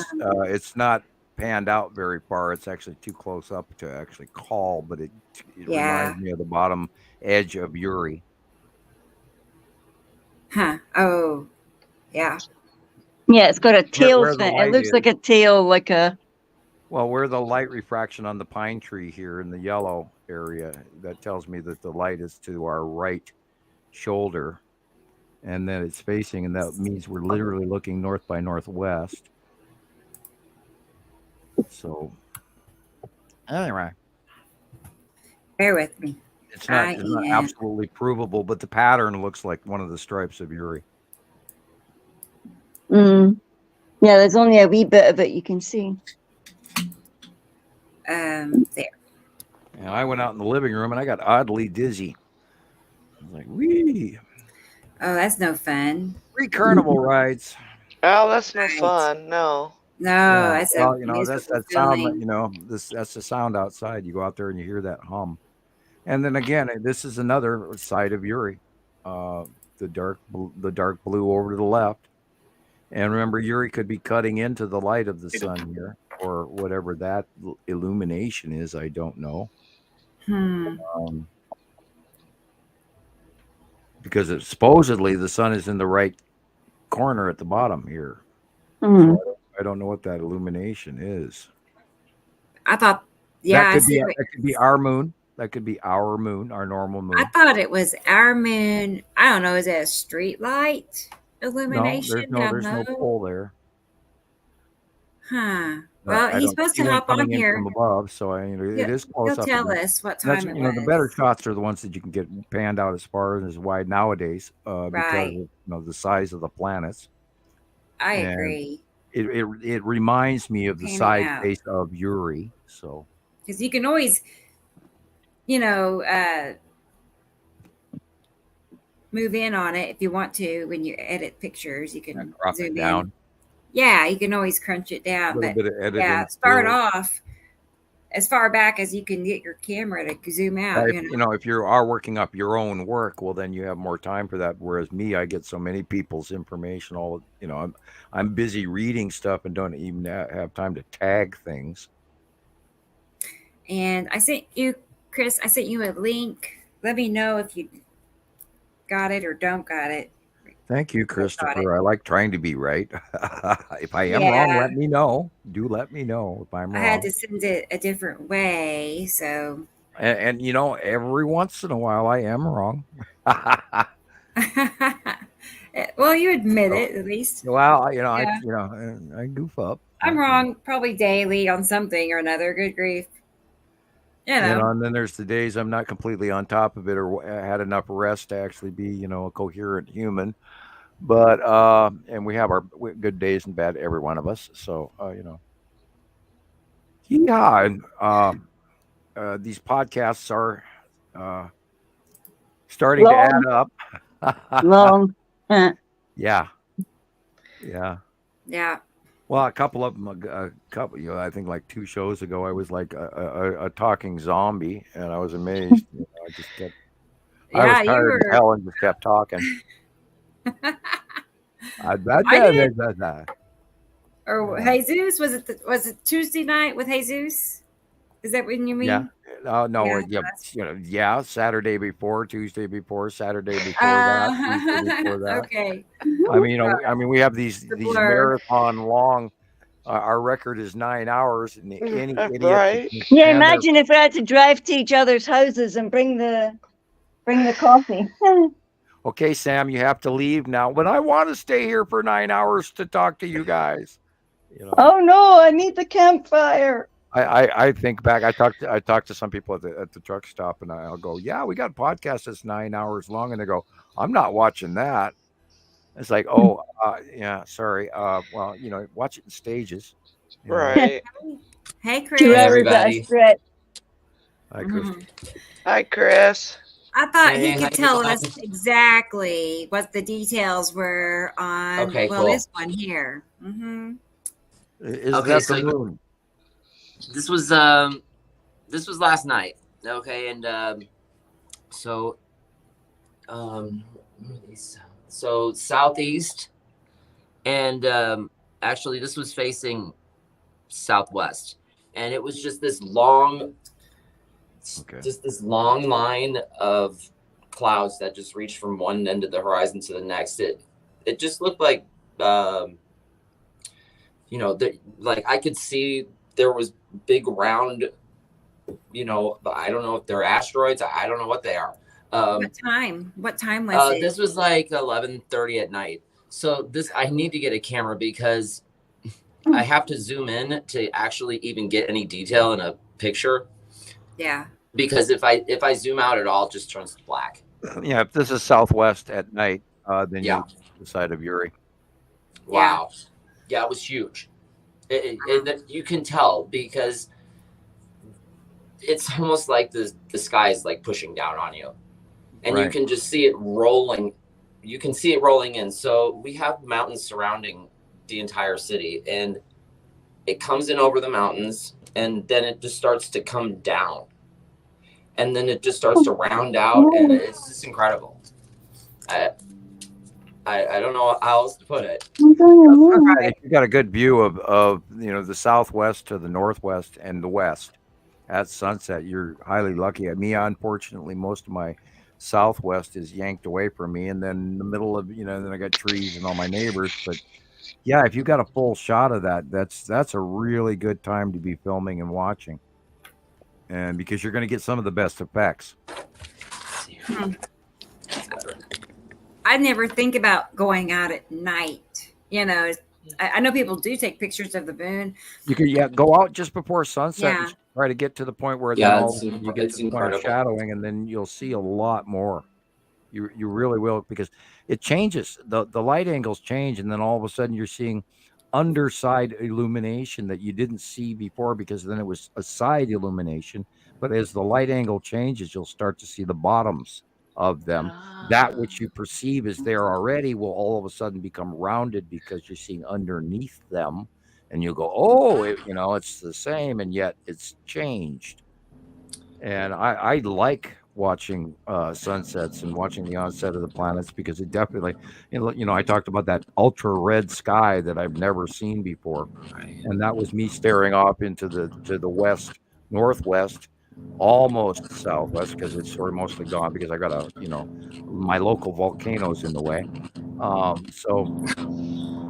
And that eats up my southwest view. So somebody's got an airplane. I was wondering. Is that you, Chris? Oh, yeah. Christopher. Okay. Hey, it keeps it interesting. I was like, come in and is that Sam? Hey, we do run off of around the world sightings. So, ladies and gentlemen, this is just in. There is an airplane going over Christopher's house. Oh my God. Oh my gosh.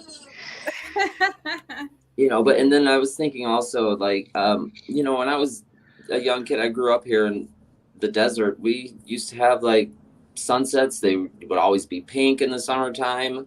It's not the same anymore. No. At all. Yeah. My grandma used to mention, she would say something like, if it got really, really pink clouds and stuff like that, she would say, it's going to be hot tomorrow. I remember that as a kid, but it's just not the same at all. That goes back to the old tale: red sky at night, sailor's delight; red sky at morning, sailor take warning. And that goes through all of the, and this goes back throughout our history. And Michelle can attest to it. People who are anywhere in their post 40 through my age and higher, 70. We had a member here comment down the page or in the earlier part of the podcast where she's in her 70s. And these are not the skies we have ever seen. And I have to strongly mention that to the younger people out there who see this as normal, because it's not. It's not. Drastically not normal. And of course, we're going to see examples of that, in the coming spring when, an example like I'm trying, I hope for Colorado it doesn't happen again, but any areas that have major snowfall that they don't normally have, you're going to have a spring runoff that you won't believe. And we're a little low on snow up here in Montana, but we're of course used to spring runoff where, the snow melts and then, everything downriver gets, the hell washed out of it and flooded. Right. And that used to be normal. We don't have a lot of that going on up here anymore, because the last decade our water has changed, but the areas with no water will see water, and the areas with too much water, etc. You know what I mean? God, it's right. It's going to be extremes. Yeah. It's going to always be the opposite of what you're used to, and including you homeowners and builders out there. And if you guys do have a house that is still being architecturally designed, I recommend a hobbit hole or around an earth, what they call an earth dome structure, where you build into the wall of the mountain or the nearby hill. And you could even include a very large dome-like scenario or a mothership containment cement house partially buried in. Go with your solar panels in a protected area inside a foyer area, which is like the Earthship build, That way they're not ripped off by 200-mile-an-hour winds. And I think this year we're going to see more 200-mile-an-hour winds, just like the typhoon that went through Taiwan a couple months ago that seemingly everyone has already forgotten about. And all these superstorms is like, Gillian, didn't you just name a new storm coming your way? It was called Aisha. They've been warning us about it all day. Okay, telling us an amber warning and that it's going to be high winds. Right. When up they start to 70 naming their kilometers. storms, would you inform us of those new names? Because I hadn't seen that yet. And Aisha. Anytime they're naming a storm, that is telling you that it's big and it's rotational, and it's possibly in the millibar region that it might be accruing to pre-hurricane or hurricane status. So be aware, because we don't have the same weather. I mean, Florida just had tornadoes in January, and they don't have those, except now they do. Right. So, and we all have to go and look up, and we have to be diligent to look up the weather and learn about the weather, and not just accept that what TV tells us is what's coming. I'll send it the stuff that they send us. I don't know. Okay, back to Christopher. Sorry, I have to go, guys. So night to night. Okay, Gillian. Thank you. Night, Gillian. Talk to you later. Night, everybody. Love you. Bye. Love you back. Bye. All right. Saving a few more pictures here. I was going to show you this one real quick. Also, Sam, because on Facebook they're talking about this picture. Okay. Let's see. I have not been popping back and forth between Facebook tonight or not. I've pretty much been staying on StreamYard. Mm-hmm. Okay, let's see. Gordon Marshall is talking on Facebook. I wonder what he's saying. No, right. It's so frustrating. It makes me sometimes, back all the way out, which means I have to leave and come back in. So I might have to do that because it's not loading, refreshing, Anyway, yep. I'll be right back. Give me like 5 seconds.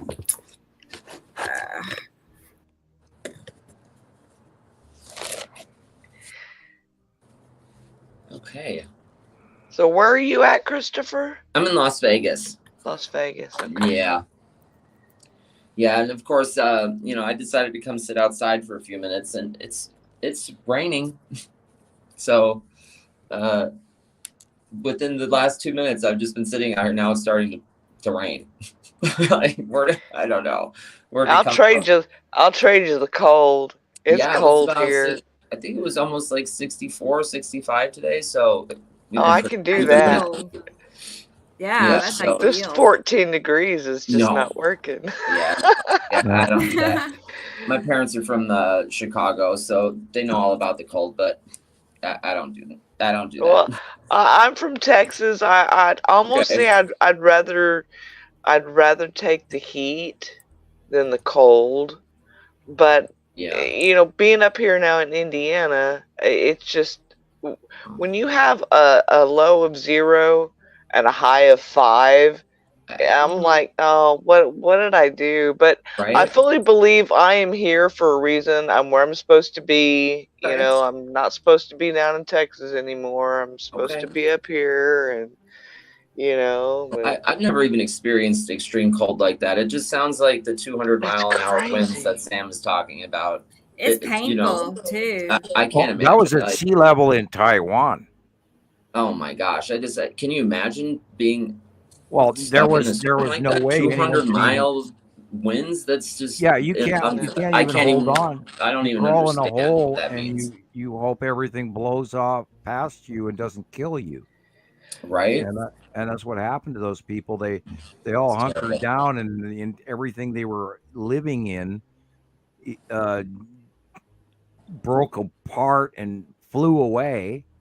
and only the people that lived were the ones that could swim or managed to end up in a hole that protected them from some. It was unbelievable, and of course that is the greatest mile per hour recorded wind speed ever, with the exception on those two immensely tall mountains, one in Washington State and one in like Maine, where they have these high mountain ranges where the people go up with these weather stations.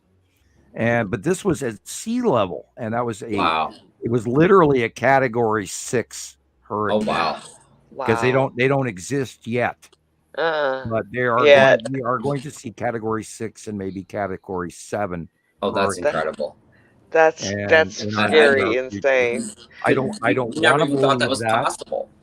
I don't want to believe that, but I think that's what we're, and in the early days, and of course the gossip ratio was that we would be upward of 275 mile an hour winds on close passes of the proximity of these planets. So, and I that's of course gossip. So, but when we're watching 225 mile an hour wind speed in a storm at sea level. Yes, it was, a few months ago, and no, we've never seen one that big before.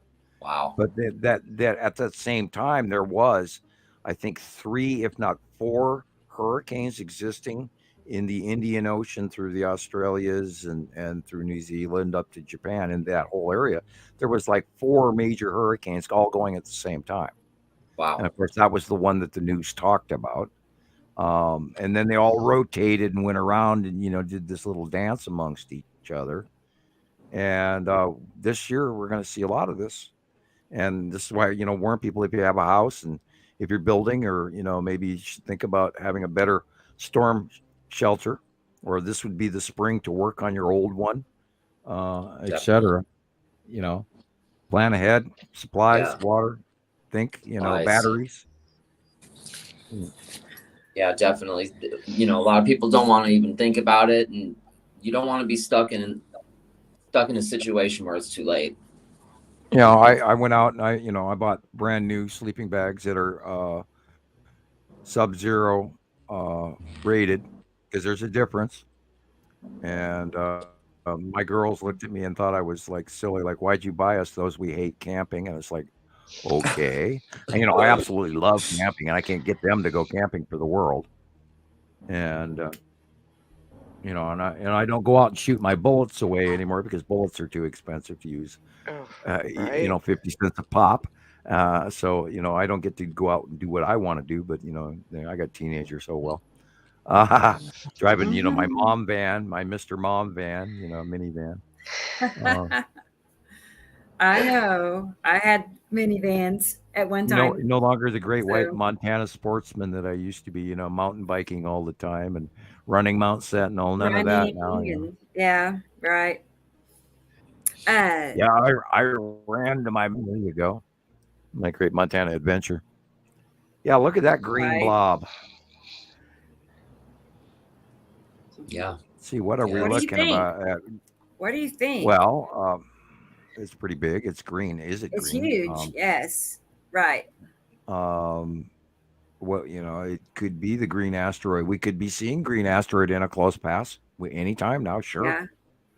She can cameo. I mean, we didn't really expect Red to be cameoing, and the red asteroid, he and his little sisters, and little sister and big sister. Now that we, have that new name, the big sister, have been showing. So it's entirely possible, because green asteroid is lower on the horizon than it used to be. So a close pass is well within the parameter of expectations, especially since, if we account for Saturn and Saturn's yellow moon now going over the top of us, well, we know that green asteroid is right in front of them. So of course it could be this big. Wow. Yeah, that's huge. So now we have a sighting. What is this new? Yeah, it is. Yes. The 20th. It is like literally today, and of course it's Wolverhampton, which is UK, which is why it's 20-1-24 instead of 1-20-24, like we type in the US. So this could very easily be a brand new sighting of a close pass of the green asteroid. So in the next week or two, let's keep our eyes open for that. Okay. I will. Yeah. Definitely. There's only been one other time where I've seen the green asteroid, this massive. Like I've seen it's been big one before. other time. But it doesn't happen very often. It wasn't Usually this it's big, tiny. but yeah, we did see it. We did see it. And it was evening 21, as well. 22, somewhere in there. And Probably. we did see it, and it was absolutely unmistakably the green asteroid back then, because you could see the dots. And that's what blew me away about those extra exterior little illuminated orbs on the outside. Go ahead. Okay, Michelle. Wow. And that's what blew me away, that we absolutely knew that those orbitoids were actually there, because we did get some close sightings of the green asteroid. It was just weird. Like, holy shit, you can't make this stuff up. Right. And, it's like, did somebody digitally design this? Oh my God. Yeah. What are we looking at? I mean, from what I'm looking at, it looks like, to me, it's bigger than the moon would be, right? I mean, this thing. Oh yeah. Oh yeah. Wow. Okay. No, depending on now Wolverhampton, UK. In the UK, you have to take into account where the UK is on the hemisphere, and it's in the northern latitudes of the northern hemisphere. Now, were it closer to the equatorial line, then you'll of course see the sun and the moon are much larger. So you have to a lot of times take into account where the capture was, which is why it's important to know where our captures come from. Definitely. Which is part of the science, why we ask other people not to post other people's pictures if they don't know where they came from, which is part of the rules for Montana Skywatcher going back years. Although without our hall monitor, we're not, I'm not writing the rules as hard. Maybe I should, but anyway, I digress into silliness. I don't know. Maybe Christopher, do you remember Lucinda? Do you know who? Maybe not. Yeah, there was a lady. She was one of and yeah, she was one of Sam's moderators. Okay, everybody thought that she was yelling at them, and she was actually a very nice, mild person. Going, duh. Come on, read the information that we've all spent a decade providing for you, and then you wouldn't ask that. Occasionally lose a little patience with people, but she was a very nice lady. She was very frank, but I think people took it as being yelled at. But she was actually just, because she'd answered people and been doing her job very extra well for a very long time, and so her patience level, like all of ours, wanes and waxes and wanes, as they say, and sure it does. And I think it's hard for people to be on Facebook. You're not talking to people's faces like we are now. We're not hearing their voices. You're just reading, and I think that plays a lot into your mood, and what you read can actually be your mood, not theirs.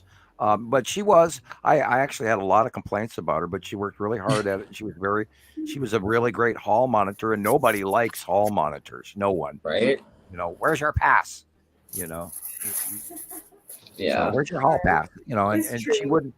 And actually, she guided a lot of people to keep the science going, and that was the idea. And so, and Deb does this, and Andy still probably does a bunch of this, where these people, they go in there and they remove crap that I don't even see from time to time. I haven't even checked the log this week, but a lot of times they would save me a lot of grief that I wouldn't have to deal with from people who were trolling me or completely posting off topic.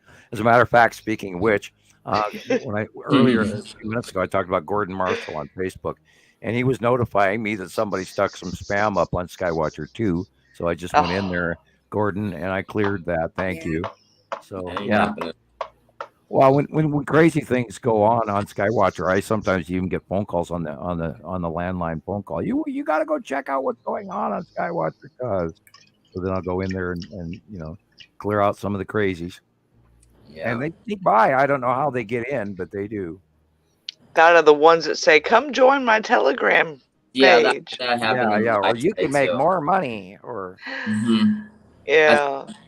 I thought, what is this about? Is there like another like live part of the chat in another app or something? No, it was like just don't click on that stuff. If you see stuff, exactly, and it could be some kind of if you're on Skywatcher 1, 2, 3, or I'll report them report them to us or admins, and we'll get them out of there. If it doesn't fit Skywatcher and it's anything other than that, just report them. Even if it's other people going to YouTube and grabbing Nibiru movies from other people that it's not their post, it's not their video.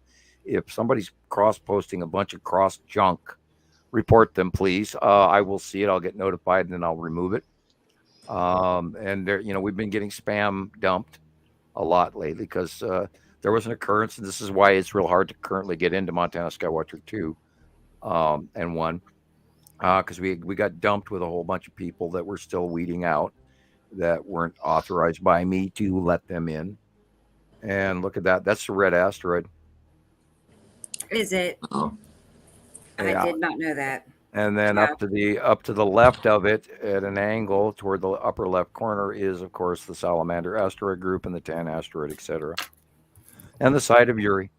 I have a hard time seeing the Salamander asteroid group. I just, for some reason, semi-submerged group that's in the base cloud, slightly up the bottom edge of the side of Uri, and it's half embedded into the normal gas giant facial pattern of Uri, but it's on the upper edge of the base cloud and on the side of the bottom of Uri proper. And we've got pictures going back all the way back to 2000. You'll know it when you see it. Yeah, definitely. Especially during during the sunset is when I see it the most. Right. I think. Right.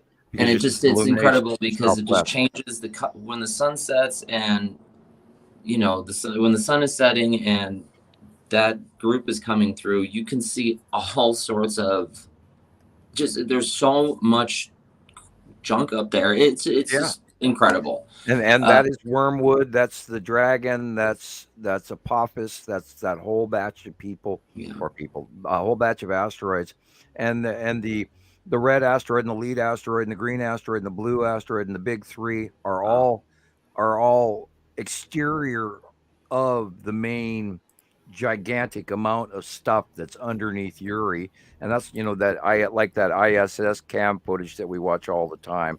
There is just so much attached to, and in the bottom southern hemisphere underneath Uri, that it's just mind-boggling. And we haven't even seen that which is behind that Uri, between Uri and planet Saru. There's supposed to be way more asteroids and debris. And of course, we've never had the opportunity to film them. Okay. And I think that has a great deal to do with why Saru has such an intensely illuminatingly bright base cloud. I think that is probably a very large debris field ring at her southern pole, or and we showed those pictures on Tuesday. Wow.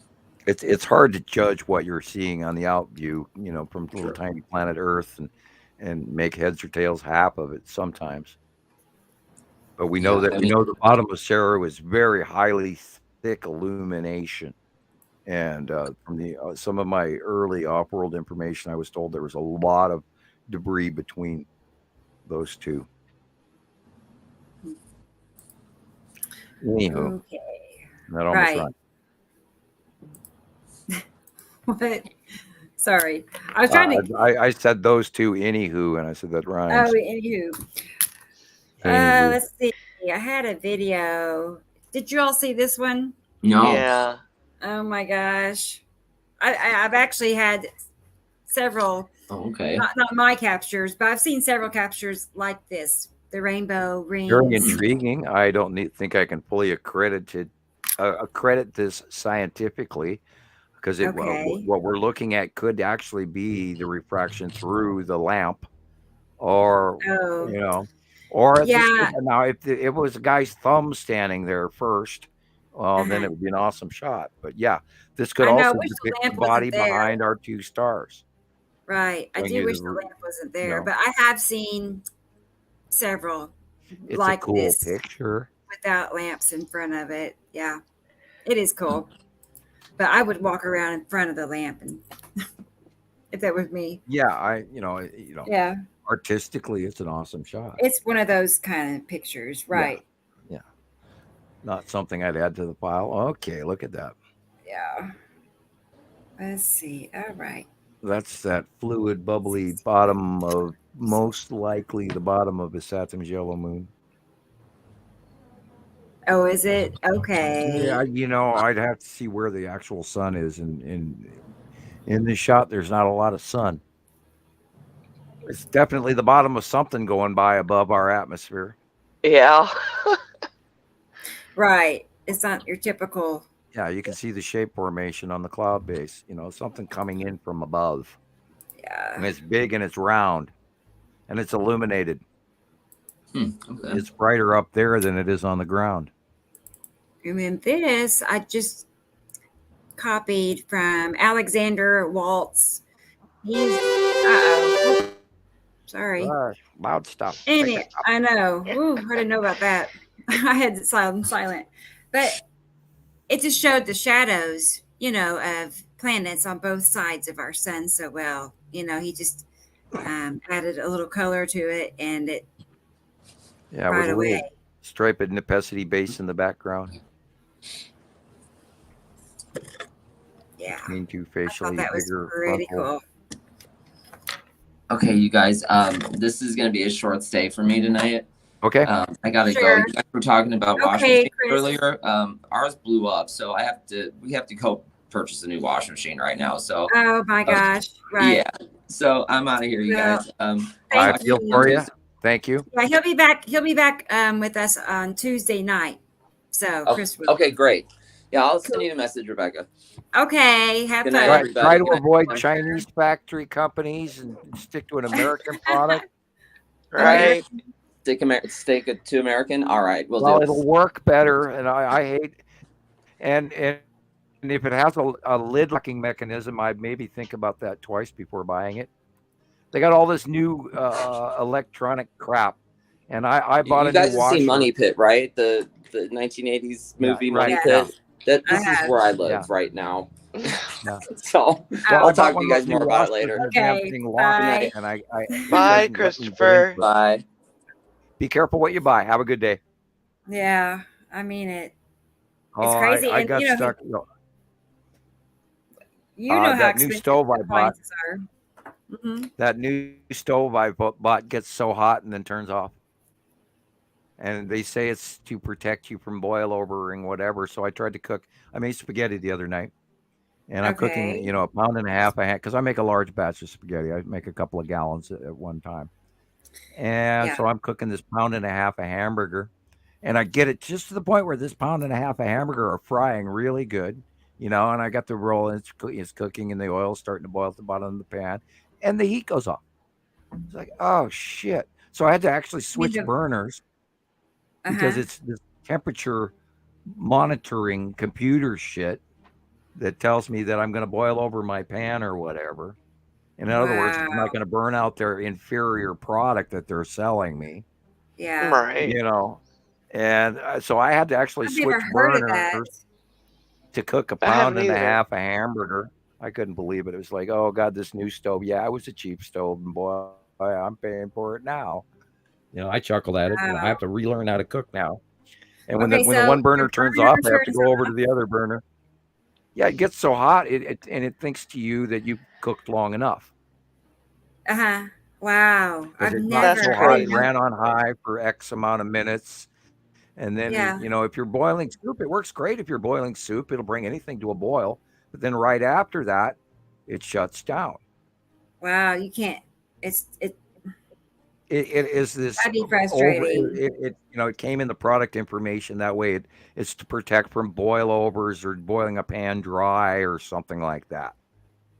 And this product comes with this feature, and it's not a feature. What it is so the element doesn't burn out right away because they're selling us inferior elements, right, or whatever, right. that it won't last if you run it on high for 5 minutes. And you can't really boil potatoes. It gets so hot, starts boiling, and then it turns down. And then 10 minutes later, the damn thing turns back up and goes back to boiling again. It's like, so that's not a good idea. Well, if you're cooking modern day and you're going to fry or brown this really fast and boil some water, then it's fine. But if you're trying to cook your meal for long periods of time on the stove. Right. Like, Right. you know, Like, raw what if you're trying to cook beans or something that take hours? You know? Right. Right. Well, if you turn it up Give me slowly, I've noticed give me a that good old 1950 stove. yeah, you Right. can't Or crank that sucker up on refrigerator. high for as long as True. yeah. No, I We're know. in a new era, folks. You know, When I stuff was think built to last. We bought a brand yeah. new refrigerator about less than 18 months ago, and I'm already going to have somebody repair it. Like the freezer is fine, but the refrigerator won't stay cold. Like it's kind of cool, like cool enough for some fruits and veggies, Probably a but bad it's not. thermostat. But I have to keep. Or depending on the Freon element, or check your fan. Check your on the back of the refrigerator. There'll be a fan. Yeah. That fan area, the grating, or on the bottom and the front and the back. Make sure there's no dust. Oh yeah. I'll If look you and have see. dust filling I those, don't think there's a fan visible back there. well, I'll look. there'll be little slats. There'll be open air ducts area. Make sure that start there. Start by checking to see if there's dust. And if not, then of course it could be a bad thermostat, or it could be the refrigerated element. And if you ever lay a refrigerator down on its back, you don't plug it in right away, because you got to let it. You got to let it recharge and reflow up, balance by itself, and then you plug it in. But if you lay it on its back and then you plug it in too early, it never gets cold enough for the life of the machine. So once you stand it up, you got to let it sit for hours, if not 24 hours, before you ever plug it in. Because it has to do with the pump and the pressurization and where the Freon element or whatever is and was in the dash pot and all. I don't know a lot about refrigeration, but I do know that. I have to unplug it and plug it back in. Right. I have to unplug it and plug it back in to reset the lights and the gauges that's on there, and then over time it everything the lights are not in the right locations basically, so I have to unplug it. Anyway, I don't know, but it's brand new basically. And what's crazy is we have an old refrigerator that was here when we moved here, and so we kept it in the spare room, and I don't know, it's probably from the 80s, I'll say. And it works great. I mean, no problem. Girl, But we had to shift everything, like the eggs and milk and whatnot, to the other old fridge. Knock on wood, don't replace it. If it ain't broke, don't fix it. I know, we did it because we got a new stove, and we were trying to make everything match. And so you can't buy stuff anymore that works the way it's supposed to. We talked about that last week, where everything's a knockoff and it's not even what it's supposed to do anymore. It's just almost the next thing. I'm I'm just in everything I buy anymore. And David, I agree. The compressor, maybe it could be the pressurization. Maybe the compressor. Yeah, it's one of 5 different. I hate to even have somebody come look at it to tell me. I'm scared to find out. Yeah, there's $250 to walk in the door. There'll be more right. Yeah, right. Just to come look at it. Right. That's what happened to me right before Halloween. I had to call a plumber. And because the guy that fixed our water decided to pump all kinds of crap down our water line, and then it filled in all of my mechanical faucets and everything throughout the house. And so I had to call a plumber and actually have a bunch of. It cost me $350 because they worked on the water pipe.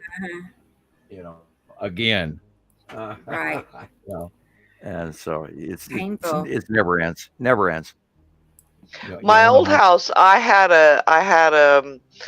the water line going to my washing machine leaked, and I got someone to come out and to fix it, and my ex had turned the water supply off going to that line, but I guess that valve needed to be replaced as well. So when they got there, it was still too wet to go under there. So they fixed the shut off to just that line, and said, "Oh, we'll come back in a few days, when it's dried up some, and fix it." But they charged me to come out twice. Right. And I'm like, you should have just crawled your butt under there and gotten soaking wet, and not had to charge me to come out twice because you didn't want to do it the first time. Yeah. Consumer beware. Exactly. Man. Exactly. They make stuff to where it doesn't last as long anymore, to where it's going to break and you got to spend money to fix it or buy a new one. And a lot of times it's cheaper to get something new than to fix it, or you just can't fix it. You know what I mean? There's not repair people for those small appliances anymore. So you just got to throw it away, go to a landfill, and, ends up there. Yeah, like TVs. I see TVs out by dumpsters all the time. So I actually salvaged a few because they were fine. So I don't understand, but I don't know. And you can take it to the dump, or I guess whatever you want to call it now, but they won't take TVs. They won't take refrigerators or anything with Freon in it or anything like that. Like, what are you supposed to do with that stuff? I know. I do know. Put it out to the curb and hope someone, hope someone takes it. I know. Cross your finger. Usually they do. Somebody to empty the tank. You call a service person. They empty the Freon into a tank, and then they pay for that to be processed, and then they haul the refrigerator separately away in another service, and then they of course sell it for scrap. And the same thing goes with computer stuff like that nowadays, and where they're actually mining all the gold and all the precious metals out of these melted down hard drives and everything. So, and there are a lot in computers and stuff, and it's an amazing industry. But unfortunately, we are creating appliances, and an example is the blades for these giant wind turbines. They've got to be constantly replaced, but they have no way to recycle them because they're so big, and it's not cost effective to have to rehaul them back to some place to melt them off. So now then they have to get a crew to come in and cut them into pieces and sell it for scrap. And so it's just this, we're making all kinds of stuff we don't really think through well, and of course boils down back to just making money in the hell with what, damn the lifeboats, full steam ahead, that kind of thing. So anyway, do you have any more pictures for us today? I can get more. You want to keep going, or well, only if you want to. I just I've just noticed that we're completely off topic. Talking about refrigerators. There was one I sent you that was one of those bottom 4 pictures that I sent you on Messenger, and I don't remember which one. There was 2 of them actually. There was one that had this little bitty teeny tiny clouds that I just thought were crazy abnormal that I've never seen before. And then one of them actually had let me get to my Messenger. One of them actually had something in it that I didn't even see when I caught it. Let's see. I see that you sent me the pictures. Let's see, hold on. I gotta take my glasses off. Let me see if I can figure out which one it is. It's not the bottom 4 that I sent you. Yeah. It's the first one on the very bottom row. Mm-hmm. It's regular clouds and then little clouds above it, but there's something in between it. Did we not get that one? Let's see. Let me go back and look at your folder a second. Maybe I skipped it by accident. Let's go look. If not, I'll add it. You know what I mean? And I can send it. I can send it to you again if you need it. Yeah. Let's see. Those bottom 3, You showed the last one, but those bottom three. There's three. The two of them are those little bitty. Yeah, I see those weird-looking clouds. Yeah, I see that.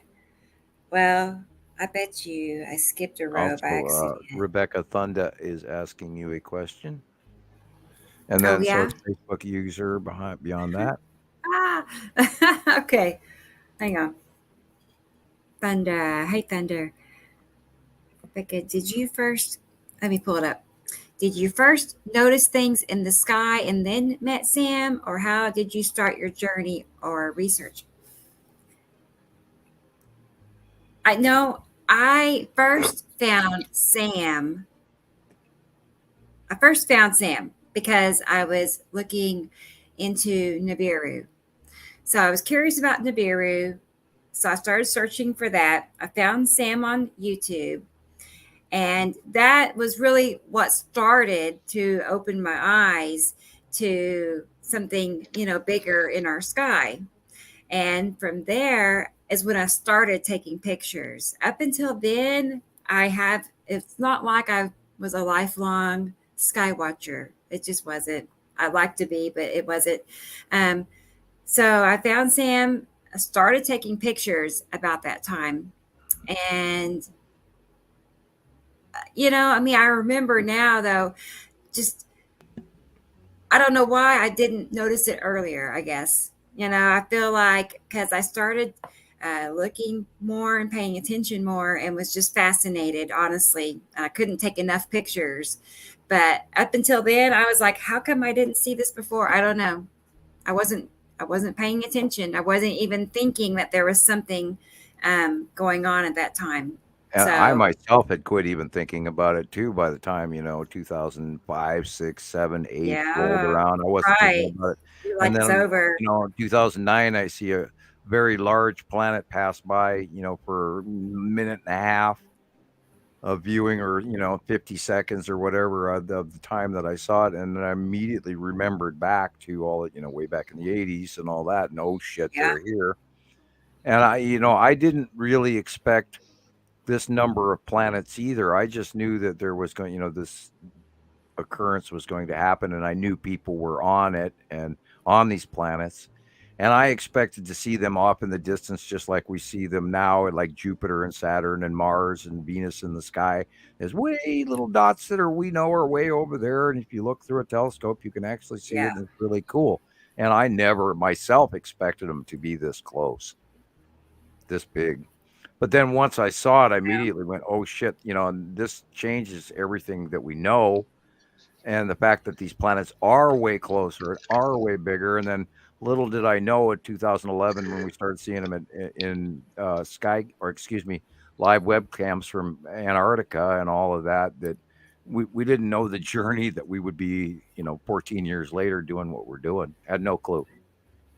It's all grown. Yes. Into what this is. It's unbelievable. And yet, I'm sure that people who lived in 1650s BC were seeing things that they wanted to somehow account for, and this is why they were feverishly, taking chisel to stone, trying to write this down for people. And then there, of course, I imagine there were people that didn't see it either.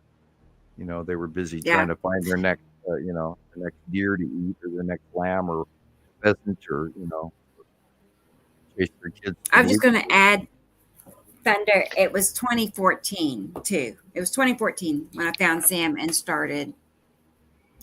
Good night, Audrey. Oh, Audrey, it's 3 a.m. Wow, you're bright. Yeah, that's about my regular schedule. Yeah, I'm up till 3 usually. So, good night. Get some rest. And we are coming up on our 5th hour. So I imagine some people are waning. It's okay. I'm not sure what this is, but I'm going to look and see. I'll try to find you, Facebook user. But and here is this picture, one of them that Michelle just sent me. This is Michelle's, and she is curious about what's happening here. You see the big white poofy cloud? I call them the little poofy clouds. Right. And then right above it, there's this little thin.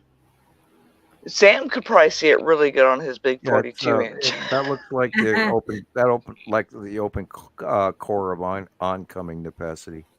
Okay.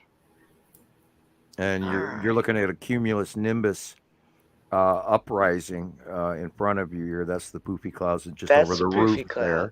Those are cumulus nimbus in our normal atmosphere, and they're rising up to a point, and that white line is where it's actually running into something. Right. Okay. And that's where, and then it literally looks like the same shape of the base cloud of Nepacity that we've watched for years.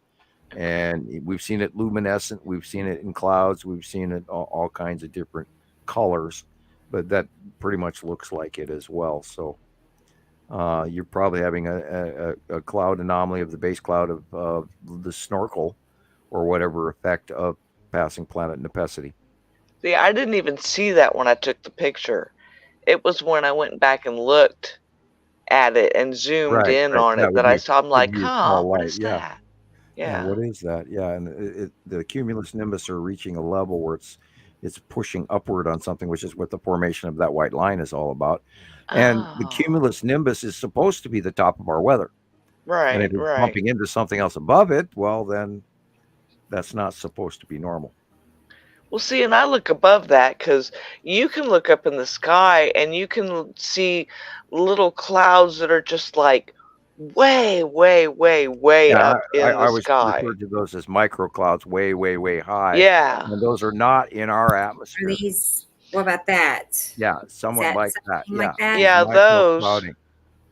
those are not necessarily our clouds. Those could be large clouds around the base of that. Strange, don't they? Whoops. Yeah, because I'd never seen clouds like that. Not the little teeny tiny. Oh, that one was one of the sunsets I got. That pinkish. Oh yeah. But I know it's something. Yeah, that of course is bottom of Nepacity as well. Nepacity. With an axis tip and open core, you're staring into the core, and it's an axis tip shot of Nepacity. It's just is Yuri there too? Yuri is back behind in the farther with the white yellow face. See, I didn't think Nepacity would be that far left. I don't know. To me, it looks like it's really left of our sun. Well, it just depends on when this shot was taken. That was taken. It was taken at night. It's sunset. Well, what year? What's today? This year. 2022 probably, because it was after I moved, and I moved here in 21. When Nepacity was coming over the top of us, and doing the dance back in 2022. Okay. Yeah, so that fits this. Yeah. Open axis of Nepacity coming. Yeah, over the top I could get to the date I took the picture, but that's the phone that I'm using for my video. It fits. It fits. But yeah, that's the house that I live in now, and I moved in this house in June of 21, so it's anywhere between 21 and now. 21 or 22 would be. And that's looking to the pretty much the west. Yeah, I've noticed how the sun it's just not coming up and crossing the same anymore, because completely on a different axis. I got my windows open all day long, and sometimes, I notice when the sun moves and the movement of it, because it'll throughout the year, it'll blind me sometimes in the morning, and then it moves over some, and where the cat lays and where the cat exactly right, and you learn that over time, right? Or where the sun comes up in the morning whenever I go out to my porch to have my coffee and stuff before work. Sometimes it'll come through my my front patio screen door and just blind me to death, and then, give it some time and it'll move over to where it's not blinding me anymore. So you learn that. Yeah. This is Tiffany, just so everybody knows. Tiffany is asking about how high up these clouds are. Like, any idea? Well, a lot of these clouds are below the planet or around the planet, far away from the planet. We know that Earth's atmosphere runs out about 3,000 miles. So, and that's different varying degrees of our atmosphere, and our clouds only go up to, any real formation of any thinner clouds is like 40, 50,000 feet. And then after that, it's, stuff that you can see through. But our actual cumulus nimbus clouds only go up to roughly about 35, 40,000 feet on average. So, the planetary clouds around the planets they could be 50,000 miles away for all we know. It's really impossible to judge that. We have no way to measure it. And that's been a dire, unfortunate aspect of all of this. Is it's really hard to judge. It is, except that even looking at this picture that's in front of us right here, look at the upper area in the dark blue area and how micro those clouds are. Yeah. They're really, really tiny and clusters, really, really tiny. And just know that everything from that dark blue line where the rainbow starts cutting into the over illuminated sun area probably is planet. Everything above those lines. And including all the way down to the bottom line could be the facial refraction of the bottom of the planet right there, and why it's reflaring in a completely separate size than the rounded sun below. So it's the cloud size has a huge bit to do with it. Look how tiny they all are in the upper part of the picture. Right. And those are clouds around another planet. Right. Yeah, I'm learning Yeah. slowly but surely. You are, but, not even that slowly. 2 months is really fast, because when I think back how long it took me to learn all this, I mean, years went by and I still was turned around. So, it took me a long time. Now, this is quite easy to identify what this is. This is, of course, Attu-Natu's moon, with the object cluster group coming in from the left, and in the background is behind in the center, just above the sun, is tipped axis Nepicity, and Uri on the blue left-hand side, and then Nibiru and his Saturn, of course, on the right-hand side, behind Attu-Natu's moon, which is center of the pic, from one end to the other. That was sunrise. That was about 8:40 something in the morning. And that big rounded, huge Attu's moon up front. So anyway, I'm going to go cut pizza. I'll be right back. Okay, Sam, go ahead. All right. I am saving a pic that Tiffany reminded me about. So we'll share that one in a second. It's really outstanding, really, I think. It's like super duper duper duper pink,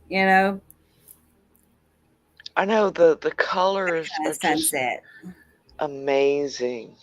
I know. I love it. I mean, every now and then I get one of those sunsets that, you kind of just wait your turn, basically, because you see pictures, but then you wait and you wait for your turn to see one of those. Vividness. It's like the southern hemisphere gets better pictures, more vivid color. Yeah. Than I've ever seen here. Okay, there's that one. Let me pull it up and it'll be ready for Sam. And hey, Andrea.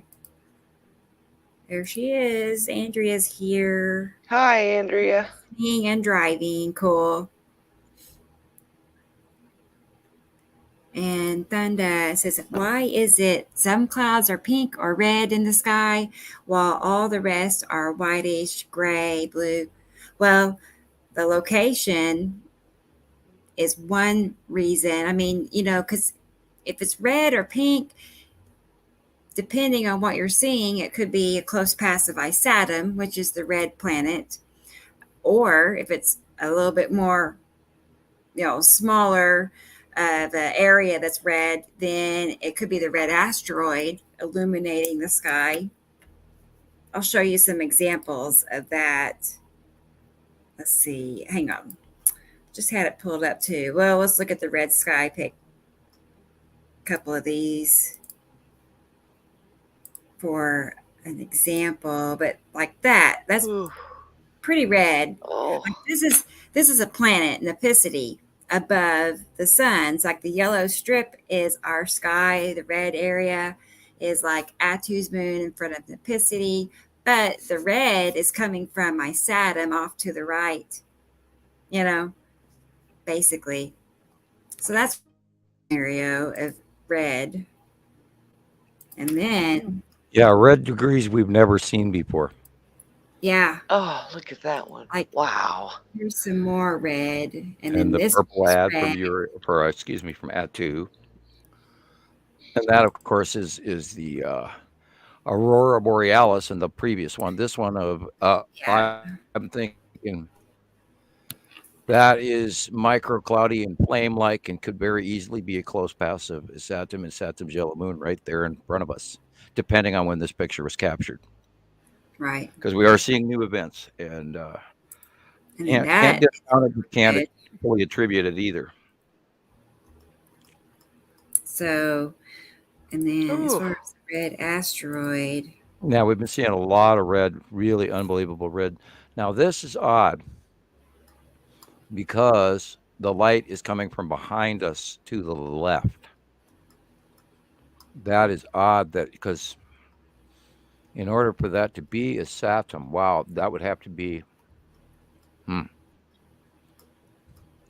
to think of where that would be. It'd be on the correct side for a very close, huge, outrageously unbelievable illumination of the side of Saturn proper.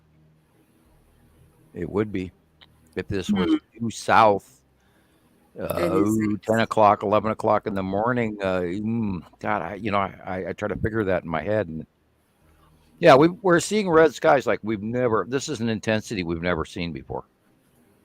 I mean, this is blood red to orange, traffic cone orange. It's just insane. Right. And we've never seen skies like this. They were, pieces of red on the clouds, but not where the entire sky is absolutely blood, candy, cherry red. And unless it's in the middle of a sandstorm. And then in some cases, we've seen those red skies from the illumination through the sand. But there's a lot of them coming in worldwide that have nothing to do with any storm, So, wow. And here's another example, of course. Now, if you look over here on the left, that's the onsetting asteroids coming in from the left and going underneath Attu and Attu's moon all the way to the right, which tells me this picture was captured approximately 3 to 4 months ago. Because the Attu and Attu's moon is over us and Uri is to the left, and yet it's sunsetting with a blue sky still. That is amazing. Yeah, I love it. Everybody said, that's a beautiful picture. Well, nice, pretty skies. Well, there's more than that. This is dangerous. And that's what's scary, because they look so close. And they are. And they are close, but yet they're hugely far away. Right. But they're so huge. Right. And that's what blows me away, that, nobody is getting this part. It's like, if you walk out your front door and you see this, and you've never seen anything like this in your entire life, what do you say? It's like, oh my God, these are weird clouds. I mean, and you leave it at that? No. Now this one right here, that next picture in this one, I'd go, okay, these are beautiful clouds. How cool. But that previous one, I mean, and this, of course, Right. a couple months ago, I saw the reddest skies I've ever seen Yeah, over my head outside, like this, here. pretty much just like this. And I knew that it was, nothing I'd ever seen before. Yeah, like, look at this. This is. Are we looking at the water? What are we looking at here? Oh, wait. Right. And I feel like I'm staring at something that Monet painted in his lily period. Right. The garden lilies and the bridge, and not the actual sky. This is wow. And supposedly there's a sun in the middle of this, right? Okay. That's strange. Right. Here is a pic from Tiffany. This was something she posted earlier this week in the Facebook group. Yeah, Atu's moon. So I made that to kind of, Yep. better understand it. Yep. But look at that. I mean, that's gorgeous. You can see the little asteroids underneath the bottom there, right by the trees, and at the horizon line, and the big one coming in over there by the rain gutter on the left, big white illuminated circle coming in, going around the bottom of Atu's moon. And those stripes, those that those, that stripe is. Think of, you're looking at the side face of a planet, and those are the weather patterns around that planet. And that's why you're seeing it in the lines. If you looked at Earth at a distance, you'd see we have similar lines from the direction of our weather. She says, I couldn't believe I actually caught it. She said, she finally caught it. She said, I know that feeling. It's like, you'll remember it for a long time too. And you look at the horizon line of the real color of the real sky. And it night and day. Right. Yeah. Pretty. Okay, I see Katie Joe sent me some pictures. So cool. And don't forget the rounded shape on the bottom. A lot of people, this is just clouds. Oh, this is just clouds. Not when you see that rounded, never-ending. Oh, there's the rounded. There's the rounded. There's the round. You see it over and over again. Yes. And it looks like you're drawing up an oval plate rather than a rounded plate, but it's an oval, right? And you can see all the way across the sky that there's no clouds mixing into that pattern. They're completely separate. What was separate, Sam? Sorry, Alan was letting my cat back in here, and I'm like, no, the cloud base, not again. Right, and the perfect curve too. I don't know if you mentioned that or not, but yeah. Okay. Correct. Thank you, Tiffany, for sharing that, because I love it too. And Katie Joe just sent me a few, so I'm going to get those. I believe Jesus captured a bunch of this very similar footage on live feed, and I think he posted that pretty much last week, the week before. Very similar, and we've seen this. Yeah.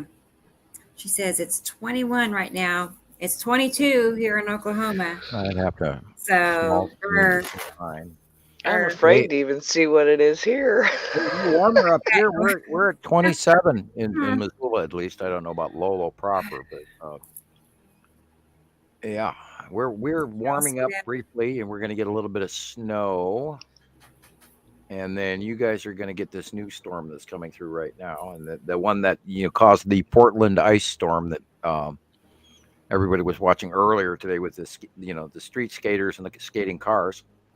And that's all heading your way now. And like I said, you should have that by Monday. Oh, boy. No. And it's going to briefly turn into an ice storm. And then, of course, there's moisture coming up from Texas and from Louisiana that will meet that, which is why it will warm up and turn to a rain event after that.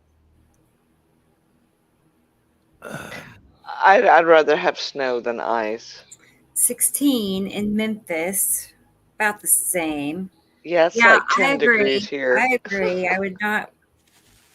Don't want to deal with the ice so much. Let's see, Katie Joe. Well, it's like when I got woken up at 2 o'clock the other morning with the fire going on over here. I looked out and I'm like, oh, wait a minute, there's snow on the ground. I didn't know it was supposed to snow. Oh, so where was the fire? What was happening with that? It's an old canning factory that they whoever bought it just used it as like storage. There's a lot of like old military type trucks and just kind of a whole bunch of junk, and it's been in disrepair. They've tried to work on it and it's huge. I mean, it's like, let's see, one in blocks. So there's 1, 2, 3, like 4 blocks long. It's huge. Wow. And luckily there's another set of buildings between the street and where my block starts. Had those buildings been on fire, I really would have been scared. But no, I don't know what woke me up. I really don't. But I got up and I saw orange sky, and I'm like, wait a minute, this isn't right. It's like 2 o'clock in the morning. My aunt 2 doors down, who's normally asleep at 2 o'clock in the morning, is calling me. She's like, are you seeing this? You see what's going on? And I'm like freaking out because back in what was it, 2016, I think, the old house that I lived in, the house next to us they turned into a lamb house. I don't know if you know what a lamb house is. It's like a drug recovery, life after meth house. Okay. Yeah. And I woke up, it was like 3 o'clock in the morning. I had to go to the bathroom. I never had to get up and, do that. And I got to my bathroom and I looked out and I saw orange, and I'm like, okay, it's like 3 o'clock in the morning. Why is it orange outside? And the house next door to me was on fire. Thank goodness it was the other side of the house, and the wind though was blowing my way. And I have to give kudos to the firefighters because they did an awesome job keeping the flames off of my house. But this cannery over here, it was huge, and when I walked out and saw it, I mean, there were just flames all the way up in the air, and I just flashbacks from the house next door burning, and I'm like, freaking out. I know Sam went through that a few weeks ago with a fire. No, this summer. Has it been that long? I know it feels like a few weeks, Sam, but anyway. Yeah, it was early. It was early summer. We got a lot of rain, and I knew we had so much rain in the spring. It was odd, and I knew the grass was growing big time, extra special for a nice Montana fire. And lo and behold, it did happen. And it burned out the people across the street from me. Oh, look at it almost looks like my kitty. The color. Oh yeah, that can happen to anybody right now, and of course older buildings are going to be, and big industrial complexes also. Yeah, you never know how easy, that within 5 minutes you can lose, 10 minutes you can lose your house. Exactly. And I don't know if they know what caused it, but you could hear the little booms from something kind of blowing up or something in there. And last night I didn't get any sleep because I kept, thinking I'm hearing, like it flared back up. And that's why tonight I had my blinds open and I saw a fire truck go by, and I'm like, uh-oh. So I went to the back, and they had their ladder truck up and putting out a hot spot, I guess. That's crazy. Yeah, be thankful there's property in between you. Yes, amen to that. Well, thank goodness that the buildings closer to the street over here weren't on fire, because then I really would have been worried that, the flames or the embers, all it takes is one ember. Yeah, we have to be aware of what's our industrial zone, as even the old businesses, what are they housing inside? An example, of course, is the explosion that went on in, I believe it was Lebanon. Was it where? I can't. Oh, that big, huge one. That big I one where they remember were pouring that. all of that ammonium nitrate. Beirut. Uh-huh. Was it Beirut? Yeah, I believe it was Beirut, right? Mm-hmm. And it went boom, and it wiped out. Oh God, it wiped out miles worth of Yes. people's windows, and there were Yeah. thousands of people with glass in their face, and I remember that. spooky times we're living in. In fact, I saw that on something the other day. Oh, I've watched it quite a Someone few else times. shared it again, and I'm like, that's just amazing. That's Yeah, crazy. I watch it all the time because it's just and people who've never been around a blast like that.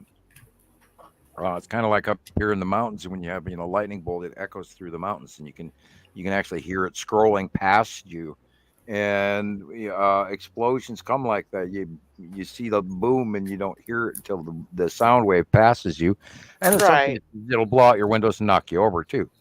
Right. I was just gonna say these few pictures that I'm sharing now are from Katie Joe. They're from today. I was looking at that central orb New Jersey. in the middle there. Looked kind of suspicious, but small. But I didn't think. Well, the little orb in the dead center of the picture. It kind of looks a little sus, as they say now. Hard call. Right. Without kind of close up. It's hard to see for sure. Yeah, and this helps a lot. We're probably looking at quite a few of these objects are asteroids in front of us here, including a most likely very large planet just above the sun, because it kind of looks a little cut off-ish. Yeah. If not the side face of Nibiru showing there. So yeah, most of what we're seeing here is asteroids in the white. Same thing. And this, of course, is a little different angle on the other side of the sun. Yeah, it's a hard call. A lot of this stuff, that looks like space material rather than our local. The lighter, not the white, bright up close clouds, but the ones in the background are probably exterior of our atmosphere. They look like it. They look like clouds in some really cold area up there. That's crazy. Sort of like when you take out that, the block of dry ice, and it puts off that weird misty gas. Yeah. There's another one. Also, I got a short clip, short. Yeah. Let's see. She looks a little closer to sea level than I'm used to staring at from. Yeah, New Jersey.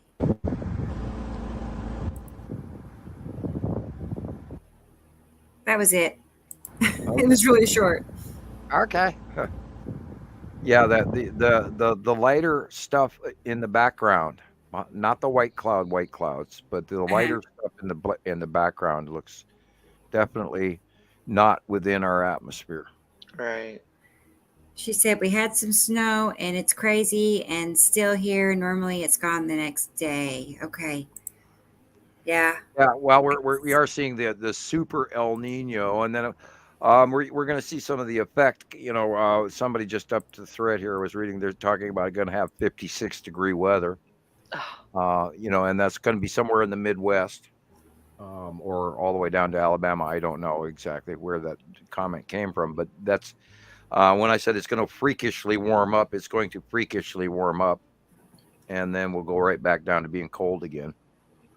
And I have not seen that projection of 2 weeks out, but I've seen it over a week out. And so it's going to be odd. It's going to be really strange. Yeah, because here, like Wednesday and Thursday, it's supposed to be like 52.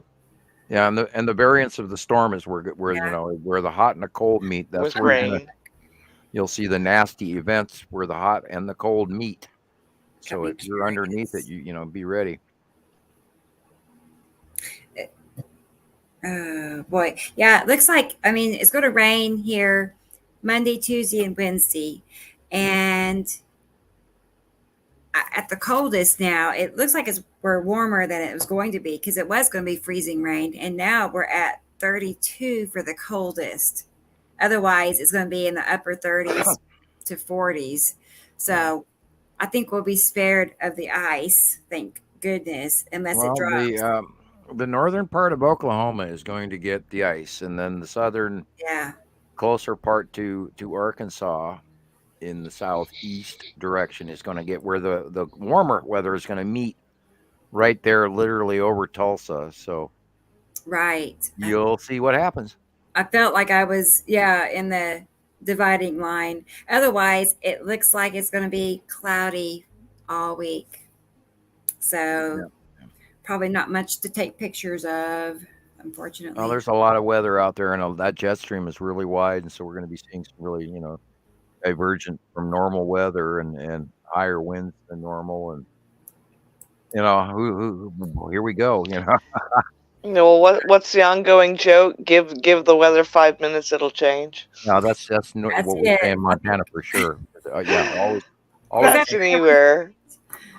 I think every state has that same. Yes, because I used to say the same thing down in Texas. Give it 5 minutes, and the weather's going to change. Same thing happens up here. I mean, I look at the forecast for the week, and I say, well, it's supposed to do this and this and this, but give it 5 minutes or a day, and it'll change. Weather forecast, and they've changed it. Yeah, exactly. It's nice because they're trying to stay on top of it, but Yeah. Well, it's prediction. I mean, that's what they're doing. They're predicting. So it's easy for them to. The guy doesn't have to go in there and type in now and change it. The computer automatically does it. All right. Like they've even got AI voice patterns for Jim Cantori now. He doesn't even have to do the promos. The computer does it for him. Oh. See, I used to live on the Weather Channel. That's where my TV stayed during the day when I was working. That's why it was on the Weather Channel. Jim Cantori, because he was starting out when the Weather Channel first started out. Now you have to pay money for the Weather Channel. Well, yeah. Really? When my mom passed away, I dropped down a tier on my cable because I couldn't afford, all the 200 channels with nothing on, and that was one of them, was the Weather Channel. So after that, I didn't get the Weather Channel, and you used to be able to go to, the website, and you could click on a link, and it would take you to a live, and you even with the premium Weather Channel, it doesn't have live anymore. Yeah, and then now all you got is Fox News, and then they put you on hold. I don't watch Fox News. Yeah, I don't watch Fox anything. Yeah, because it's sensationalism, hype, and inaccurate. Sadly inaccurate. So yeah, I've been limited to actually just having it. Well, I know how to read the thing anyway on my own. I just go to the actual weather sites. But anything anymore that has current absolute radar, you have to pay money for. And it's like, come on, man, what happened to there's even reality? There's even a emergency alert system channel on my cable now, but you got to pay to get it. Right. And I'm thinking that's just stupid. Yeah, and here we're paying for all these government stations that we're paying millions of years or millions of dollars a year out for, and they're no longer even serving us at the base level. Now I don't know about the Midwest. They've got the tornado channels on the radio and all of that, but they don't have any of that out here. All right. And not that I listen to AM radio or have one of those warning systems anyway, because we don't really have tornadoes here. All right. If they are, they're very, very short-lived here in the mountains. They form and hit the nearest mountain and quit. But that it's like here. We live in a valley, and I was told that if we ever got a tornado here, we're in trouble because it's just going to bounce around. And even believe it or not, the thunder, tornadoes the will thunder follow up the river here, path or a ditch. Yeah. They will. But the thunder up here, it rolls. I mean, you get the thunder down and I don't know if it's got to do with the fact that we're in a valley or not. But down in Texas, a thunderstorm, thunder, lightning. Okay, it was cool. But up here, after I moved up here, it's like the thunder, it lightnings and then thunders, and the thunder keeps going. It just like it rolls between the mountain ranges. Right. And then sometimes you hear a back echo, and which continues it. Yeah, it happens when you have mountains versus no mountains. Right. We had a storm back in Bismarck. 2018, and I've been through hurricanes down in Texas, and it didn't scare me. I mean, it was wind. I got that, understood that. But that last one of the storms we had back in, I think, what did I say, 2016 or 17, it caused, I guess, a big downdraft. And I was running through my house, shutting my windows, on the phone with my daughter, and I hunkered down in the corner, and I'm like, Amanda, I'm scared. I said, you know me, I love this kind of weather, but whatever's going on right now, I'm scared. And it cut our power off. It twisted trees. I mean, literally twisted trees. And people say, oh, that was a tornado. That was a tornado. And then everyone's like, no, it was just a downdraft. I guess whatever they're microburst. There you go. Yeah. Well, we're gonna be seeing a lot more of that, and it's gonna be, of course, a lot worse. And then they're handing it titles like Derecho and this and that and the other thing. Right. And then they're, of course, they're not even handing out the right category for the tornado class level on the Fujita scale. They usually downgrade it, unfortunately, publicly, and then the best way to tell is to learn how the Fujita scale works, and that has to do with how well trees are stripped, or if they're ripped in half, or if they're ripped down at the bottom of the ground, or if it completely removes houses entirely from their foundation and all of that. That's an F Fujita 5. That's crazy. Well, we're going to see a lot more upgrade of all the storms, period. Everything. Right. Every storm, every extreme, every dry, every wet, every storm, every tornado, every hurricane, everything. We're going to see more of them, and we're going to see they're going to be a lot stronger, period. And that's all we've been seeing coming, and it's every week now, everywhere.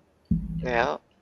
That's not, and I noticed that too, stuff getting worse. And I'm thinking, well, is it really that it's getting worse, or is it just that we have more means to get the news about it? That's what they say. Everybody's got a cell phone and a camera now, but no. Yeah. We're watching entire cities and streets and farmlands and regions being wiped out by name storm after name storm after name storm. And that used to happen maybe twice a year. Well, now we're seeing this year alone, since the turn of the year, we're already on, from December on, we're already on our 4th named European storm. And that would be already the 4 for the whole year. And yet we're a month and a half in. And someone asked me the other day, when did they start naming winter storms? Well, when they're... And I'm like, it's been a few years, and I know that these are bigger when I still got the Weather Channel that they would name they're the winter bigger storms. because, and they slap a name on it because it's an occurrence that they don't dare tell you what it really is. And this, of course, boils it back to, these are on-land hurricanes, and they name hurricanes, but they're not. And even we talked about this the other day on a couple of shows back. Even NBC finally actually did declare that rotational storm that formed literally over the top of Rebecca last week was, in fact, a northern hemisphere on land winter hurricane. And they never got into the details behind it, but that's what it was. And they actually did declare, because the millibar, it was at 950 millibars, and entering the category of an actual hurricane. So, and the wind speeds and all of that. Yeah. So it was an actual hurricane that formed on land, which they don't do or didn't do. Orlando Kane, one of the guys I used to watch, was called. He's passed away since then, but he would call them Orlando Canes. Maybe it's a hemicane, as in him and her. Her forms over the ocean, and him forms. That was what was his name? Mike Morales, above ground world news, AGWN. He was on Facebook and YouTube. He would do like 16-day forecasts. A lot of the good ones and stuff like that. Yeah, he ended up getting lung cancer and was trying to treat for that, and then it just spread, and he finally passed away from it. Some of us older folks. I'm like, oh, I miss my little Lando Cane Dune because he had chickens and stuff like that, and he'd go and show you the chickens and his little picnic table. But anyway. Okay. Look at that. There's like nothing up there. You think. It's clear looking, but look at the dark shadow. Exactly. Look at the dark. It's like totally clear, but so even when, like, they're always there, you know. That's that. And people would say, "Oh, that's just an effect from the camera and the sun coming up," and you're like, "No, dude, look closer. It's a planet. It's you know." It's August of last year. Is it really? Oh boy. Yep. Oh, sorry. That's all right. I didn't realize I'd scrolled back that far. I look at those things. I know. Oh my gosh. Well, I've been doing this a while, so you want to check what you're talking about before you open your mouth, and I've caught myself already opening my mouth before I check what I'm looking at. Yeah. Let's see. I was going to tell Avengers Captain, hello. I greeted you. No, it's not. Annie's Arabians. Yes, I miss Mike Morales too. Mike Morales. Yeah, he was a funny guy. Now, he was one of those that was like, oh, there is no flat Earth, and I'm like, I agree. I could never get on board with the flat Earthers. There's no flat Earth. There's no flat Earth. That is very. And I'm not trying to insult. That is very small-minded. You're thinking in such a small outlook. It's unbelievable. Right. I've never. But I mean, there's so much more going on. I mean, including all the other alien races. Wow, don't even get me started. There's so much more going on out there. Yeah. And we only see the light from millions of years ago, and so we don't even see the current event of what's going on out in space around us. Not even close. And we are such a limited race so far, and our technology is so limited. If people think we are the only ones in this universe, they're crazy. Because, I mean, I've always believed. In fact, my aunt, whenever I moved into this house, my aunt lives 2 doors down, and we were sitting out on the porch one day, and just out of the blue, she looked at me and she's like, "Do you believe in aliens?" And I'm like, "Oh yeah, we're gonna get along just great, because yes, I do believe in aliens. There's other life out there, Yeah. Oh yeah. We are not the only ones here. Yeah. We don't even own Earth ourselves, and we're so arrogant and ridiculous. It's unbelievable. And our history goes back to us, chinking messages out on rocks, from 5,000 years ago. And God, the reality of what's really going on out there is so much bigger than we know. And I of course, have got to experience that firsthand. So, and it's impossible to tell anyone, to explain it to them. You had to be there. And even then, you're still, questioning everything you see. And it's, absolutely, there's so much more going on. And we're at a turning point here, and anyone who's doubting climate change and the quick succession of climate change that's going on right before our eyes is not thinking things through correctly, and should be a little bit. Of course, you'll have a real hard example of it very soon, each and every one of us. And we're at the stage where everything we know is changing. Yeah. And I don't want to become gloom and doom over it, but our weather is excruciatingly extreme, and I do not expect a very pleasant summer. So we'll see what happens, and so I try to warn people a few months ahead of time. Get ready for some stuff you maybe don't plan on. This last summer, I went outside to look after my tomato plant, and it was like only like 82 degrees outside. It was not hot, but I was outside for like 5 minutes and my skin was just on fire. Right.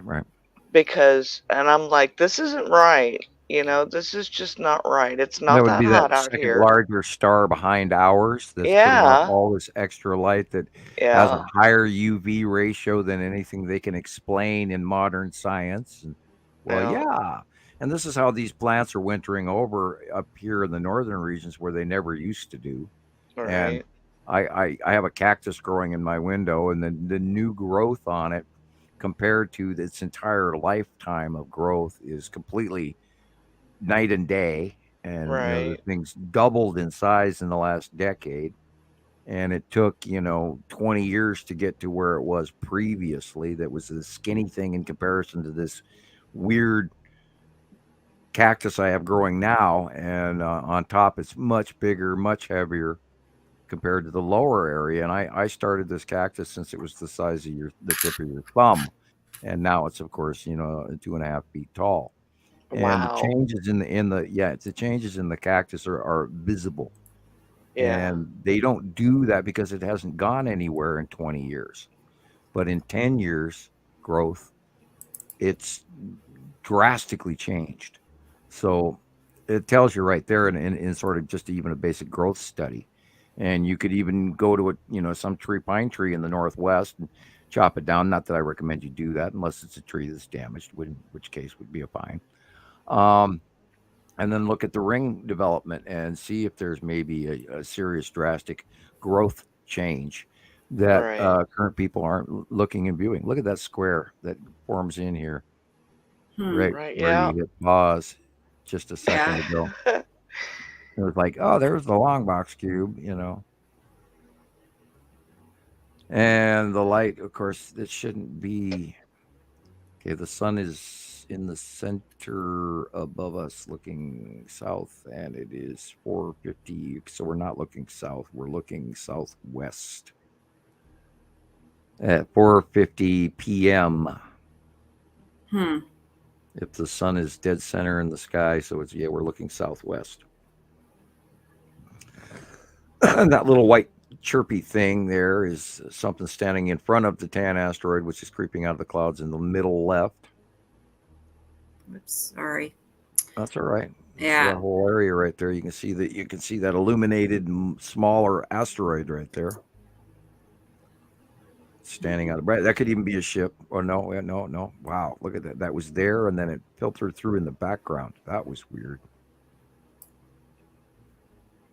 Oh yeah.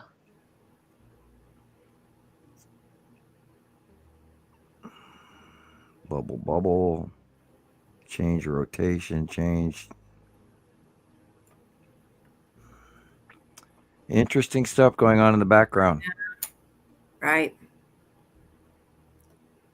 It's like two different shows happening at the same time. Right. And that's why I try to just ignore the basic small Earth normal clouds, and I spend a lot of my time looking behind them, and the light changes and the angle changes of the light and the cutoff, because there's a cutoff going on the right, and which is why the shape of the sun is changing. Man. Wow. And this is 8/2/23, so September. And this is June 28th of 23. I just admiring this person's channel. Well, it's just, they got this nice, lovely, expensive camera stuck on their roof, and they get to record and feed it every day, which is a handful. With a wide view of, I'm so limited in my view. I've often wanted to do that where I couldn't get a wireless system going here because I couldn't afford it. And I've wanted to do that. I just never could. Yeah. I have a camera on my roof like this. Yeah, if I had more donations and more funding, I could do more things. But I know everybody's suffering from a tight economy. But and folks, donations help. Oh, by the way, we haven't said this yet in this whole podcast. Was hit the like button, subscribe, set your settings so that you can find out when we're on. So a little bell goes off, and on your computer, your laptop, or phone, or tablet, and that way you get the notification. I was going to pull your your PO box up, and my robot error. Question: should we have a radiation meter tester? Yeah, I good luck getting one. I tried to buy a Geiger counter twice now, and I could never get one in stock. So if you can find one, they can be upward of $100, $150, $200 for a good one.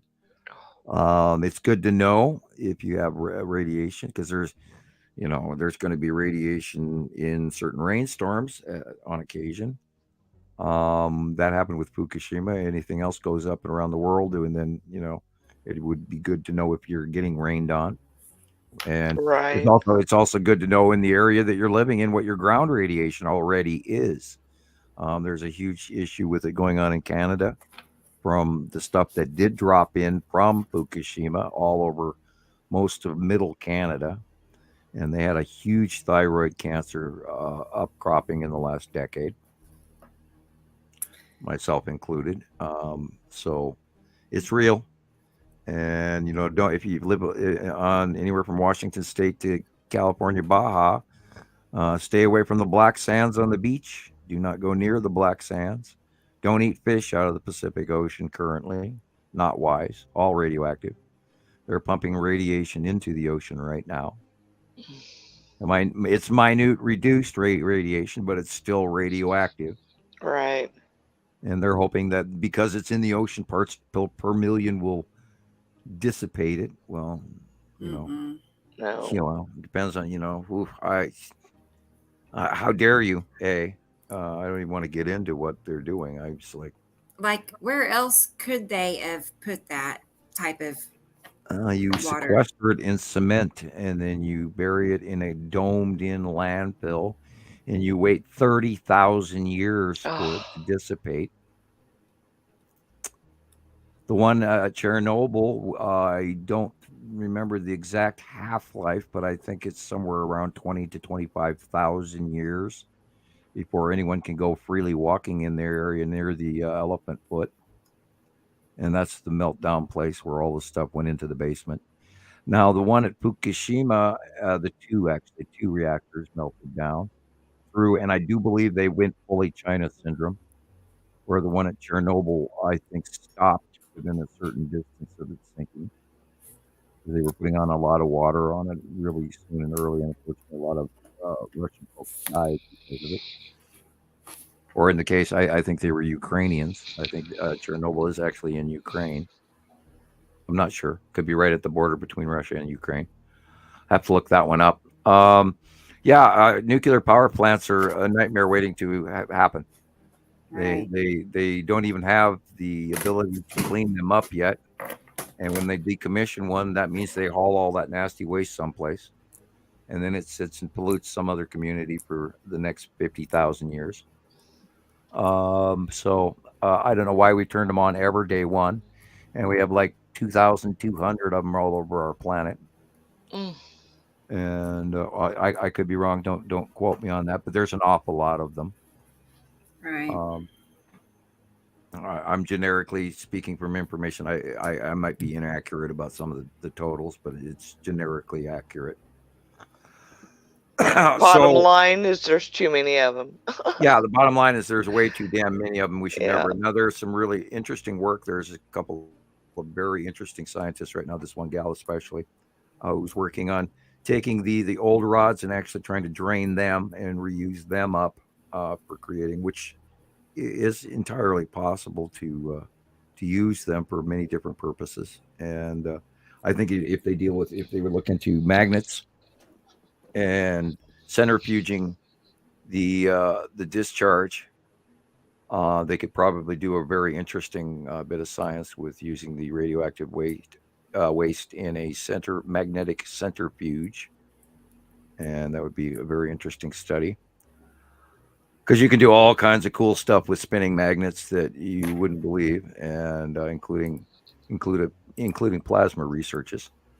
really, really cool stuff in magnetic plasma research. So, yeah, and then including minus 470 degrees Kelvin and all that, were the rules in physics changed at a frozen state.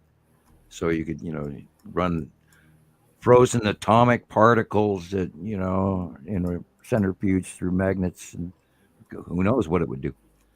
Or rip a hole in the time-space continuum. I don't know. Dr. Emmett Brown and the flux capacitor and the DeLorean. I don't know. There could be a lot of, good research or crazy research, depending point of view. Right. And I digress into silliness. I've had 2 Coca-Colas now, so I'm, Oh no. Got to watch this stuff. It's strong, It's pretty crazy. I can't drink that stuff anymore. I can't do it. I don't take a lot of 2 or pop. 3 sips off of it, and I'm like, this is just too sweet. Oh no, it's not too sweet for me. It's not like it used to be, where it actually was wonderful stuff to drink back in the 80s and the 70s. But oh yeah, I have to have a liquid to drink here while I'm talking. And water, I go right through. I just chug it all down. So I got an empty glass with 3 ice cubes in it. So I started drinking pop because it actually does give the fizzy, so I can keep talking. Oh, okay. And I am running out of voice, so. See, that's going to be my downfall. That's all I drink is water. And I tried for a while to have one of those zero water filters, and it was really good. I mean, yeah, it took whatever out of the water, but the filters were just, they started off at like $12, and I'm like, okay, I can afford that, And then they go up and up, and now it's like $17, $18. And I'm like, I can't afford. Well, you can make your own filters. You can do, you can actually buy charcoal at the fish supply store. I saw something on that unbleached coffee filters. You get the brown paper instead of the white. Right. And then you put carbon in one coffee filter, and then you put another coffee filter over the top of it, and then you put some sort of sand. You can even buy, and I recommend that you actually, if you're going to use sand, that you sterilize it in the oven, like 500 degrees for an hour, or 350 or 400 degrees for an hour. That way you kill everything in the sand. Right. And then put another layer of charcoal from the fish store, and then sand and then you can put that in a bottle where you pour it through. You pour your water through, and then let it filter through all the way through the bottom through a cotton wad, and then you'll have just about the best filtered water you could naturally get. I may have to try that. And because the water tastes. You can smell the chlorine in it whenever you turn the water on. Wow. Well, a little bit of chlorine is actually not a bad thing, because you know that everything's dead. Right. But then you and wonder, it goes away. Once you fill your glass up, you don't smell it anymore. And that's why if you have a drip filter, and it is a process, you got to take time to do that, and then you got to take time to in advance pour your water through the filter, and then but water stores well once you've cleaned it well. Right. And it depends on your system of filtration. If you make it, out of if you glue a few things together with a hot glue gun, you can actually come up with a really cool system, and use Pepsi bottles even, and an osmosis where one pressurizes through another, and put tubing. You can get as fancy as you want and make your own mechanism. But it of course is not something where you can walk up and push a lever and it fills your glass and you can drink it. That's the big thing. It becomes a process. But then, it depends on where you live and what you want to drink or don't want to drink. Right. And I've noticed that our water is not smelling as good as it used to. And I noticed that today, and I was like, thank God I buy water. I buy it from Culligan, and it's pretty good. And then he makes better coffee. Michelle, that's all I drink is water or coffee. But I drink a cup of coffee in the morning. Yeah. Yeah. But other than that, it's usually water. Yeah, I've very rarely do I drink anything else. Groundwater that I don't fare well acid wise, and if I use the paid for water, it's a smoother, better flavor of coffee with less acidic behavior. So Yeah. it has to do with pH value and where I'm getting my water. And I live in an area where there's nothing but septic tanks everywhere. So it's like, No. I'm not sure I want to be, it's okay to bathe in, because you're using a lot of soap, antibacterial soap, etc. But it's not something I think I want to drink. Right. Anyway, there was a couple of questions that I didn't want to skip over, but let's see. Thunder just had a easy question. Is summer supposed to be hot and stormy, or just hot? Summer. Is it hot? well, And I mean, to me, it seems hot and stormy, but with the El Nino, it will be unusually. There'll be Texas storms, Arizona storms, southern storms. Because we usually get storms in Oklahoma throughout the summer. It will be well. We could see a reoccurring dry up event like we did not last year, but the year before. All the major rivers dried up, and now, granted, last year the Mississippi again did dry up, and so did the Panama Canal and the Amazon. So maybe it was improperly reported this year on the rest of the rivers, because it was the year before. We know for a fact the year before all the major rivers dried up. And that is spooky at the best. So we're either going to see that, or we're going to see mega extra huge flooding events with massive tornadoes and like the extreme storms that, like, the superstorm that went through Canada, and the superstorm that went through South Dakota, and the superstorm that went through San Francisco, and the superstorm that went through Ohio, and all of that in the last few years.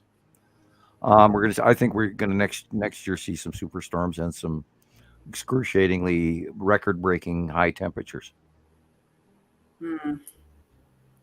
That's the dreadful part. I don't look forward to. What about sunblock? What level?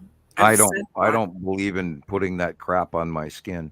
Yeah. I'm not jamming a whole bunch of metal content and chemicals into my skin. Thank you. I've heard a lot of people talk about how sunscreen can actually cause skin cancer. I've heard that too. We've talked about aluminum in deodorant, and yet they're putting all of these, small metals in this sunblock. Just wear better clothes, wear a bigger hat. I'm a firm believer in wearing gloves year round anyway, if I'm out in the public and touching anything anybody else touched, especially on the restroom, which I don't generically do public restrooms. And I don't hardly even go to the theater anymore, because I don't want to sit in the same auditorium with some idiot that's coughing and hacking and wheezing through half the show. Right. And then, you're breathing that same air, and the same thing with planes. My favorite thing, getting on an airplane and listening to somebody almost die, up in row 16G, and they're sneezing and coughing and wheezing, and you're going, oh my God, I know that day after tomorrow I'm going to be sicker than shit, and I'll be wherever I am, in Portland or Detroit or whatever, and I'll be stuck in some damn hotel that's sicker than a dog, that kind. And I've had that happen before, and that's why I don't like getting on airplanes. I don't even get to see who the hell's driving the ship, or the plane, or the boat, whatever you want to call it. And maybe I'm a little bit of a control freak, but I'd like to know who's driving. Thank you. All right. So and then the resurgence with COVID and the new shit they're talking about, and the falling asleep death, where there's a whole bunch of people in China that are going to sleep and just not waking up ever anymore. Oh my! And a lot of young children are dying from that. And from what, Sam? From what? It's probably a COVID variant. A new strain of the dreaded C word. Oh yeah, I did say that out loud, didn't I? Yeah. And people go to sleep and they do not wake up. Do you remember last week? I mean, he's been in the chat several times, and I'll say it's my friend Mike. My friend Mike, I know him in person. He was here last week in the chat watching the show, and him and his friend Terry always watch the show together. Hi, Terry. Mike, he passed away just real suddenly the other day. I mean, he was fine throughout the day. Multiple people talked to him. nothing was wrong with him. And then Terry went to take him some milk and walked in and found him dead. So I couldn't believe it. I still can't. Almost, it's like it's almost very surreal. Well, that's what's happening in China. Pretty There's sad. people, I don't know if they were previously ill, but Yeah. they're calling it the going to sleep death. Right. Where these people go to bed and then No the sign next at day they're all. dead. And Right. there's a lot of that going on in China right now. And there's a lot of people suffering because the Chinese market is really in trouble. And I suggest you look that up. There's so much. And then, we were watching, the stock market here, a warning today that we'd lost some percentage. So I don't know what's going on in that. I didn't thought to look into it later. But I would be excruciatingly cautious still with going out in public and mask wearing. The U.S. is suffering a new wrath of the C word variant with 75% increase in deaths. And that reference comes from the Irish Star newspaper. I'm scrolling through the facial news feed here. Huge rush of mass coronal ejects linked with our atmospheric magnetosphere. There's all kinds of real spooky, weird shit happening. Weekend That's weather why I'm updates, thankful I'm a hermit. Yeah, but we need to study more. We need to be informed because some of these storms that come in can literally remove your house before you even know that it's hitting. It just hits, and then boom! All of a sudden, your windows blow out, and then your roof rips off, and you didn't have a chance to run down to your shelter. So I'm just mentioning to people they do need to up their weather watch preparedness. It's important now. It is. We're in trouble. We are in trouble. What about this question, Sam, about should we have a radiation meter tester? That's what I was talking about earlier about the Geiger counter thing. You saw that? Okay. If you can get one, it's good to know, idea. And then, it depends on where you live. Now, if you live in a hobbit hole or something, or in the mountain, in the dirt, where your house is half in the dirt and half above, then that would also come in handy for radon testing. Well, radon is a radioactive gas that comes from the ground, but if you're underground, then your radiation level possibilities are also increased depending on where it is. If you live in the desert Southwest, finding natural uranium in your soil is more likely than if you live up in Montana, for instance, or California. But especially, definitely look before you build with a Geiger counter. If you're in the Southwest, you don't want to build on uranium and then have everybody die of lung cancer, 2 years into living there. There's a lot of things, but if you can, and now they're coming up with some awesome meters that are mixed in the middle of the, cell phone has this meter and this meter and this meter, and you can judge pollution gases, parts per million. They got some cool toys now. It's literally Star Trek all over again. Get it down into one tricorder. Hey, Captain, I'll get out to me tricorder. And we're coming up on some of that great technology. Yeah, if you can afford it, by all means, get it. Get it. Okay. Even if you use it once a month. Of course, now I have a night vision scope I've had for many years, and I've turned it on twice. That was a handful of money that I sure threw out the window. I never ever used it. So, it'll fit on my rifle and everything. I have no use for it whatsoever. Thank God. Thank God I don't need a night vision scope to protect myself with currently. Although it's probably. I'm trying to find that video, but I'm not sure which one you're talking about. So, about a cement bubbling because it was hot. So, if you there is activity. There is activity in Mount Rainier underground. Oh, man. And there is some That's new activity concerning. in Mount St. Helens and in the Seattle Sound area, in that open waterway between, on the western edge of the state there, where all these people can come and go inside all those cool islands. I forget what they call that area. Oh, maybe I found it. And there's a lot of activity in there. So I wouldn't doubt that there's volcanic activity anywhere right now. Yeah, it says Portland. I'll share it with you guys. Oh, okay. I'm saving it. Yeah, I found it. Ooh, that's weird.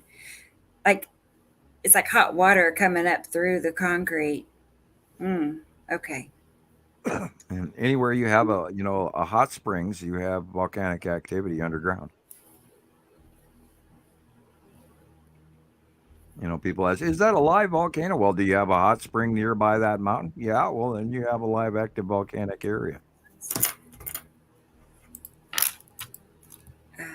Okay.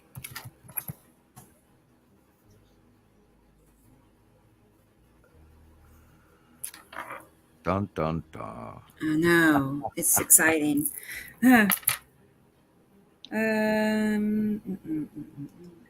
What was that, Katie? I didn't either. That they're talking about the jabs. Oh yeah, well yeah. I didn't. That's not going to be topic here. I didn't even. Yeah. No. Yeah. No need to even discuss it here because we'll not meet community standards on that one. All right. No, not gonna go there. I know.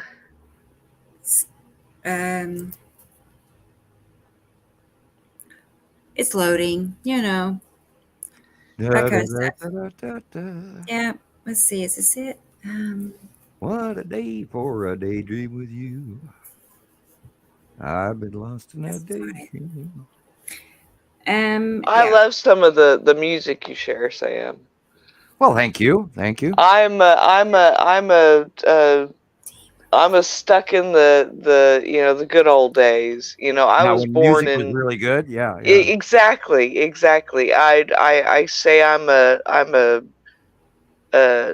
stuck on the 80s music, anything 80s and back, even back to the 50s. I post a lot of music to a lot of people in it because I use it for metaphors.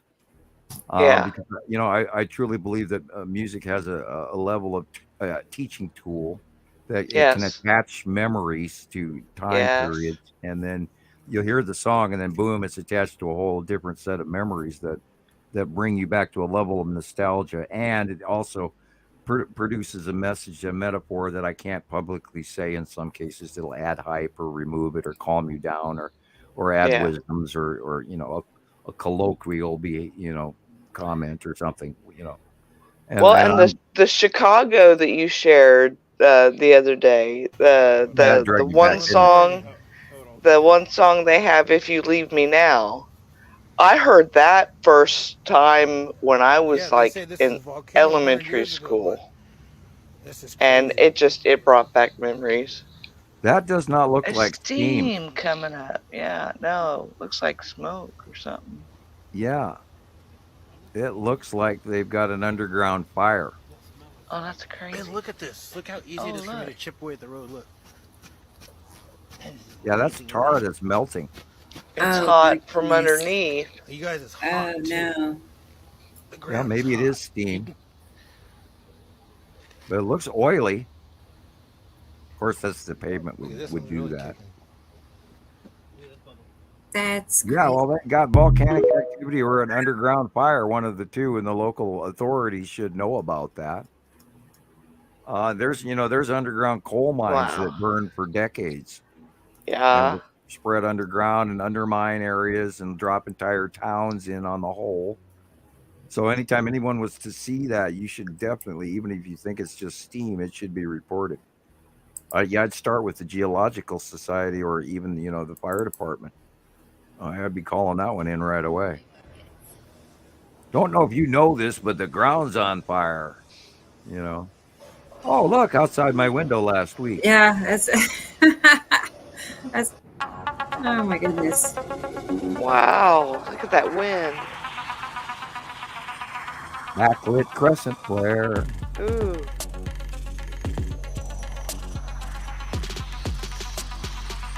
That is the light shining behind is Saturn's yellow moon on that backlit crescent flare. Oh, look. It's Nebraska again. The first video was Nebraska too. That's that really bad, what do they call that when you go to a hotel and they take your car from you? Really bad valet parking. Valet parking. Yeah, look at the and the wind that we've got coming in off the Pacific Ocean right now. Do not be shocked if we see another series of giant onset high tide waves coming in from this, because it's all. I mean, it is literally think about this. from Russia to and just north of Hawaii, all the way straight you are banded to not incoming. live there. 2-3 inches thick, straight up ice. Ooh, 3 inches. That's a lot for Portland. Now, That is if a the lot for street Portland to have that 3 is in inch front of thick your ice. house doesn't look like this. Congratulations. I mean, with this kind Yeah, of if ice, I had that the front cars porch are at the bottom of the probably hill, just frozen to the ground. I would also have Yeah. a whole bunch of Can you really big imagine? rocks Right? in front of my house, Guys, Right. 3 inches thick. because The that ice is that 3 front porch inches is thick. An Are you inviting the hearing accident what I'm next waiting to saying? happen. delivery Now, van. if that isn't enough for you to understand how cold it is, look at this video of the water transforming into ice within seconds. Okay, look at that. Seconds. That was in a matter of exactly 11 seconds. Do you understand how insane that is? That's mind-blowing. Hands Yeah, down, that's my Portland, front Oregon has yard. to be the worst place to live in right now, okay? Volcanic steam coming out the ground over there. Yeah, we had it so The cold that weather the walls in my Portland, house were Oregon popping. literally turned this car into an ice cube with wheels. Listen to the sound of this. That's If cold. you live in Portland, Oregon, I bet they hit I wish you 10 the below.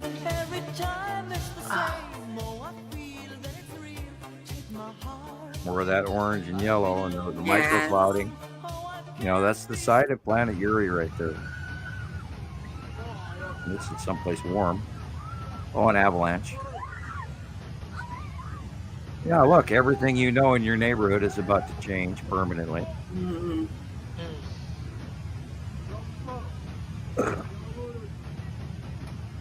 Poor dog. Run, puppy, run. I know. Don't go that Or way. run, Look at cameraman, run. Light pinch.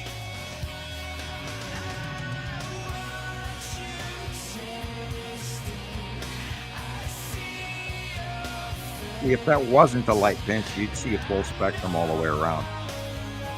But there's areas that are clipped off.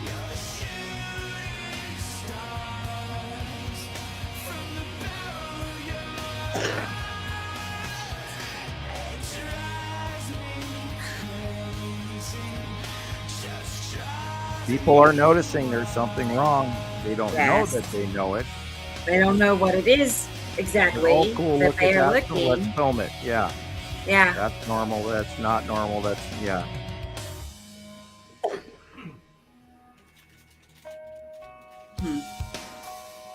And That was cough it on time. those That's clips. 3.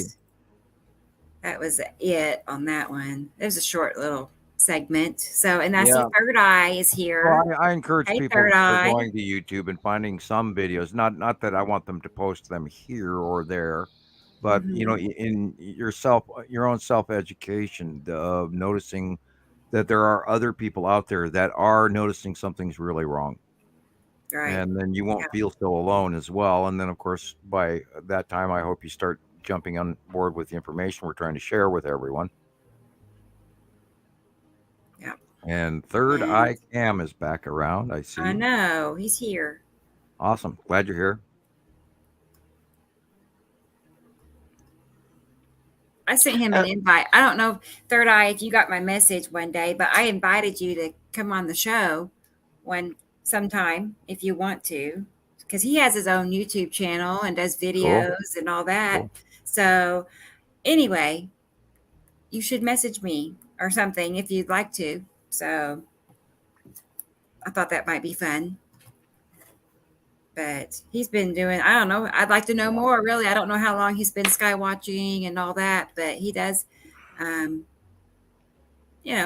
I channel. hadn't heard about Nebraska, Wendy. I did look into Colorado, and I looked into what was going on in Missouri and Oklahoma and Texas, because Texas got really cold too. But I did not look into what was going on in Nebraska with this passing storm, because I know they were, at more of an angle of what was coming out of the eastern Rockies of Montana. And I bet they got a cold blast from where. Of course, a cold blast from hell doesn't make any sense. Yeah. Let me take that back. A cold blast from the Himalayas. There we go. A cold blast of air coming down from off the Rockies from us down to you guys in Nebraska and stuff. And I can't even imagine how cold they got being out there on a flat plain. And here you go, have all of this ice cold 40 below shit when, I can't even imagine, even in eastern Montana. And I had the opportunity to go live up the Highline. It's a beautiful area up there. I couldn't live up there because of the wind. It never quits. It just is blowing all the time, and it's so noisy with dry. It actually does over time hurt your ears to have wind blowing past you for great deals of time, and you literally end up wanting to walk around with earmuffs on just to protect your ears from the sound. So I can't even imagine what they went through here with this cold Arctic blast that just hit them, which I imagine they're now warming up, because I mean, we're 27 degrees still and stable all day. So we're seeing a fluctuation of warm up that's coming in. But yeah, and then the people in Iowa, or they froze their butts off as well. I know that, and because of the caucuses and everything that went on, and they had a low turnout from that because how cold it was and everything. Everybody got a real good dose of winter. And I did warn everybody to buy their snow tires early. I hope you listened. Yes, you did. And but now you're going to need that mud and snow aspect, because it's going to warm up in the Midwest, and then it'll immediately get knocked back down again, which ought to be really weird for plants. I don't think plants and animals will appreciate it. Of course, maybe the animals will go, okay, at least it's warm this week, But then we might even have a really oddly, weirdly warm early spring. Who knows? I don't have any clue. Right. So. Negative 34. Oh my gosh. 34. I'm assuming that's the wind chill, right? Wind chill. I hope so. Surely it is. Oh my gosh. Because I don't know, our wind chill, the coldest just recently was negative 13 that I saw. So, which is terrible. Yeah. We had the other day, without and not including the wind chill, we had briefly one morning, it was like 37 below here. And I, like I said, up the High Line up there in Cut Bank and all that, and they were at 57 below, with not including the wind chill. And the wind was really blowing on top of all of that. And so everything on the eastern side of the Rockies here in Montana, I live on the western side, and that usually that air will come in, but it'll end up drifting through the Rockies, and it's a little bit slower.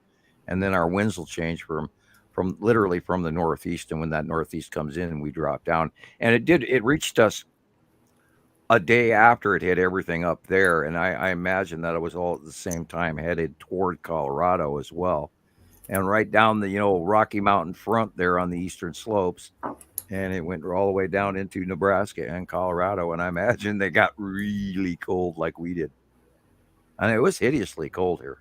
Oh my gosh. He says, they said, no, it's not the wind chill. It was the thermometer reading. Right.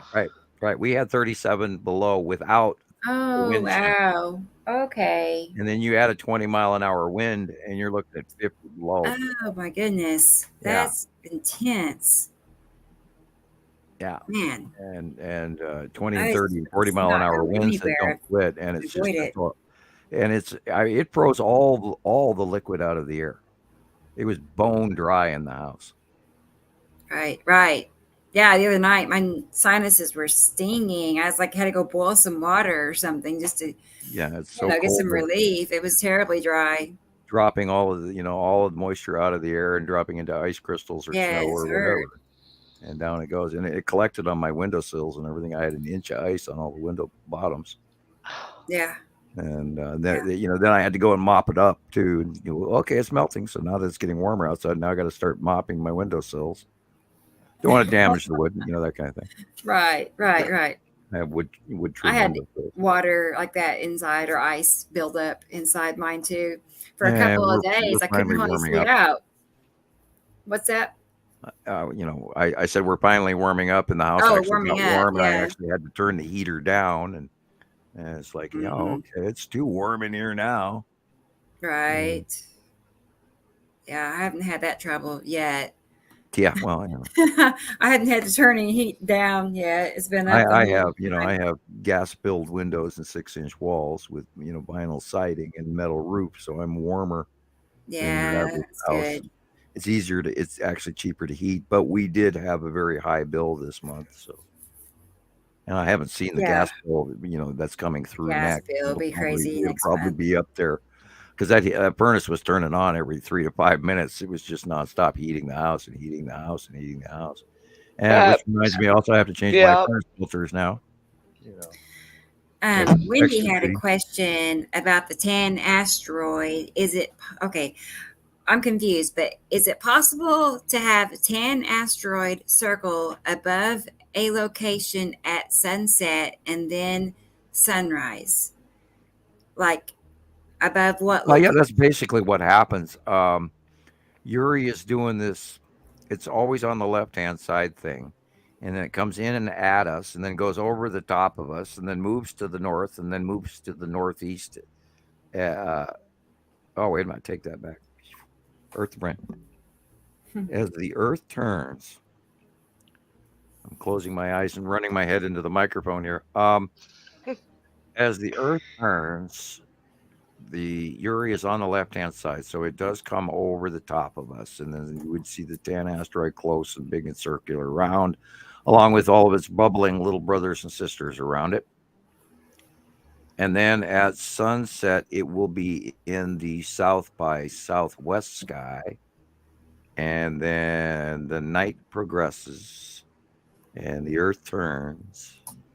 And then the sun is shining back up again in the northeastern sky by east. It sort of does almost like an 8 pattern over the top of us. I can't describe it any other way than that. You're right. I was kind of confused. I'm confused. I don't know exactly how it goes.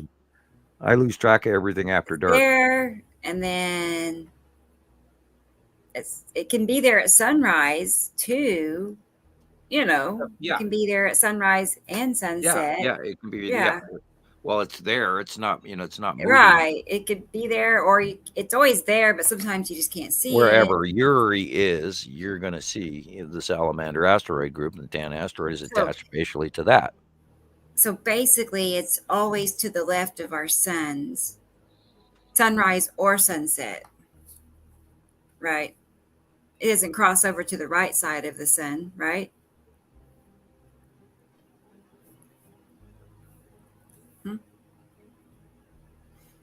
I lost you, Sam. Yeah, it gets confusing. Trying to keep all of this in your head at the same time. But you're exactly right. It always stays to the left of the sun. Okay. I thought so. Right. Let's see. Kate, I sent you a sus, as Sam says, new gen. Okay, Katie, let's see. I did get some loaded. Let's look and see real quick.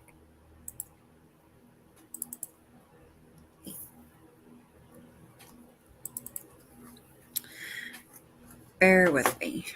I'm so confused.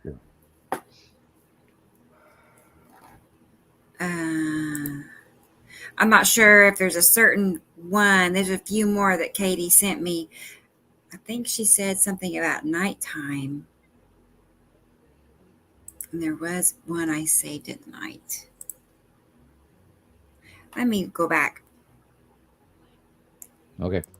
it was this one. She says, I sent you a sus as like as in Sam suspect. says.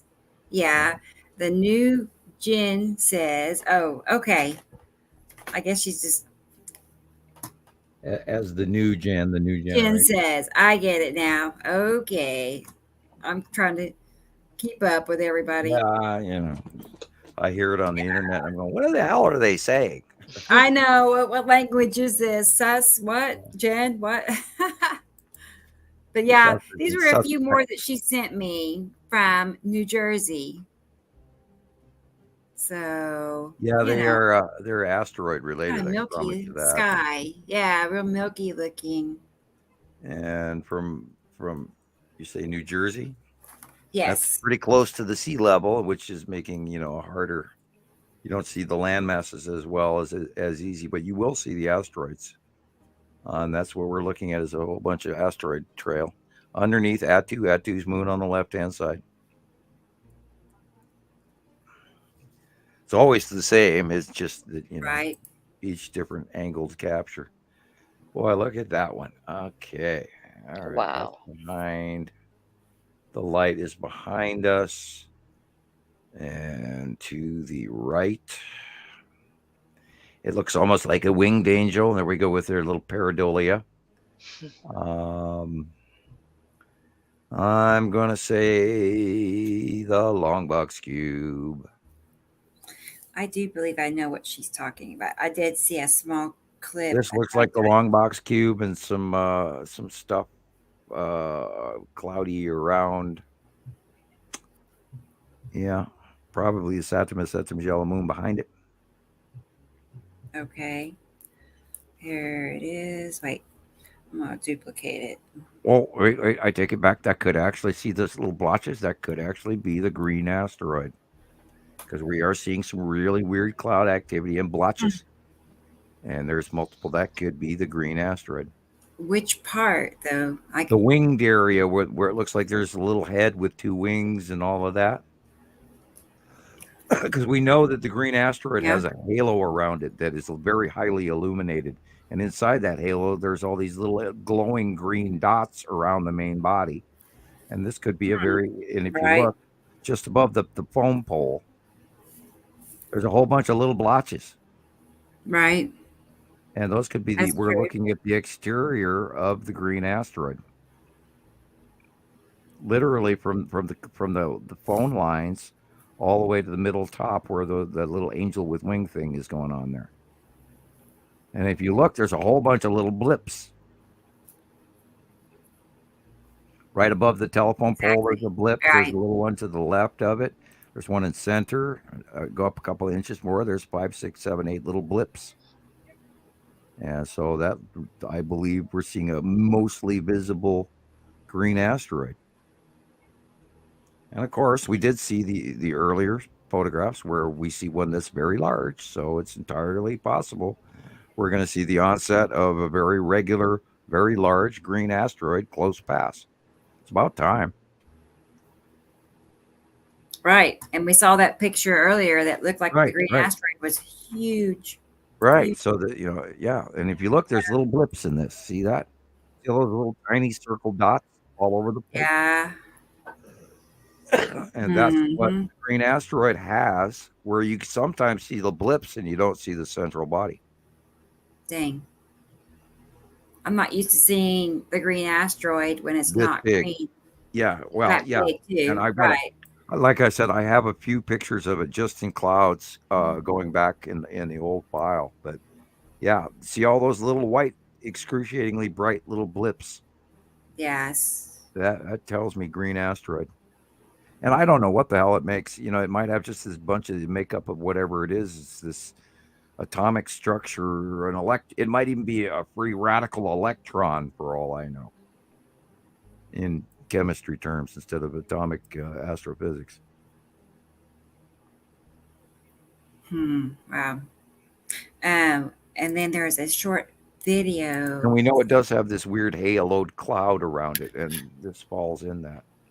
I was thinking it was the long box cube, and then the more I looked at it, I saw more little rounded blips, and I thought,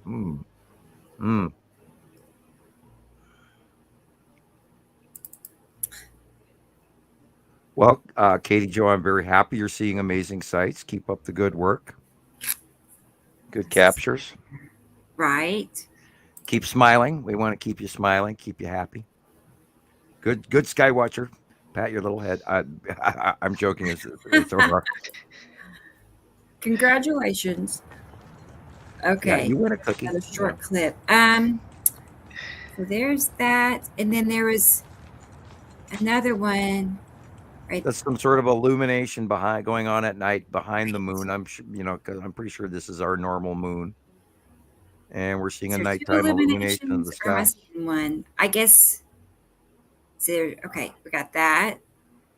There's that. I'm sitting in the computer room and I can hear the hum outside. It's going. Ooh. Oh, I guess it's the same. Got it. And I can actually feel it. It's so loud outside right now. Of course, it's getting dark here too. You're welcome, Katie Jo. I get that hum every now and then, but it's only like in my left ear. I don't hear it in my right ear. Now, time to clean the right ear in the shower real good with hot water. Careful with those Q-tips, I always wondered if it was like coming from the what do they call them, smart meters now, instead of the old-fashioned. I think we're hearing a manifestation of like the Schumann resonance or the electrical enhancement or tectonic plate harmonics, because we see evidence of the magnetosphere going crazy. So and nothing is disconnected, everything is connected. Sound equals light equals matter. You'd be amazed. The sun is so loud you wouldn't believe, and were we in proximity to it, it would be so deafening you couldn't even hear yourself scream. So these passing planets our Earth even puts off a sound, and I recommend people do go look that up on YouTube. Sounds of the passing planets, sound of any planets in space. Most of them you'll unfortunately get bombarded with most of the stars first, but actually what sounds of the planets. I've seen the videos that have the sounds of the planets before. It's eerie. Yeah. That shit is eerie. And it's creepy.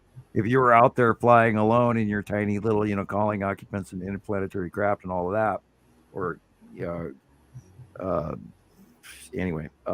Rocket Man or any of that by yourself out there, it would scare the crap out of you. Right. If you heard everything and saw everything that was really going on out there. Of course, I'm not one to jump into a tin can where they weld me in and send me up with very little chance of returning. Yeah.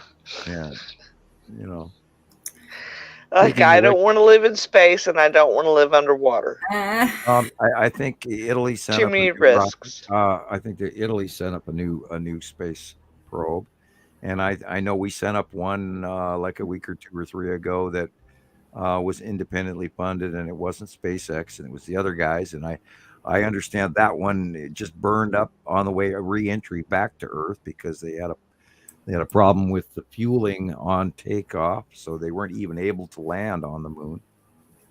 So they had to bring it back, and they burned it up in our atmosphere over the Pacific Ocean. And everybody didn't even hear about that one. Mm-hmm. It was like, and I wish I'd have known. I'd have, wanted to watch it come in, but they, I guess, did it without letting anyone know until it was happening. Let's see. Lots of stuff happening we don't know about all over the planet. And this is part of what, why we want the Skywatchers out there to coordinate and centralize this information to one place where we can get it and gather and share. Right. And which is why we do this. Exactly. I mean, that's the best part of going through all the different Facebook groups or including, reading the thread link here and talking to our new people and our new friends. And so they can, inform us of stuff that they too saw that, may have not made the news, may not have made YouTube, may not have made Facebook. Yeah. Or compared to, hey, that matches what I saw yesterday, or that's exactly what I saw that Bill posted that, went around the world from Japan, the red asteroid, whatever. That's what we do. That is it. I just realized how quiet it was. I was like, where's the music? Yeah. Well, we are 6 hours, 38 minutes into this. I guess it just wore out. Yeah, you broke it. It's your fault. But once it warms up outside, I'll get some more pictures. But I always the running joke is unless the temperature is higher than my age, I'm not going outside. Yeah, that's a good one to remember. I get that excuse now. Yay. That works for me. I mean, I went live, I don't know, a couple of weeks ago. I had 2 hoodies on, and I had my hoodie over my head even tied up, but it was good enough. I was out there like 2 hours. Hi, we're live coming to you from Anchorage, Alaska. Yeah. It was just too good to not pass up. I couldn't pass it up.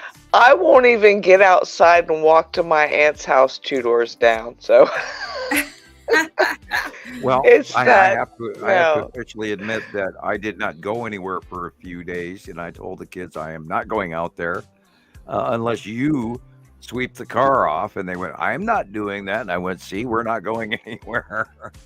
And not only that, it's not wise to start your car when it's 25 below out. It makes a lot of really nasty noises. It don't that. That's why I haven't even bothered. At least mine's under a carport. I mean, I used to have it in a garage, and I didn't have to worry about it. But now, since I moved, it's under a carport that's kind of closed in some, but. Yeah, that's not going to help, but it will. It will, but it won't. Yeah. When it thaws out and when it's above freezing for a few days, or maybe when it hits the 50s. Yeah, their battery sales all around the country just went up. Everybody's buying brand new car batteries because of how cold it was. And the day I went and got a new one was fortunately like a week and a half before the big freeze. And it just hit like 0, and my battery was 7 years old. So I mean, thank the gods it lasted as long as it did. And I went out and I spent another $200 I didn't have, and it's a good thing because I wouldn't have gone anywhere yet if I would have been on my old battery. Right. But you got to drive all the way into Missoula to get a new battery, and I actually did end up having my neighbors across the street give me a jump for them jumper cables, but it was only, it was by then it was 10 degrees that day that it had been 0 the night before. So fortunately I drove into town, got a new battery, and drove home, and have had no trouble since, which is wonderful. And you have to think about those things come winter. And I was chuckling about all the news reports on YouTube about people with battery operated cars, these new EVs, electric vehicles, and yeah, I saw that. They want to plug their car in, but they can't even get to the charging stations because there's people that got cars that are parked there that are absolutely dead that won't charge, and so they can't even move them. Right. And half of them are having to pay tow fees, and they got to get a flat tow because a lot of them don't hook up on the old hooker. On the old wrecker, they have to be the new flat wreckers because you're going to break your bumper. I don't know, non-existent 5-mile-an-hour bumper on these cars anymore. And so, I totally believe EVs will not make it in Montana. No. And I don't even know of a charging station anywhere in Missoula at all. I don't know of one at all. Of course, I haven't driven around recently a lot in Missoula to find out this information, but I frankly do not believe they will make it here in Montana at all. No way. It's too cold. Nuh-uh. Yeah, too cold. What's a battery tender? That's where you drive your electric vehicle into town, and they have these little stations that you pull up in a parking lot, and then you sit there for 2 hours, and you plug your car in, you wait for it to recharge. Are you serious? Yeah. A station where you recharge your battery-operated vehicle locally, and then of course there's a Starbucks and a library and a mall and you name it, and that way you go in while you're shopping, you plug your vehicle in, and hopefully it'll charge up. And there's usually 6 or 8 or 10 slots because there's so many EV cars actually. But frankly, hydrogen would be highly deadly, but it would be way better. A hydrogen recharging station here in Montana would be majorly dangerous, right? But it wouldn't be the battery absolute unperformance because you cannot charge a frozen battery. Period. It won't take a charge. It just won't. You have to warm that battery up first. And you literally have to drive your vehicle into a warm area and let it sit there for a couple of hours to actually warm up before it would even take a charge. So you're looking at, electrical vehicle recharging station in Montana that would have to be a fully functioning, big, massive encased garage where people pull their vehicles into to warm it up. Yeah. And then they do have battery warm up buttons in the car where you warm up the battery before you charge it.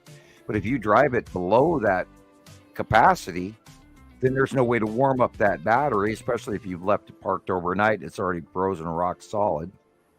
And then it's going to take you hours just to get your battery warm enough to take the charge. So literally, you're talking a machine that is unusable.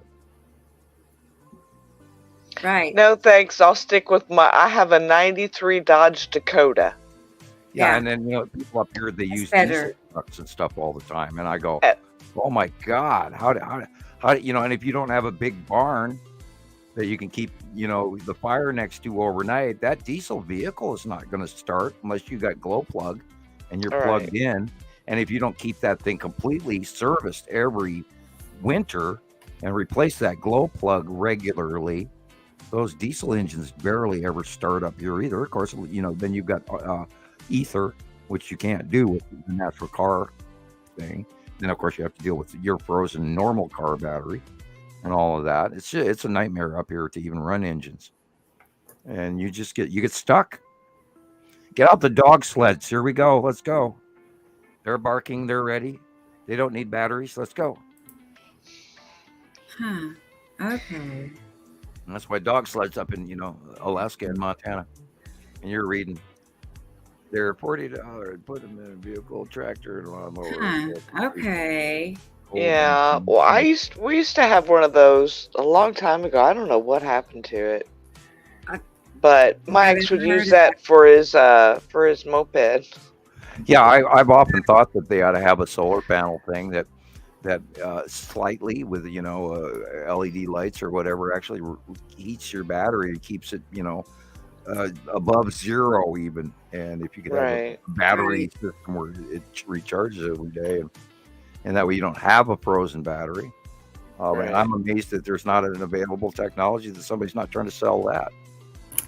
And I guess there may be, when they, like you're saying, battery tenders, I guess that's what they mean.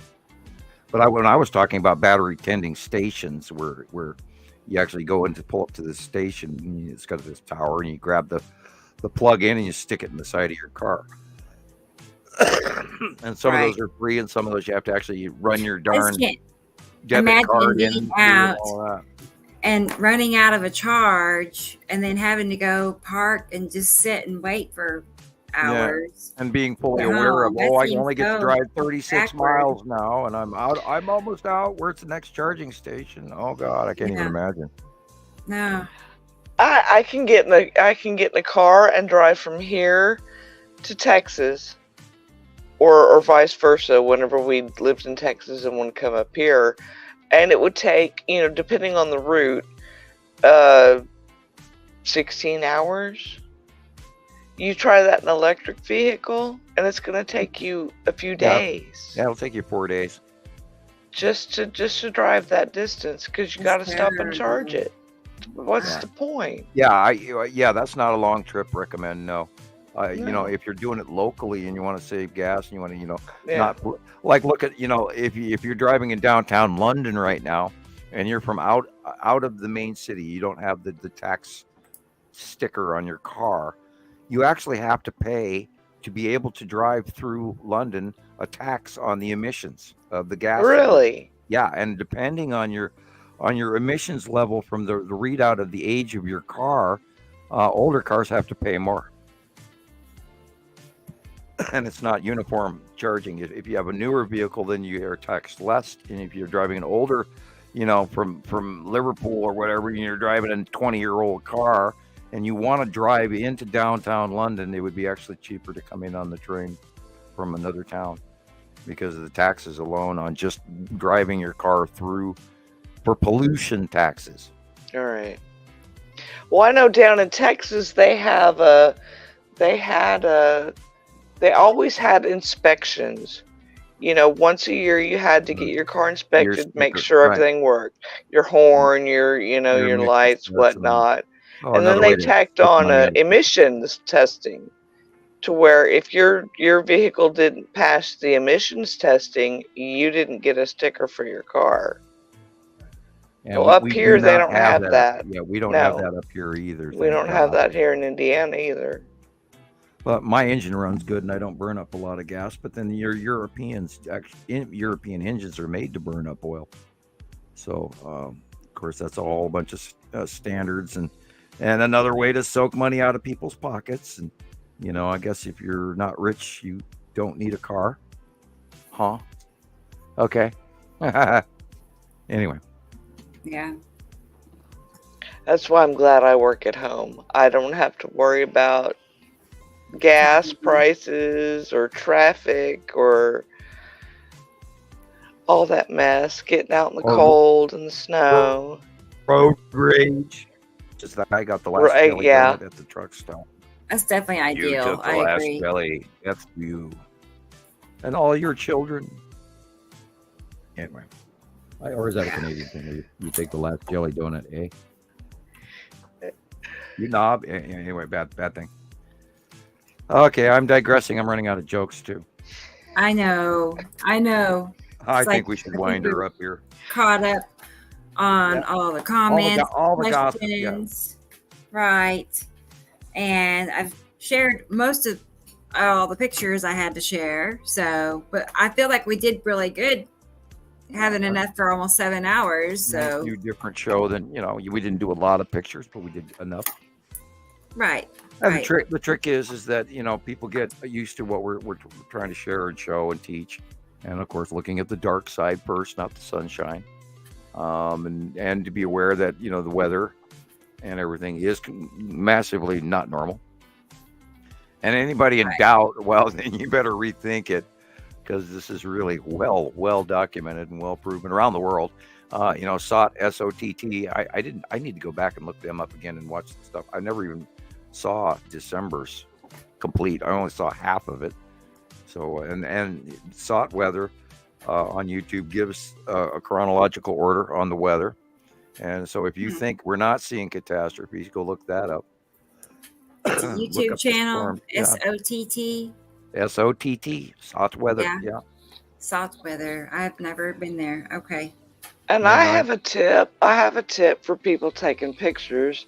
You know, in videos, you can tell what the lens flare is, because when you move, it moves. Lens flare moves, right. And yes, the lens flare moves. Yeah. And then when I take still pictures, like one of the pictures I shared on the page, I make sure that the flare, the lens is on an object that is not going to be part of the sky.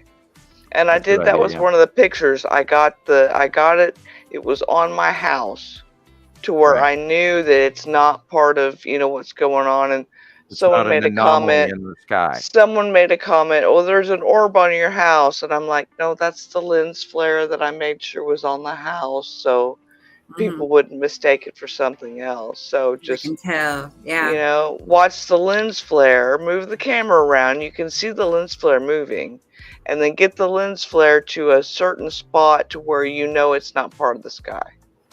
Or put your hand up in front of the sun, and then with your other hand take the photograph. I'm sure nobody minds that your hand is up in the middle of the picture, which is okay, because then we'll know that you're serious. Right. About what you're doing. And that'll alleviate a lens flare scenario. Yeah. Or if you're filming live, you can roll it around and then put your hand up and then drop your hand and then show everybody that you're rolling the lens flare around, which also is good show and tell. Anyway. Yeah. And this person says, take a few pictures, just take several pictures and see where the flares and you can see that it's moving around, as well as I always try to take a short video clip as well, just to, if I can't film long, at least a little one. Again, be sure to like and subscribe and all of that to Rebecca's YouTube channel and her TikTok stuff, and share with your friends and tell people that this is, something that a lot of people are working on. We're not just a small group. We're a very large group. And I look forward to seeing whoever's our next guest next week. And I would also like to thank you, Michelle, for being here tonight. Right. I had a good time. Thank you for inviting me. Well, you'll have to come back. Well, I will.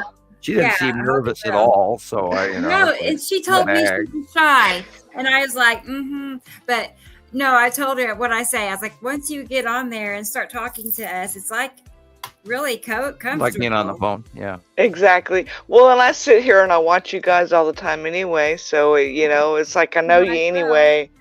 So I'm not nervous around new people, Yeah, we're not new. And now you're just part of the storyline of the Skywatchers. So that's it. Part of the narrative. I know Tuesday night, Jesus has to work, so he won't be with us.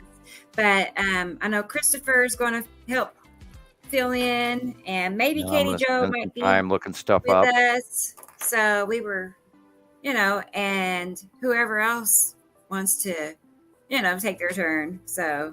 And I'll do a little more homework between now and then. Homework never hurt. Never hurt. Well, if you have any questions, Michelle, just send me a, message on Messenger. So, I'll do that. Right. And thanks everybody else out there that stuck with us through these multiple hours again. I know. They're so loyal. 6 hours and 55 minutes. I know, guys. And they're hardcore the entire time. You guys rock. Yeah. Right. I'll shut up and say good night, everybody. Right. Let's go ahead and close it up here then, okay? Thank you, Sam, for doing everything you do. And we'll go ahead and end it here. Well, I guess we'll see everyone on Saturday. Today's Saturday. You mean on Tuesday? Oh, I mean Tuesday. Yeah, today is Saturday. I'm so mixed up on my mind. I argue with my brain on this one every week. Today's what? Saturday? Yeah. Saturday. Right. Yep. I know. So good night, everybody. Good night. Okay, guys. We'll see you on Tuesday. Bye-bye. Bye.